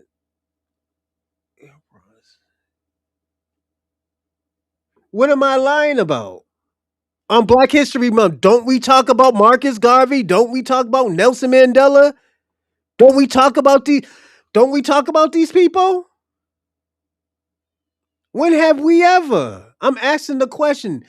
I'm not trying to say, oh, I got you. When have we ever collectively as black Americans ever celebrated our people in this country? And I'm talking about just them. We don't have to add on somebody from another country. It's so bad when we talk about Juneteenth, we want to talk about Pan-Africanism. So what am I lying about? Everybody want to throw an immigrant face in every time, and I'm being personally honest. Every time we have to throw an immigrant face whenever it's talking about us in America. But when I say, "Oh, yo, black people's helped Nelson Mandela get out of jail," oh, you lying. Okay, what am I lying about? You think his own people got him out? Them people are not. Them people at those times were divided. They were still on that tribalism thing. That's how they lost against the British. You know, they can't work together. Laugh out loud. She cannot go back 15 generations. She's a habitual liar. You don't know. I don't know her, so she might can. But at the end of the day, it's just I would be scared. I would tell her be careful how she talk, because when you trying to compare blacks to whites, we're totally different. You know, we're totally different. It's like comparing night and day together. It's impossible, you know. I'm saying the N word immigrants. Them nigga. Did I say immigrant niggas? I probably did. My fault. Oh, cool story. Why dwell? Hold on one second. Why dwell here? But again, I don't know how far she could go back. It's proven bronze. But I'm just being personally honest. I show Speed is having an immigrant experience. He's not having an African experience. An African experience is going in there, drinking the mud water and stuff like that. That nigga's going into those tribal areas drinking out of a fucking well, my nigga. Like, come on. That's not the whole of Africa. Africa's fucking poverty. Damn near 90% of Africa is poverty, nigga. Like, come on. This is why I say it's an immigrant experience, man. And like I said, there's nothing wrong with having an immigrant experience. If this helps Africa, okay, it's cool. Y'all got tourism, you know? And I don't see like I said, I don't see nothing wrong with it, but y'all see something wrong with it. Y'all love the lies. You know, Mandela, the one who had sexual relationship with that white man. Oh, shit. Yo, y'all niggas is wilding in the chat. Teen, not cousins, grandparents. You go back 15 generations, you have 32,000 grandparents, not cousins. Look it up on your computer right now. 8 generations, you have 256 people walking around at the same time. 8 generations. And so this is what you just said proves my point as to how this idea that if we magically were to find, which most of us, I haven't met any person that says that they've been called African American that have actually found an African ancestor. So for this to be an idea that somehow magically somewhere in the abyss one of those ancestors came from Africa, which we can't find. That makes us African. But everybody else, all these thousands and thousands or Hold whatever on, wait ones a we minute, can wait a find, minute. they know. Hey, yo, Black Kid, are you trying to say ADOS or Ebo? Yo, laugh out loud. Ebo or Abo, Evo or Abo, in Pretendians been claiming they have proof they've been here for generations. Guess what? No one able. Is that Ebo or is that supposed to say a bow? I don't know. Or pretend. Yeah. And this is the thing. This is why I was like, yo, y'all niggas is failing out here because people like Black King, man. Black King, yo, you's a loser. We niggas know you're a loser, Black King. Abo, oh.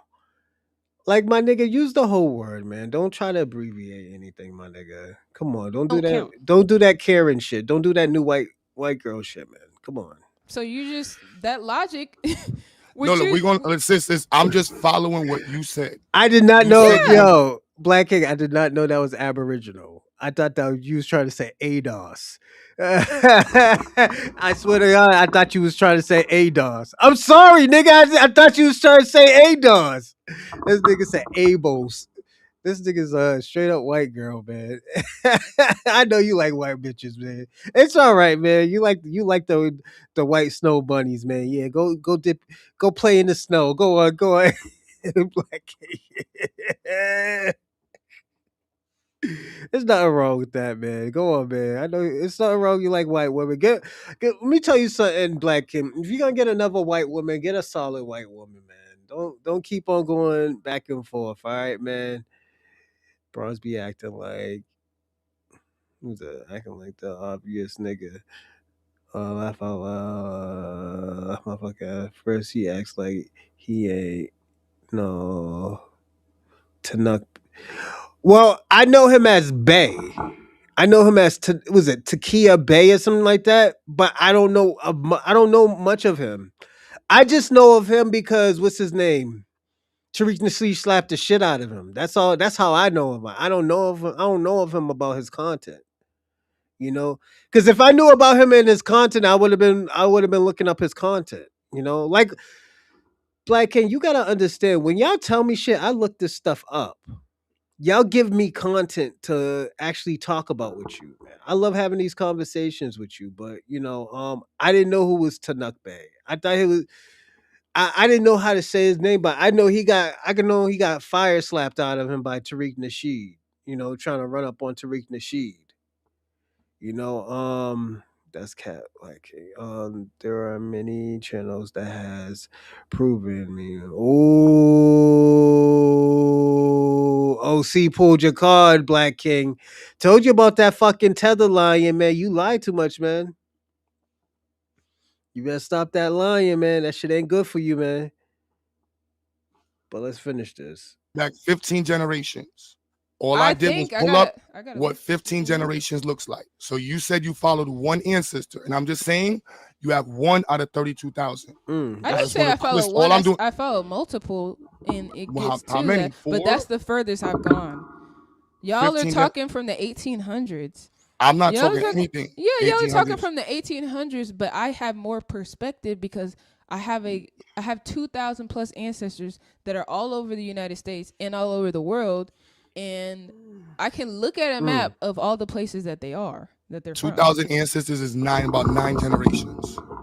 No, it depends on how deep you go. So No. sometimes, no, Hold on, have you seen yes. a genealogy map? I'm looking at one right now. I can sit here and go down the line on one ancestor, right? I have some ancestors where I pulled out and I looked up their brothers and sisters, so it goes wide. I can go deep and I can also go wide. So some I go wide, that still counts as multiple ancestors. But if I go all the way, I can go straight laser and keep going and keep going. I don't. I'm Does not that really make sure. sense to you? This is the genealogy map for 8 generations. These are all I'm talking about real. No, this isn't. No, sis, this isn't hypothetical. So I'm like, let's slow down. Yes, it is hypothetical. Sis, before I don't. When you do genealogy, you don't have to. You can choose to find, like, you're probably not going to find every single one of these people. You're going to find somebody who you can get enough records for to keep going as far as you can. And when you're actually a genealogist and you're looking for a genealogy by name, most white people cannot. That's a lot of people. So this is hypothetical. It's reality. This is all your ancestors. But when we're talking about finding your roots in genealogy, it's not even logical to think that you're gonna. Don't forget to like and subscribe and comment in the live chat, and also only share, and don't and also remember, you cannot be in the live chat if you're not a subscriber. So definitely subscribe too. And also, and another thing, the last thing, I'm sorry everybody, I know I'm doing too much. Don't forget to give donations to Venmo, Cash App, because I know y'all getting busy in the live chat, and also Super Chat. So y'all get busy, and and let's get back to the show.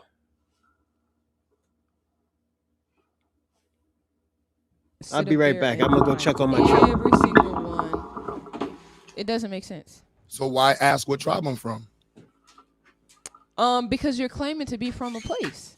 No, Pan-African has nothing to do with claiming to be from a place. It's about the experience. Yes, it says African ancestry. We know denotes your ancestors. That's why I asked you Where up front. is your African Do you deny ancestors? that black people? So you're of the opinion that your family has always been in the Americas? I'm not of the opinion. Based on my genealogy, I have been looking for an African ancestor for 10 plus years. I'm still looking. That's what I'm saying. I'm trying to find one. But that's not the I'm the trying to question find again. one. If Are I you find of the one, then I'll say opinion that is the- ancestor who I found is from this place. But I'm not going to deny Are you all of the the opinion? thousands of ancestors. Before we move any further, right? So this is a genealogy chart. This is not my opinion. This is not hypothetical. I just want to be very correct. This is not hypothetical. This is is not a genealogy chart of any person. It's just a chart. Every single person that walks the planet has this exact same chart. You just have to fill in the blanks. I'm looking at it filled in reality. I'm not looking at a play chart. I'm looking at an actual chart. No, all right. So that's what we know. So you follow your grandparents on which side? Mother or father? Every single side. You only have two all sides? 4 sides. No, I have. You only have 2 sides. I have 2 parents on my parent for each parents. Yeah, I have 4 parents. You followed 4 all grandparents. 4. So you followed all 4 grandparents. Yes. All right. So let's just go with 1. So your grandmother, you followed your great grandfather and great grandmother. Yes. I Then have greats on every side. So then you followed those 8. So from her, you had 4. It keeps you followed going, all 4 of them. Yes, it keeps going. So then you went down. So now we ended the 1, 2, 3, 4, 5 generations. Like, I'm gonna say this. See, they're desperate out here, man. Like, their new leader is Al Sharpton. Pan African's new leader is Al Sharpton. You know, because don't forget Al Sharpton. That nigga is like Coakley Carmichael of Carmichael of the Pan Africanism. He's a new Coakley Carmichael 2.0. You know, so it's we just can't be doing this with y'all no more, man. It's I get what she's saying. I'm getting what Q Butters saying. I'm leaning more into Q Butters because at the end of the day, what fucked me up, and I'm gonna be personally honest, is that you compared black people towards white people, black Americans towards white Americans. And that's very dangerous, you know. And you got that far, you saying? I've gotten a lot farther than that. I don't have to go. I look for where I can get records. So say I have my great grandmother and her grandma, and sometimes it's hard to find the genealogy for women. Hmm. because their last name a lot of times is lost. But I've been able to find a good amount of the women. But a lot of times I can trace the fathers, but I've been able to trace both. So if I can only trace the father, I'll keep going up the father and go as far as I can until I can't find anymore. And then you have to go in person and start looking in churches and places where the records were. Oh, It's so a you're lot of saying that work. you didn't find everybody. You saying you follow what you could. Exactly. That's how you do genealogy. I understand. So I'm just saying 10 generations is 1,000 people. So the chances, like you Damn. said, of Oh. finding 1,000 Some people of us can't find our cousins that are alive right now. before we to the cousins, I'm just saying. Like I'm gonna say, that's a lot of people, man. 15 generations is a lot of people. I'm not gonna say she's lying or not. Vlad TV apologize to me. I'm not gonna say she's lying or not because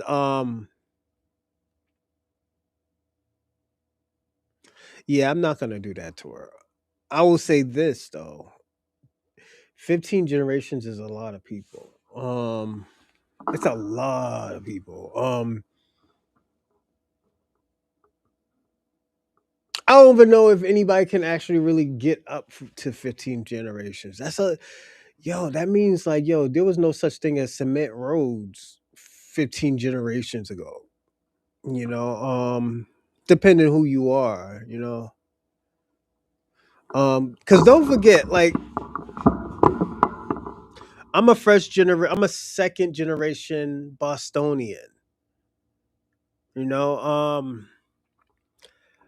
my Grammy's from Alabama, my great grandmammy's from Alabama, my great granddaddy's from Alabama, my great great granddaddy from Alabama. Like they all from Alabama.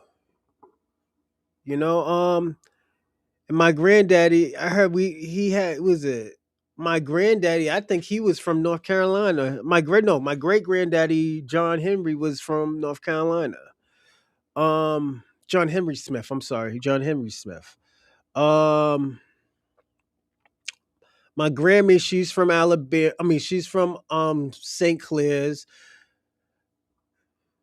Yeah, St. Clair's. My other Grammy's from Augusta. What else? Augusta. My other my other great great Grammy was from Savannah. Um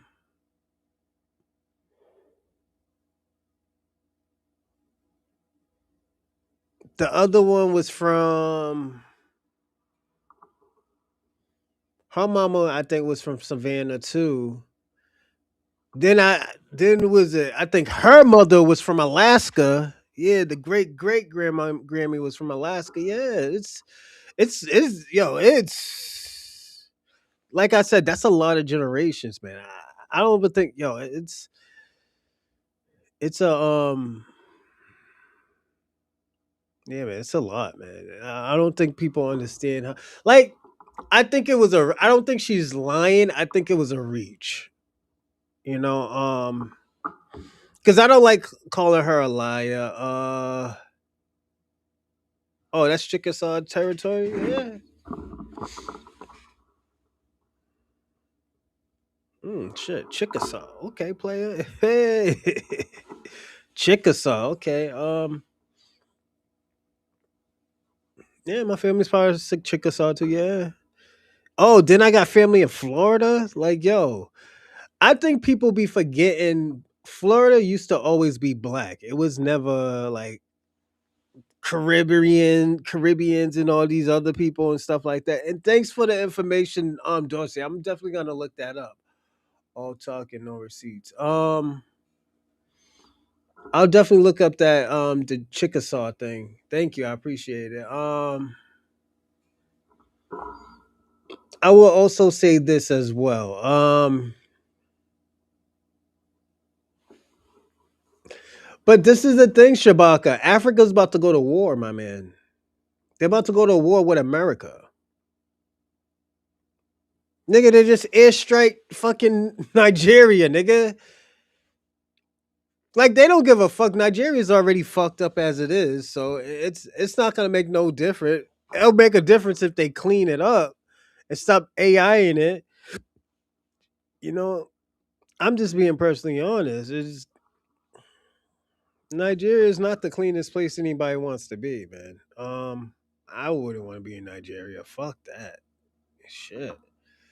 Let's watch like 2 more minutes of this, and we're gonna go into the next And video. before 10 generations is 1,000 people. So there's 1,000 people on the planet at that time. This is why I don't claim to be one type of person. Yeah, she got a point. That's there. cool for you. The disassociation from It's not a disassociation. It is reality. I can have one generation of people from all different parts of the planet in one lifetime. You just said there's hundreds of people at the same time. They could be all over. And this is why I said, like, right there, I will agree with her.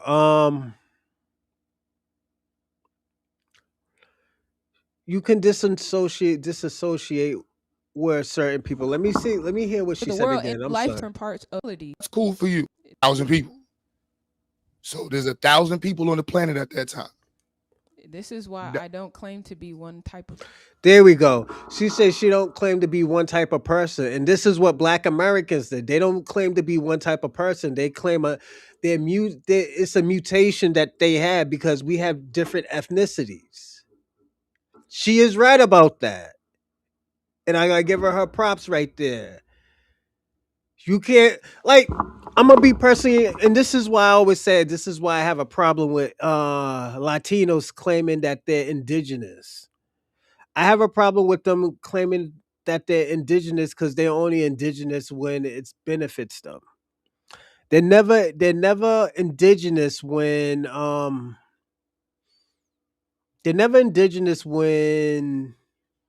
um when it's about, being white. You know? They're never indigenous when it's about, when Black Americans get something, this is when they're Afro Latina. You're one or the other. First, you say you don't like Black people, but you want to say, oh, yo, I'm Afro Latina or Afro Latino. You know, that was my whole issue with it. As I always say, I think they're more Hispanic and Latino. I think they're more Hispanic than indigenous or African. I'm gonna be personally, and most of them are. You know, person. That's cool for you. The disassociate. They're literally blood related to me. That's what's trippy. Like I didn't understand how that worked until I actually really was doing my genealogy, and I'm seeing, okay, this one is, they're going back and forth to Haiti. This one is from Haiti or Saint Domingue at that time. This one is from the UK at the same time. This one is from Ireland at the same time. This one is Choctaw at the same time. On the same time, they're all live at the same time, and they're all blood related. Any other race of people that is not sound crazy. Chart. So you're saying the majority of your chart is not Black? What is Black? Black Can is we Negro. define Black? Negro. And what is that defined as? Is person it of skin African color? descent. Is A it person of African descent. No, I haven't found anybody of African descent.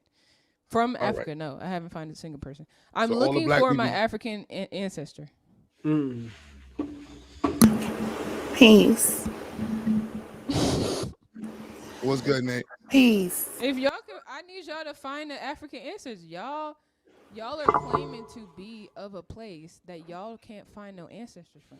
That's what I don't get. she got a point No, there. but the reality of the statement, see, we understand it because we understand the realities of the transatlantic slave trade.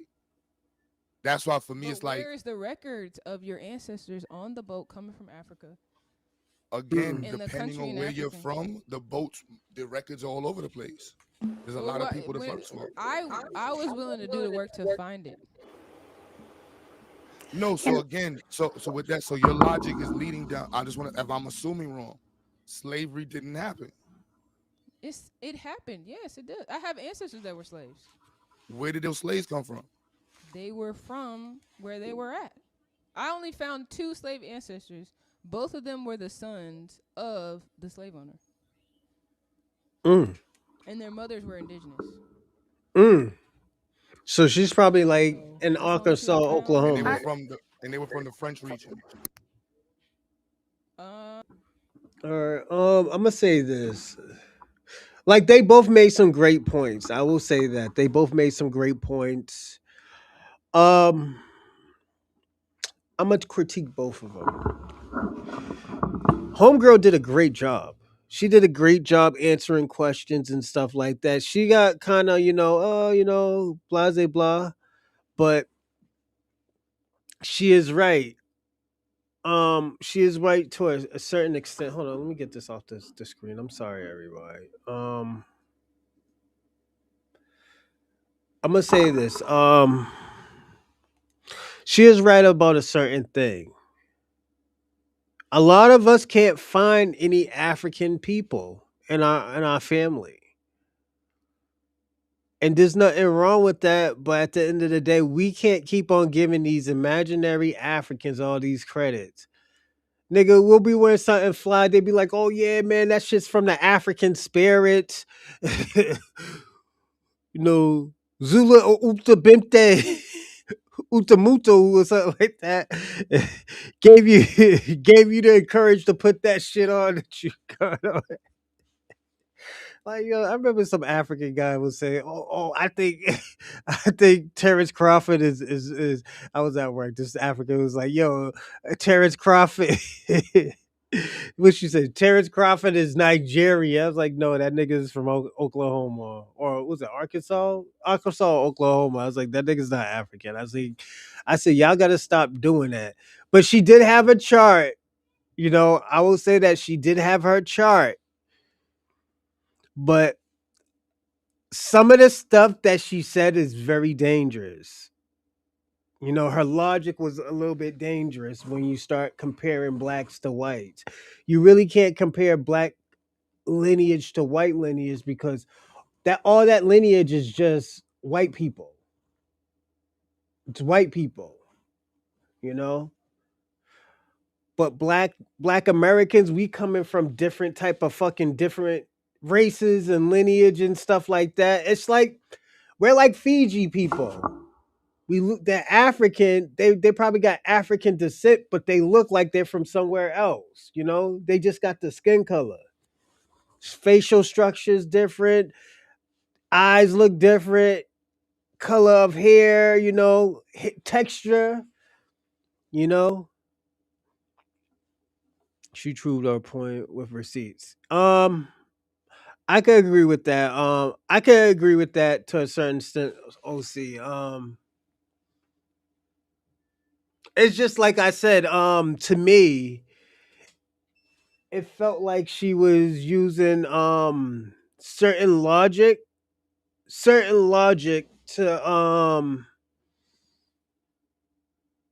prove her point. In certain logic, it's like saying, oh, actually what you do yesterday, and you talking about, oh yeah, it's not what I do.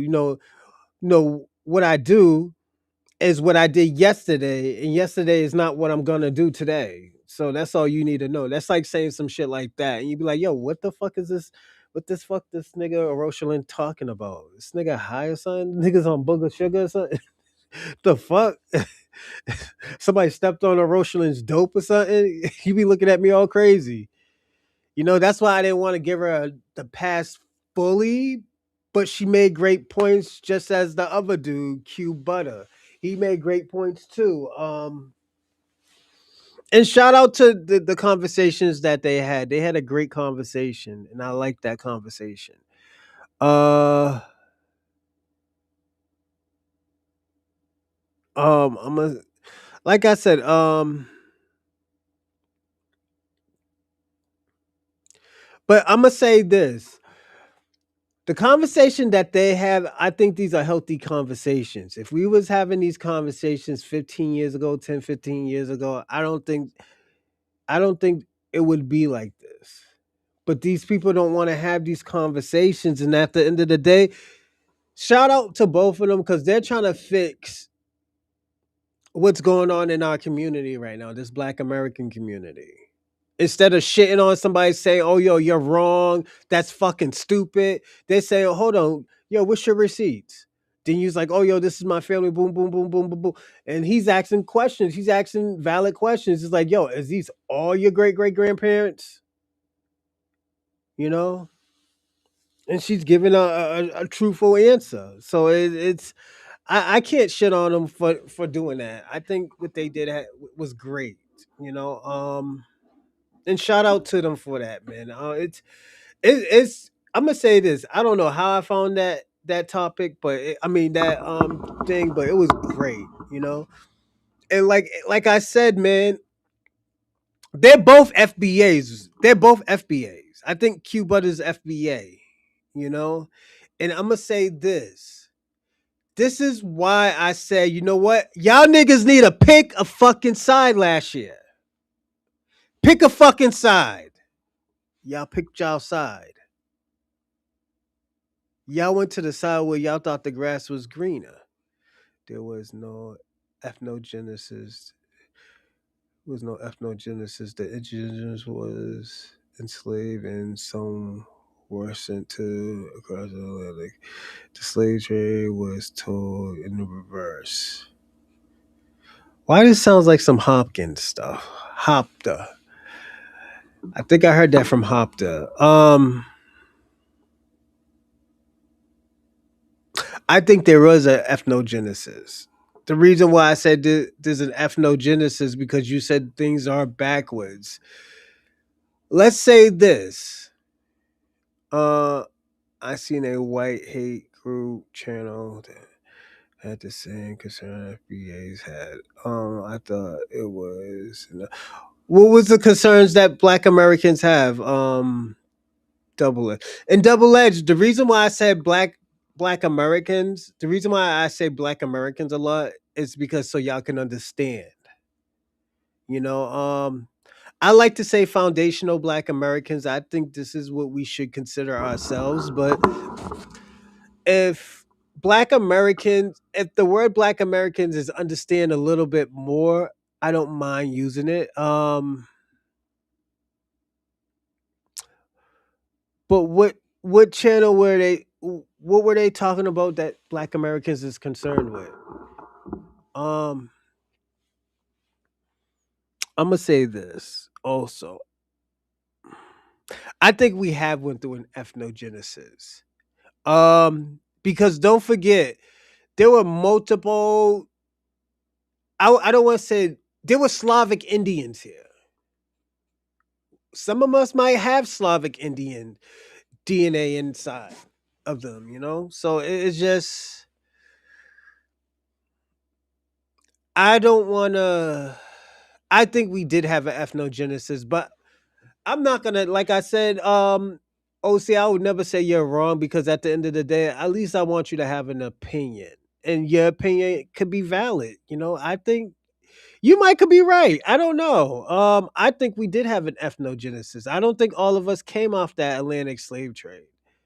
The people who came off that Atlantic slave trade was a very small percentage in America.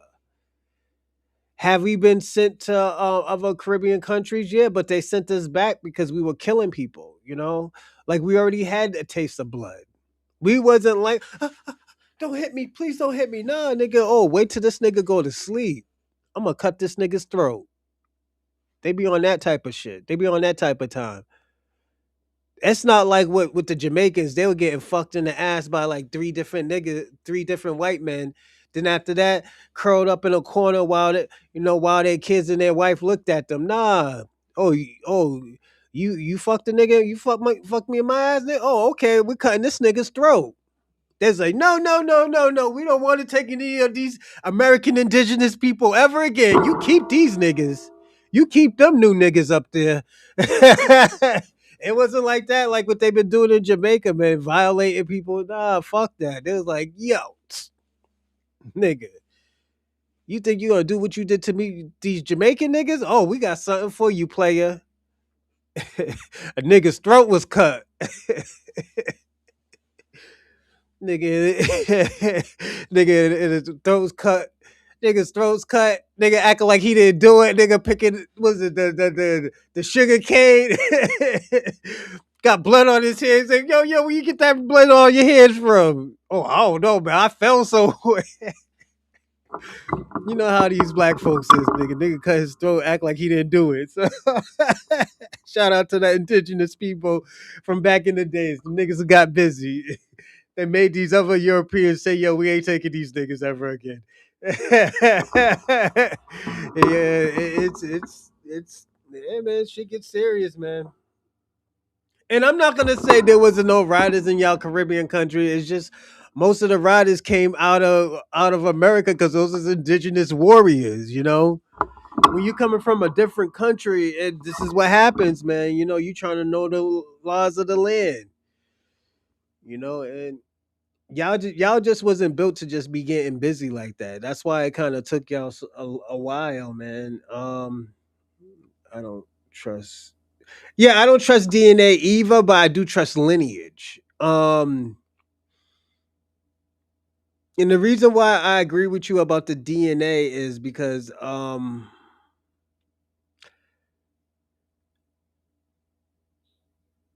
DNA can be messed with. And the reason why I say it could be messed with, because they saying that we're from Nigeria and Benin and over there, and Nigeria is fairly new. Benin is fairly new, you know, so it's like I said, my mother took that, and I was like, "Oh, yo, I don't trust it." I told my mother I was fucking with it a little bit because I was a Pan African, but once I really started learning, I was like, "Nah, I can't fuck with this shit." And the people who taught me that shit, the DNA, the 23andMe was fake, was a Hebrew Israelite. You know, a Hebrew Israelite was saying like, "Yo, man, don't fuck with that shit." He's like, "Yo, take another one. Tell your mother to take another test, and it's gonna get something different. All you gotta do is put a different name." You know, so yeah,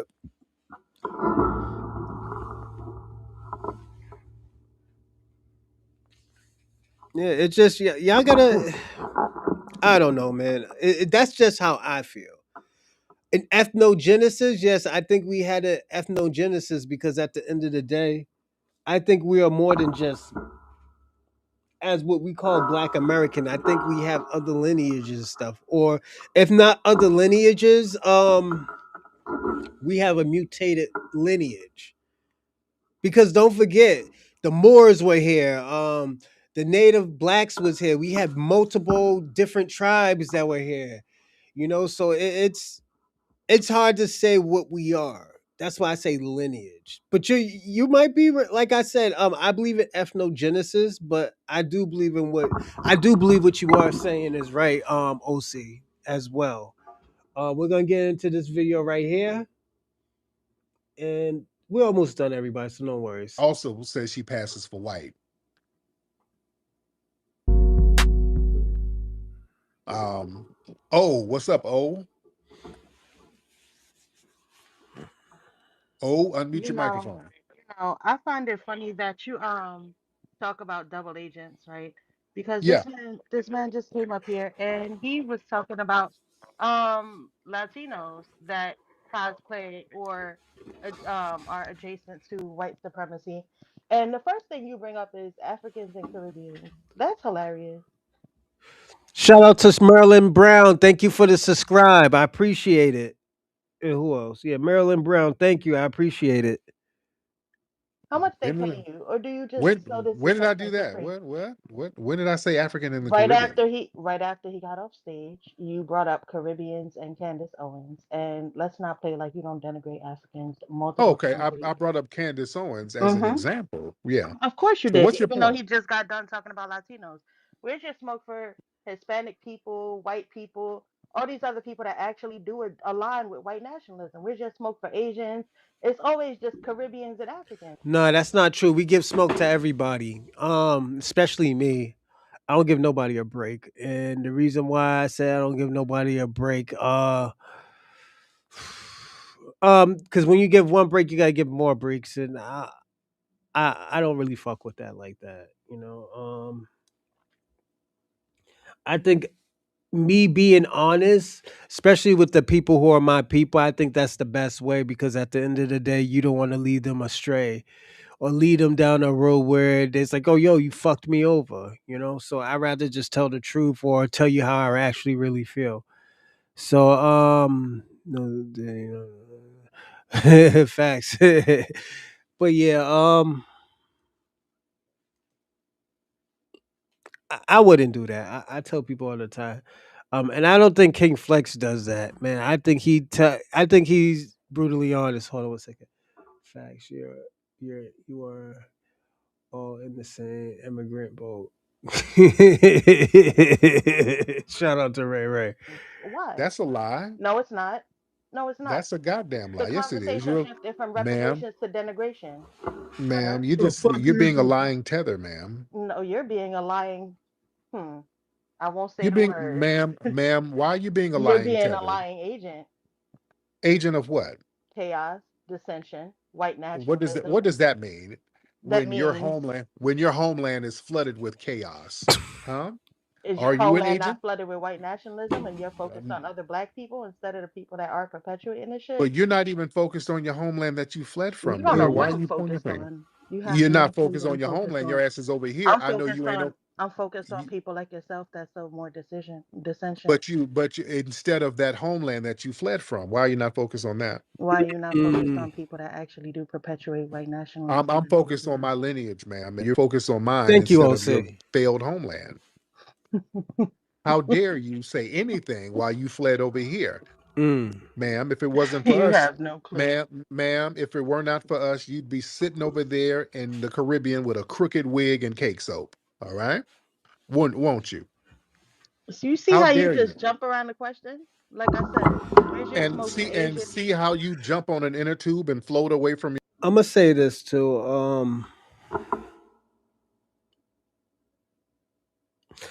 I know that's a lie because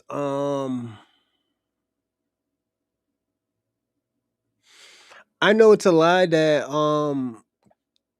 I feel like King Flex has smoke for everybody. I think he's probably one of the most vocal people that do talk for Black Americans that is popular, you know. So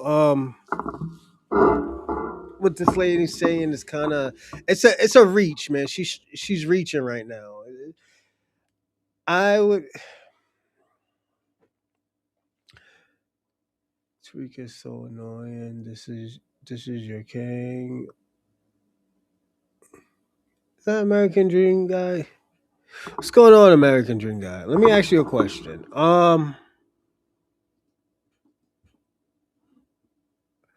Why you want? Let me ask you a question. Why do your people want solidarity with Black Americans so bad? If not, if they don't want solidarity with Black Americans, why talk about Black Americans? You know? Yeah, like why talk about them? your And I'll be right homeland. back, everybody. You see how that works, ma'am? You're not at liberty to criticize us at all about anything, ma'am. Anybody who has failed and fled their homeland, you're just not at liberty to say anything to us about anything. You see, you have to get it together, beloved. And you got all that smoke for me. You don't have smoke for the people who ran you out of your homeland. You have And no clue who I have I smoke do have a for. clue. I do have a How clue. much do they pay you? Who recruited you? Your mom, Well, if your mother did a better job, you wouldn't be sitting here yeah, trying yeah, to your mom gave me you some money wouldn't be to sitting here marry her. trying to divide black people. Your musty mom wanted me to be her 90-day fiance to help her stankin' ass get a green card so that you can get born over here. I told her to find somebody else. He found a white trick and anchored you here. So there we are. You see, they over there hyping your whack ass up, telling you that you some sort of comedian. You're trash. You're nothing but Ma'am, trash. what's trash And is all you that promote is $5, black division. the thing that's trash.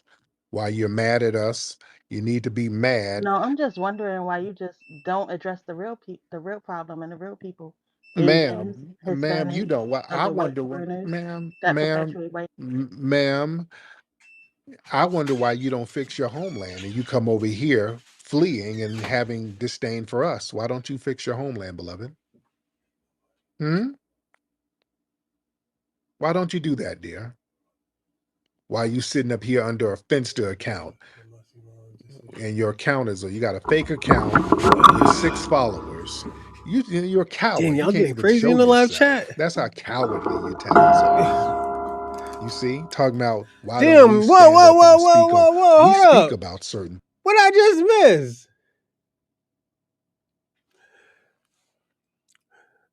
What the fuck I just missed? Hold on. But these tethers thought that game was our history. Ain't nobody talking about y'all. Nothing to talk about.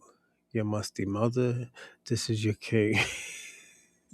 Yo, what the fuck is going on? I just stepped out for like 30 seconds and like this guy's a joke, bro. Jesus Christ. Hold on, let me see. Habitry. Puerto Rican and bronze are the same. They both have the mind of a child. Let me ask you a question. Black King, you like my channel because of the way how this channel is. It's very interesting. So why are you complaining like this show is a bad thing? You have fun on my channel. You be smiling all the time. I let you talk crazy on my channel all day. So if I'm a kid, you must be a fucking infant. Like, yo, come on, my nigga. Like, this is what I don't get about Black King. This nigga or Snow Bunny King over here. This nigga Snow Bunny King talk shit all day. Didn't want to cry. Yo, you acting like Aiden Ross right now, my nigga. I'm gonna be personally honest. You acting like Aiden Ross talk about. Oh, I didn't start it. You start. It was Dolce.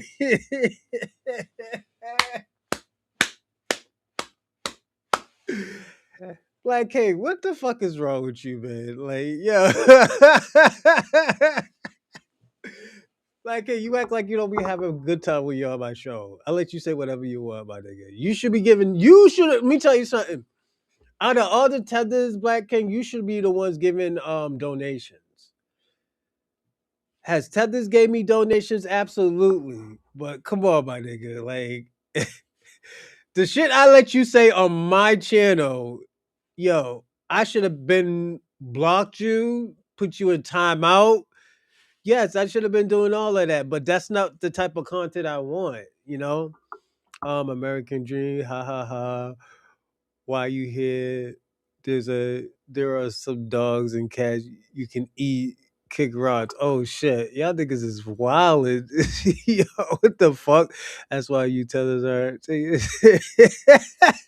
Yo, what the fuck, bro? Yo, I stepped out for 30 seconds. Y'all niggas just started wilding out, bro. Shout out to all of y'all, man. Y'all make my show lit, man. I got yeah. Things, and we do it with our full chest. Look at you. You're All you're hiding speaking like of a is Africans. you're hiding like a little roach. Oh You're hiding shit. like a little musty roach. You can't speak on us, beloved. You don't have our spirit.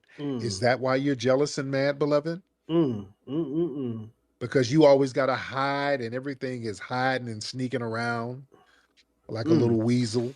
Nobody's mm. hiding, and you still haven't answered the question. Why Ma'am, do you ma'am, think ma'am, that? you're not who you no, it don't Bronze ma'am. Black You're not at Queen wants to liberty talk to shit dictate about what yeah. questions needs to be answered. Yeah, and that's why I always say, yo, you should be giving it. That's why I always tell them, oh, see, I was like, yo, that nigga should be giving a donation. At least, you should at least give a donation a month, even if it's just $5. OC.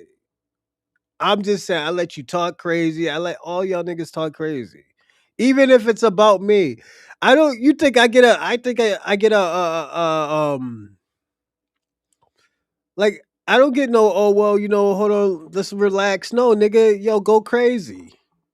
Go crazy. As long as this is all I say. Respect the laws of the land and don't be calling niggas sex offenders and all this other stuff. Mistakes or clowns the shit out of FBA though. Black King, what the fuck are you talking about, Black King? You just said, yo, Black King, I'm starting to think you're Kwame now. I'm thinking of Kwame. I think this is Kwame's account. And let me tell you why I think this is Kwame's account. Cause you said "What's up, King?" or "What's up, Black King?" and your name is Black King on here, and Kwame says the shit all the time. You know. Uh, hey, did you see? You guys see? Vince Staple exposed the FBA clown in a recent interview. No, I didn't see it, but we can watch it. I will also say this. And it doesn't matter to me. I think Vince Staple is a very interesting person. I think Vince Staple is Haitian. I don't see nothing wrong with it, but I think he's Haitian. Um, I think he's probably one of the coolest Haitian people that y'all have supporting y'all. Cause I seen an interview when Vince Staples said he'll give money back to only the black community and not immigrants. So it's black king runs is correct. Calling people a sex offender without proof is dangerous. To recall.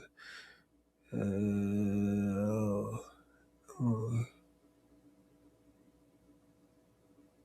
I don't know what's going on there. If Tariq did and he's not a sex offender, that's shame on him. And but like I said, motherfuckers make mistakes, man. Did he get wrong information? Was it a misinformation that he got? Because if it was misinformation, yeah, shit happens sometimes. I misinformed sometimes. I remember Lala Brown corrected me one day when I thought, what was it, Dolce? I thought Dolce wasn't foundational Black American. I thought she was Caribbean. Niggas told me I thought she was Nigerian. I apologize. I thought she was Nigerian. And Lala, or was it Charlie Shaw, told me like, nah, that's wrong, Rosalind. She's FBA. And I'm like, oh, my fault. And I came back on the show, oh, my fault. No, Dolce is foundational Black American. And I thought she was. I just got some bad information. It happens, man.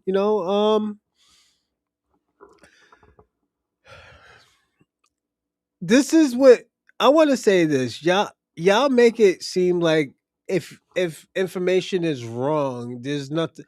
Y'all think it's like, yo, we all have to be perfect. None of y'all have to be perfect. I'm not expecting perfect to come out of y'all when y'all come on my show. Um, we all have great laughs and stuff like that, and like we have a good time on this show. And I just don't want like I'm gonna give you an example. African Bombada. He has some charges. You know, he has some allegations, and technically he is a register because he didn't show up for court. So he out of default he is on that list. Um, forget these. Yeah, I agree with you, OC. Um, but yeah, that's let's get it together. Like y'all act. I'm gonna say this. Y'all act like Tariq Nasheed can't make a mistake. Like, let me tell y'all something. I always tell people all the time, if you're not changing your point of views, then you're not growing. So I feel like, yo, if Tariq Nasheed changes his point of view, let me ask y'all a question. If Tariq Nasheed changes his point of views and talks to people a certain type of way, y'all gonna be like, see, I told you, like, yo, he's not 10 toes down. No, it's just like, yo, you're supposed to change. You're supposed to grow from your point of views. I'm gonna say this: if y'all want to succeed in this world, you got to reinvent yourself, and you have to grow from your point of views. You're not supposed to always have the same point of view. It's like, I'm gonna give you an example. Jay-Z. If Jay-Z would have just talked about drugs all the time, he wouldn't be as big as he is now. He wouldn't be considered the greatest rapper of all time. Jay-Z switched up probably 3 or 4 times. He went from being a player to being a drug dealer to being a scholar. Now he's a what is it? Now he's talking about money with us. He's our financer now, finance manager now. Like, come on, like you're supposed to grow, man. I don't want y'all. I don't want. This is what I'm gonna say. I don't want y'all to forget why foundational Black Americans has started. You know. You dig? You're not a shot caller, ma'am. Nobody's required to answer the questions of a fleeing failed tether. Like yourself, ma'am. You don't get to call shots. You get a lesson here about how to stand on business instead of fleeing all over the place. I'm not required to ask questions of a fleeing mammy. You're Now, am also I? not required to sow more division against black people, but here we No, are. nobody sows division So more when are than you gonna you. address? Nobody sows division more than you, ma'am. In your failed homeland with all of that tribalism. That's why you had to fail and flee. That's why you fled, Mm, beloved. Nobody's more divided than you in your failed homeland, mm, dear. So when did the mm, conversation switch from reparations to denigration? Ma'am, you're not even qualified to get reparations. Our reparations claim is none of your musty business, ma'am. You need to mm. holler at CARICOM. That's what you need to do. You have no clue, but Yeah, I do have a clue, ma'am. I do have a clue. no, you don't. Holler, yeah, our reparations ain't your business. Why y'all stay in our reparations I'm business? What's wondering that when the about? conversation switched from one Why thing do to y'all another. stay in our Isn't that your reparations focus? business? But I Yeah, see you ma'am. have these And whack ass jokes for the African descent. focus, no, and we can't. You know why we can't get reparations? You musty tethers are You always on have the no damn smoke for reparations committee. the real people. Man, no, no, no, no. Every time we start talking about reparations, one of you musty tethers pop up We. talking about what we shouldn't get. That's the problem, ma'am. That's the problem. We I'm talk just about asking when reparation. you No, no, smoke. no, no. When we talk about reparations, Candace Owens' ass show up on the reparations panel, or Coleman Hughes show up, a Puerto Rican tether. Yeah, that's the problem. You Nigga see Puerto how you Rican. guys are a problem, ma'am? When it comes to our reparations, when we talk about reparations, all of a sudden we start You smelling never must. talk about it No, anymore. no, What are you no, talking no, about? no. Whenever we start talking about reparations and we get together to meet up and have a panel about reparations, the room starts smelling like ass and bammy Oh because it's one of no. you Caribbean mammies up in there smelling like jerk sauce and weed. Fucker, it's always fair now. Actual Speeds Africa World Tour is exposed. So let me ask y'all a question, especially Black King. So you're telling me niggas is not shitting in the streets of Nigeria? You're telling me niggas ain't out here eating monkey knuckles stew, my nigga? Y'all niggas is crazy. Like, yo, Black King, let me ask you a question. If Africa's so great, why aren't you in Africa right now? Why aren't you in Africa? Why are you over here with a coat? Cause you ain't leading, nigga. Y'all niggas know if y'all go to Africa, one of them motherfucking mosquitoes bite you. One of them Ebola mosquitoes bite you, my nigga. It's a wrap.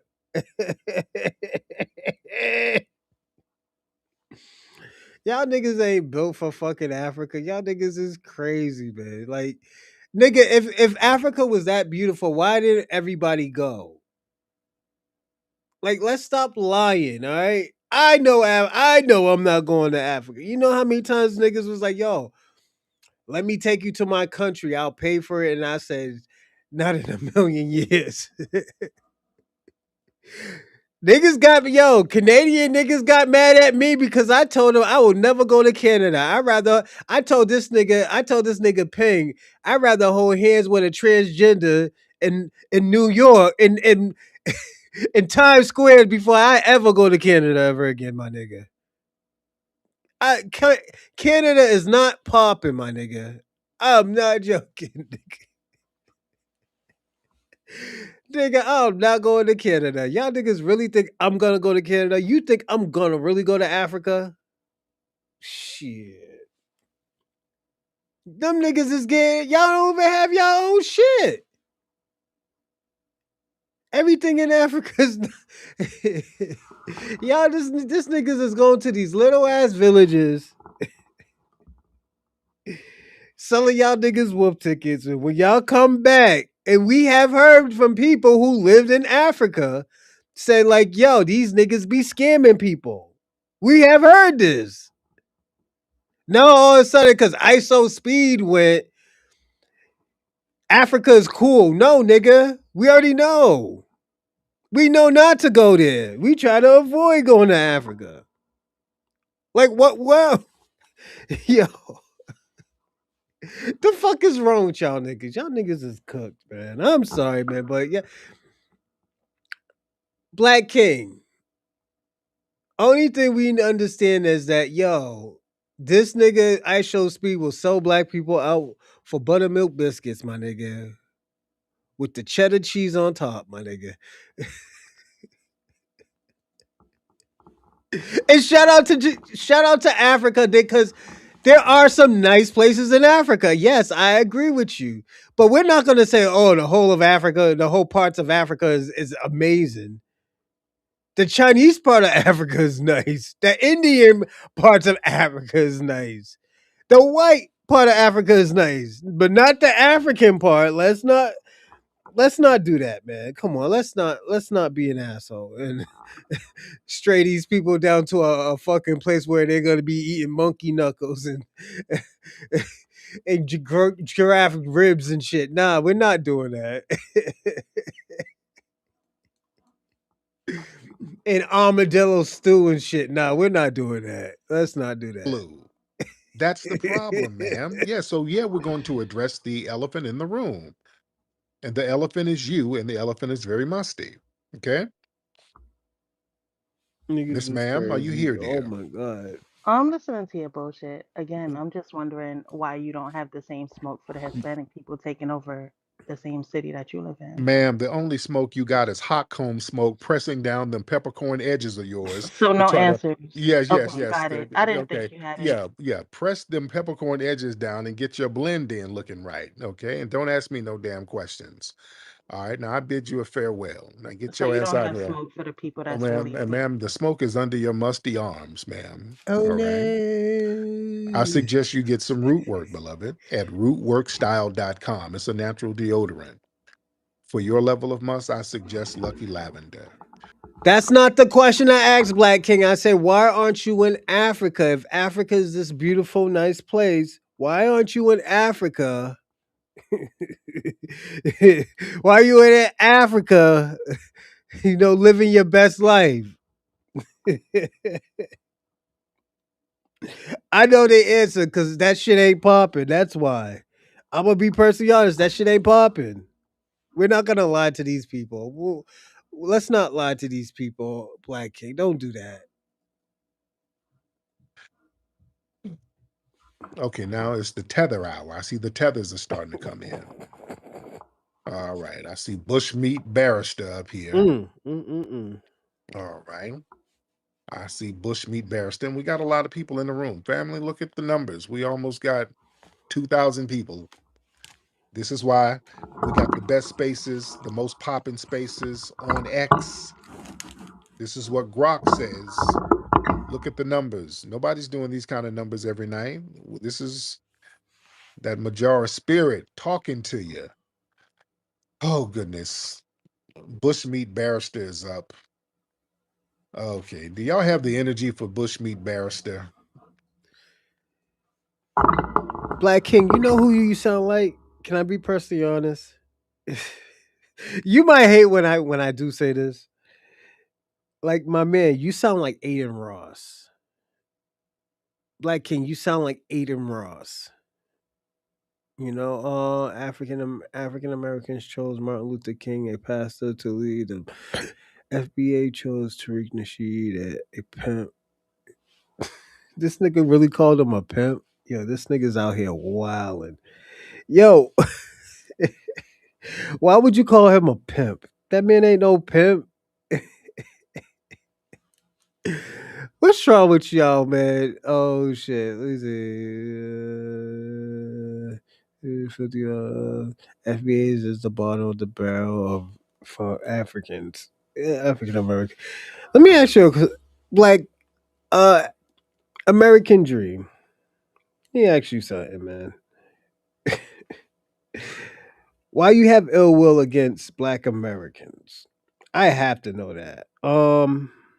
And the reason why I ask that, it seems, and this is just me again, just me being me, that he called himself a. But 50 Cent called himself a pimp too, but 50 ain't no pimp, you know? I'm just being personally honest. 50 ain't no pimp. He called himself a pimp though. You know, this is why I say, yo, sometimes y'all just be reaching just to be reaching, man. I gotta be personally honest. Yeah, y'all just be reaching.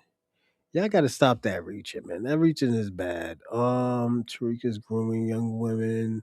Most FBAs are man, what the hold up, wait a minute. FBAs are pedophiles. Tariq Nasheed gives pointers on how to.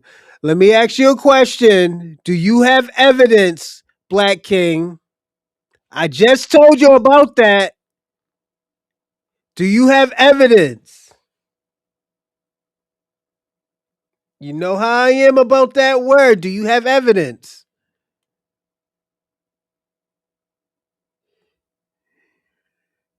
That's a macking book. That's how to pick up women. Macking and pimping is two different things. American Dream. And you know that. And this is why I say y'all niggas gotta stop out here playing stupid because you're gonna get somebody hurt. That man never said that he pimped any bitches. He probably joked around just to entertain y'all, but he always was into relationship and macking. So let's not do that, you know? Ain't my fault that y'all niggas ain't got no game, so let's stop that. No, no, no, no, no, no. And at the end of the day, he was misinformed. Let's watch this. Let me give you an example. And when I prove it, you know I'm gonna put you in timeout, Black King.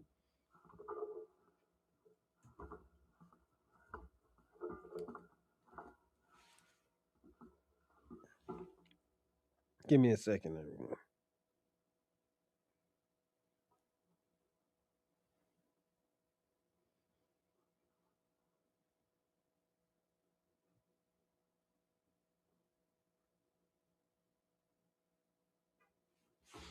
All right, give me a second.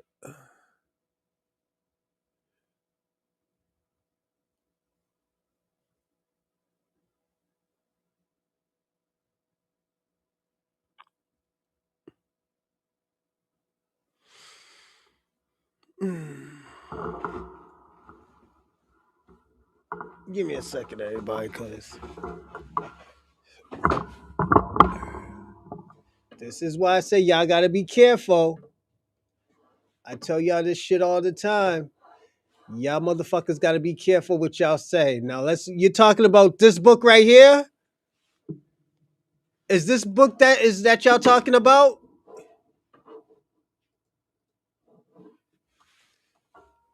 What's going on, Rando? Is this the book that you're talking about? So you're the leader. Let's read what it says. Hold on. I'm gonna give you the short version of it too. Hold on. First written in 1999 and released in 2000, the update and revised edition takes a unique yet serious look at modern male females relationship from a player's point of view.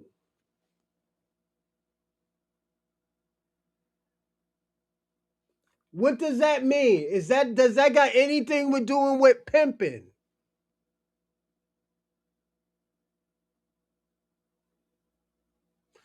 No. Because American Dream, you're a part of this, so I might have to sit you down too. So again, you can't play stupid because I told you. And what did you just say? Hold up. Let me write what you just said.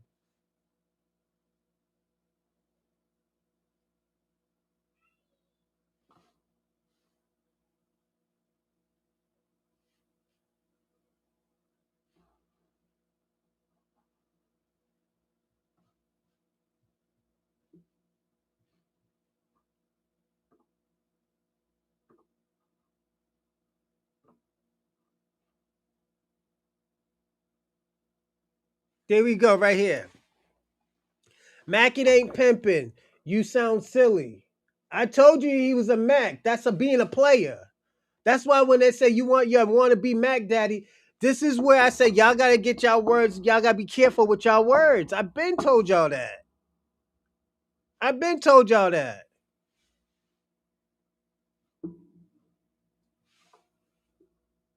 I've been told y'all that. I was like, yo, those words are dangerous.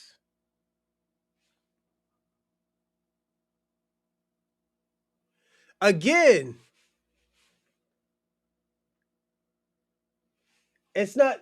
What did it? What did that? What did I just read?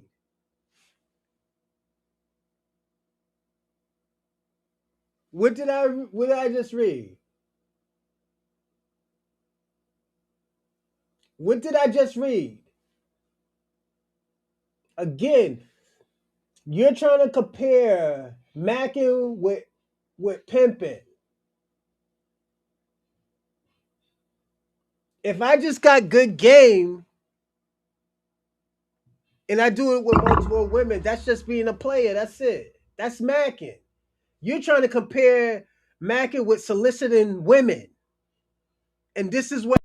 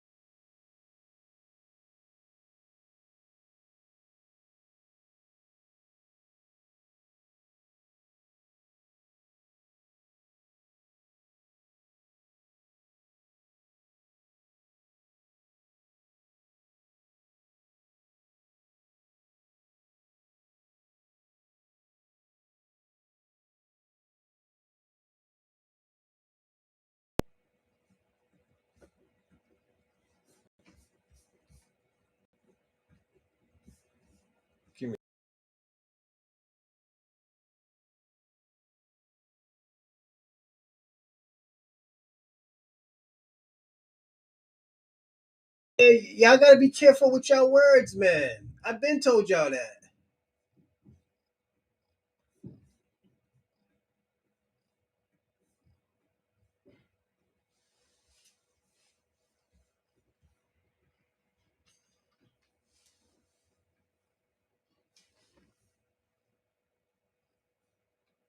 Yeah, this is why I said y'all gotta be careful with y'all words. Y'all can't be just saying stuff like this.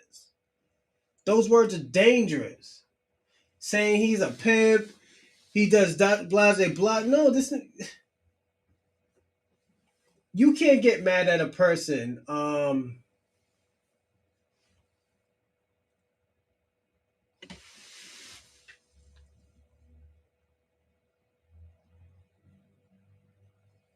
Let me ask you a question.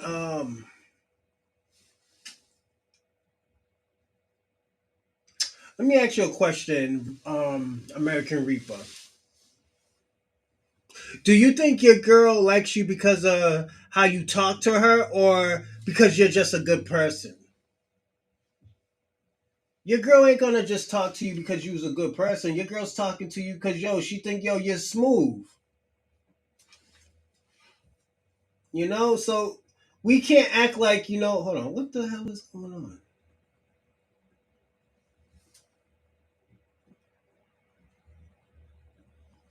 We can't act like, we don't know what's going on.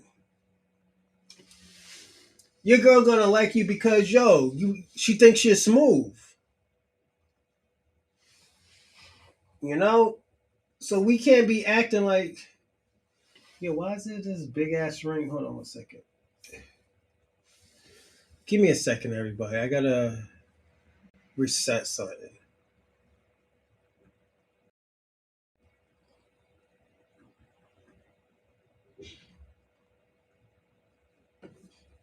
All right, whatever. I'll just work like this for today.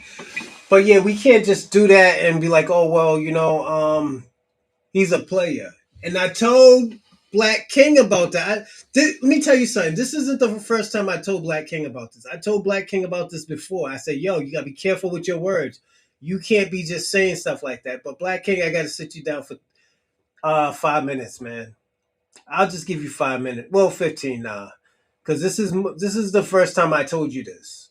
This is like I told you this numerous times. You can't be mad at a person because they know how to talk to women. That's crazy. You can't be mad at people because they know how to talk to women, you know? And that's what I wanted to show y'all, but we'll go back into what we were watching. Oh, we ain't watching that. We ain't watching that. Do y'all have the energy for Bushmeat Barrister? On the little ones. First, let me get C. Let me get some of the family in here. C. Capone, hop in, C. Capone. Brother Capone, what's up, bro? C. Capone, unmute your microphone, sir. And while we're waiting on C. Capone, let's get Percy Earl, Mr. Percy Earl Sweetwater. Percy Earl? Hey, sorry about that, Tyreek. What's up, Capone? What's up, Capone?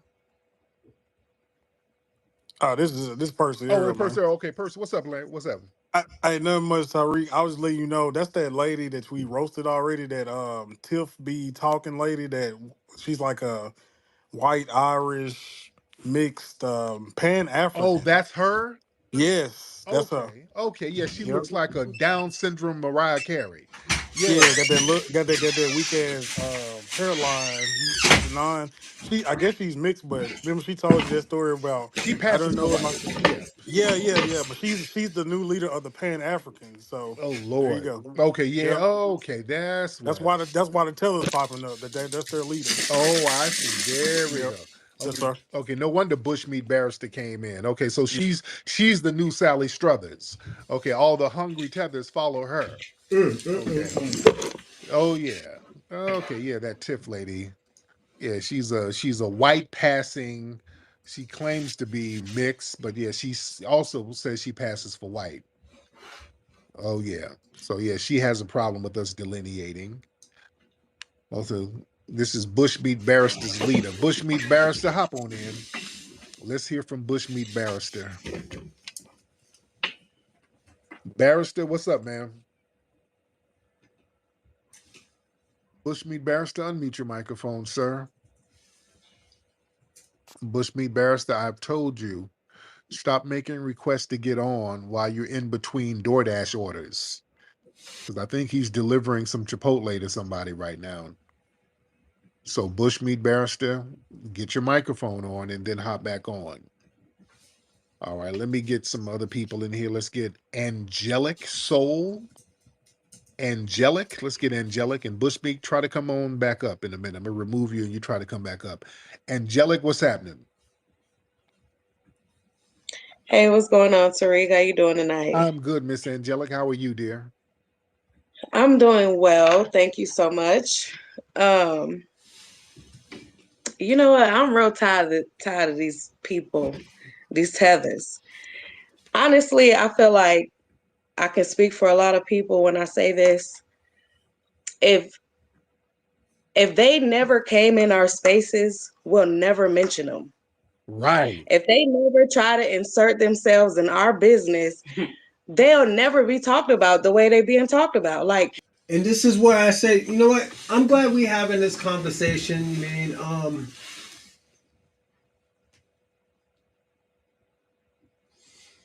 I'm gonna be personally on. I'm gonna be personally honest. I'm glad we're having this conversation because at the end of the day, this is where we see American Dream. We see Black King. Like we see the white supremacist ideology that y'all promote.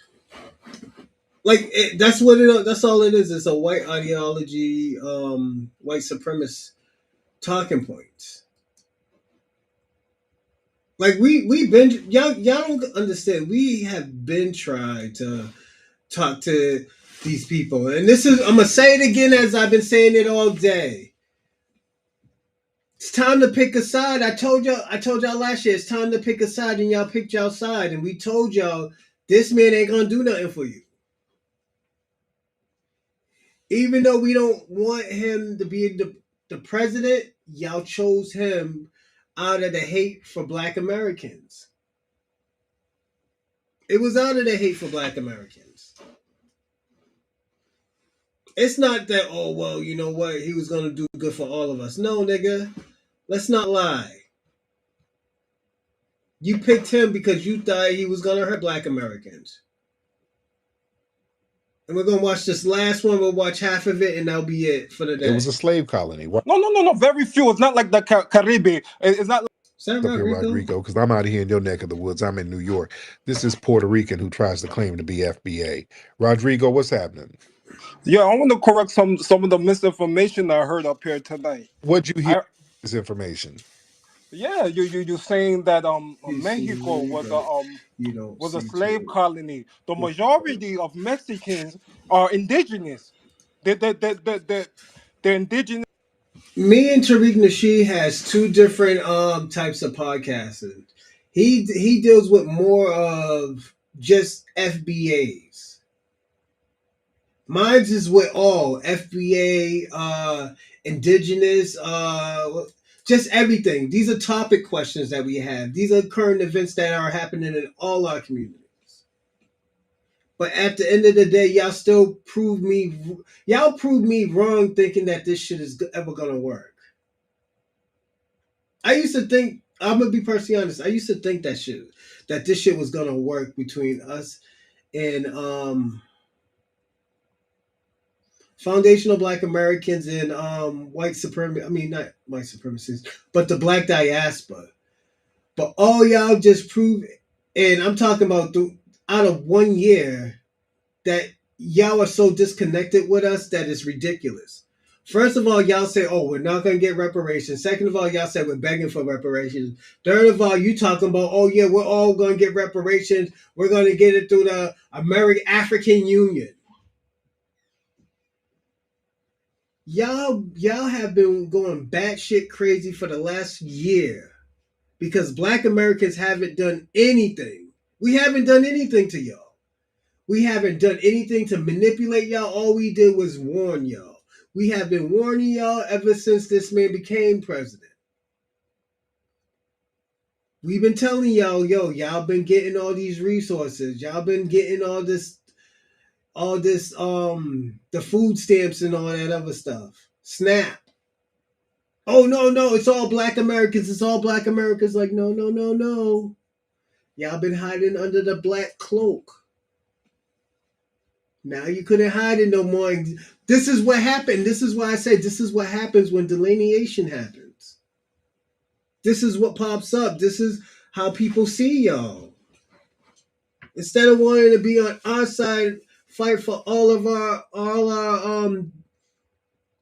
our situations, y'all talk down to us. Now y'all gotta handle shit yourself. This to the continent of North America. Not really, but yeah, not really.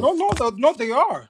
They are. They just mixed with the Spanish. The Spanish came there and they started families there. They had hundreds of thousands of Africans there. It was a slave colony. What? No. Very few. It's not like the Caribbean. It's not like the Caribbean. It's not like the USA. They didn't have a lot of slaves go there.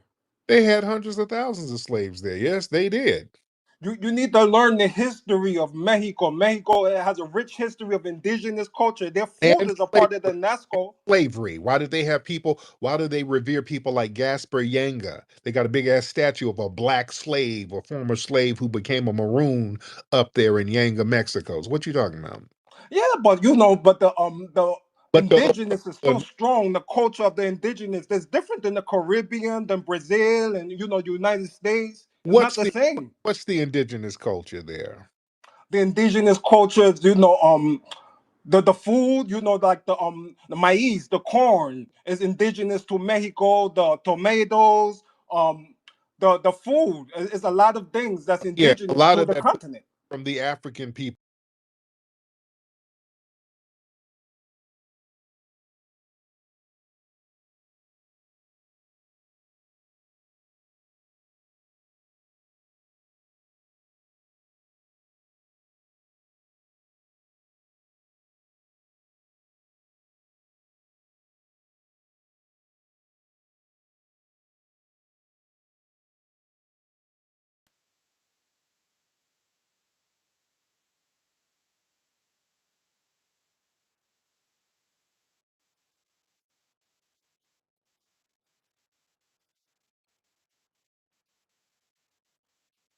but it's misinformation for you to say that the black people are not out there doing it, because black people It's look for not. any chance to It's loot. it's not. It's not a lot of black people out there doing anything. And you got tethers, so yeah, just like you. And you're a tether. You try to pretend to be FBA. You're not FBA. We don't have accents like that. You got a Spanish accent. We don't have that, do we? What FBAs have Puerto Rican accents? Tyreek, you in New York right now. You around people who talk like me every day. This is a New York They're accent. called Dominicans. You're damn right I am. They're called Dominicans. I'm around a whole bunch of them. Yes, indeed. I just bought some empanadas from people who sound just like you earlier today. So you are correct, right? Huh? Come on, where you at, man? You have me like triple muted. And to money who just came up here talking about we don't see representation with the Choctaws. We are indigenous to this continent. And this is why John Leguizamo, and this is why you see these figures coming out and embracing our heritage. I think the FBAs are jealous because we get to claim everything that we are. We get to claim our foundational Black American heritage. We get Well, no, no, no, no. If you claim everything, then you can claim nothing. Yeah, and it don't work like I that. told y'all. If you claim everything, that means you can claim nothing. You dig? we get to also claim our indigenous heritage and our European heritage.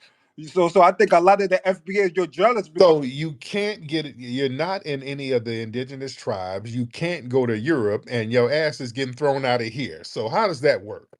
You can as a foundational Black American, I can't get thrown out. I'm a New Yorker through and through. how are you foundational and y'all getting thrown out of every damn place? How is that working? Huh?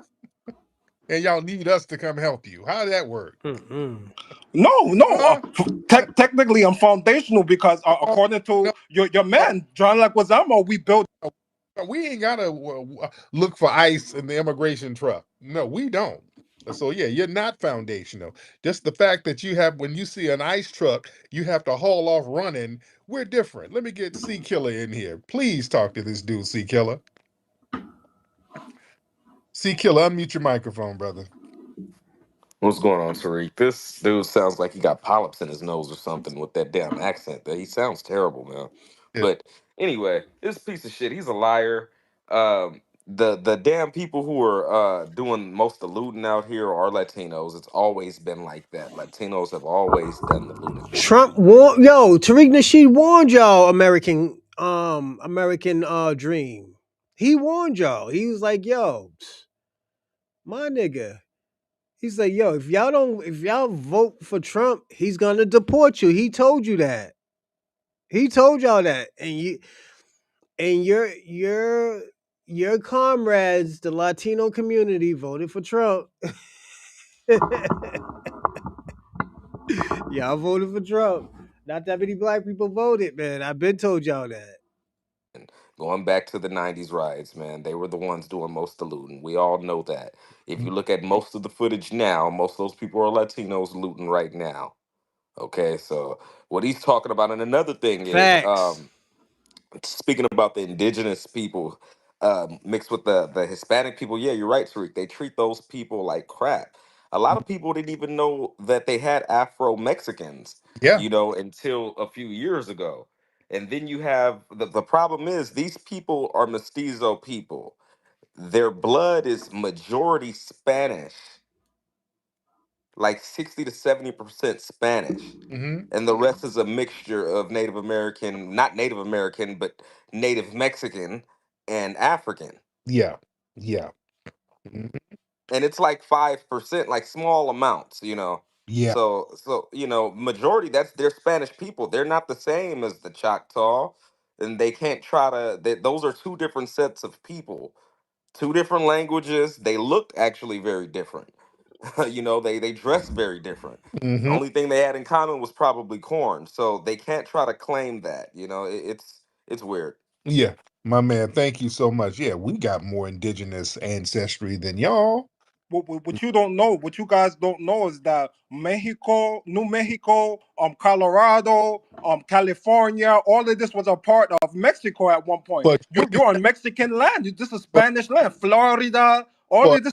7 years until they got paid out, they got cashed out by the US government. They controlled that, and I say control in quotes, for 27 years. They didn't develop it, they didn't populate it, they didn't do anything with it, but they had to sell it to the US for 15 million of them things, and then end up smoking the money up and came back. So yeah, stop it.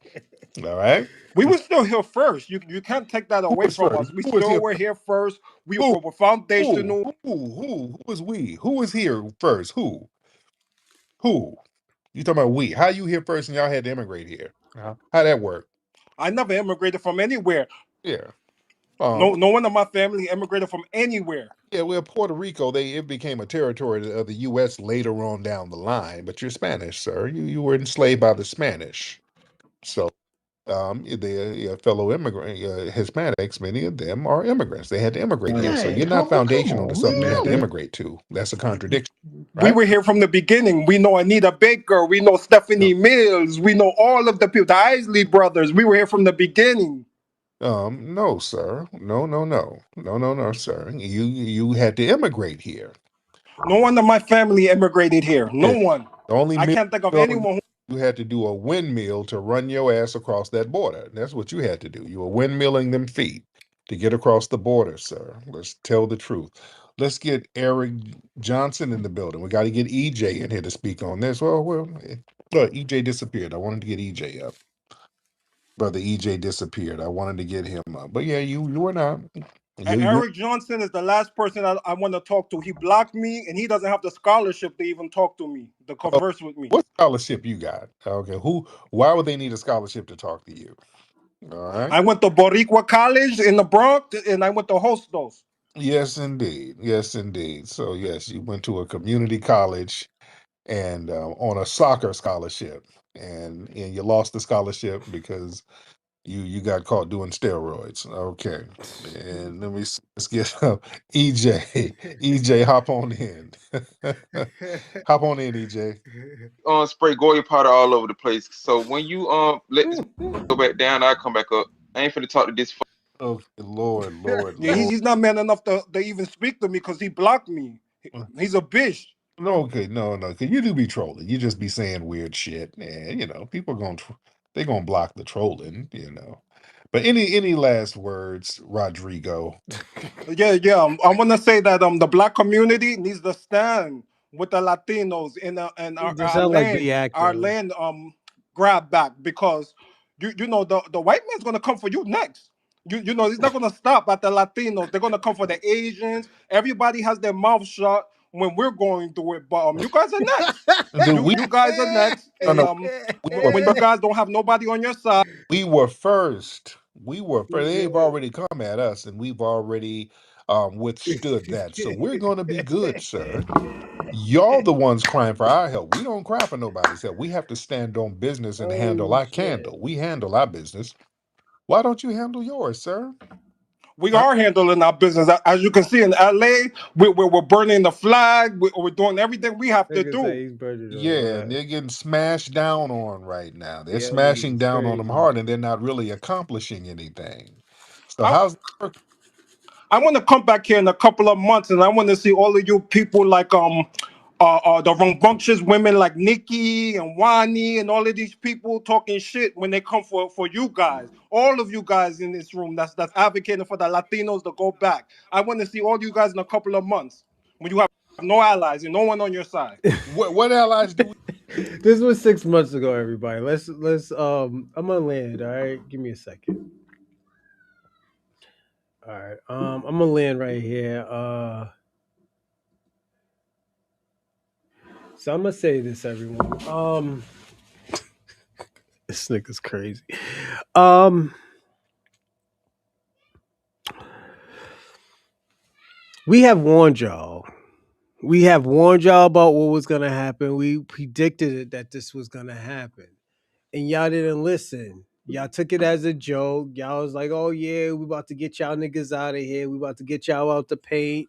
Y'all thought y'all was better than us. Y'all thought y'all was doing real good shit. And we told y'all, yo, this niggas is gonna try to deport all of y'all. He's gonna give y'all a hard time. He's gonna be cutting off a lot of shit that y'all live off of. Oh no, no, no, it's not. No, it's not. He's gonna lock all y'all niggas up. He's gonna lock all you black people up. Y'all was happy too. Had y'all little flags talk about I'm gonna vote for Donald Trump. Did it. I will vote for Donald Trump. All that shit. Y'all niggas was dancing in the streets. It was like, oh, all right, well, let's go dance with these niggas. We pulled out our fans and everything. At the end of the day, we were the only one dancing. Y'all trying to tell us stop dancing. That's not funny. It was so bad that the white supremacists crashed out. So it's. I'm gonna say this. It's laughable. It's laughable and to me, it's laughable that that y'all niggas is still out here bitching. You know, it's just it's bad, man. Y'all ain't doing too good, and I've been telling y'all like, yo, y'all might need to hold y'all own nuts, man, because y'all doing too much. We been told y'all was doing too much. You was like, fuck you, we good over here, yada yada yada. We don't need y'all's out here calling us niggers and everything. Caribbeans, Africans calling us lazy, baby mamas, and all that other stuff. Now y'all trying to y'all trying to share y'all goosey soup with me. Nah, fuck that.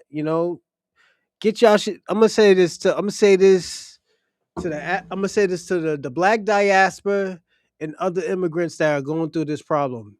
Get your shit together. Get your shit together.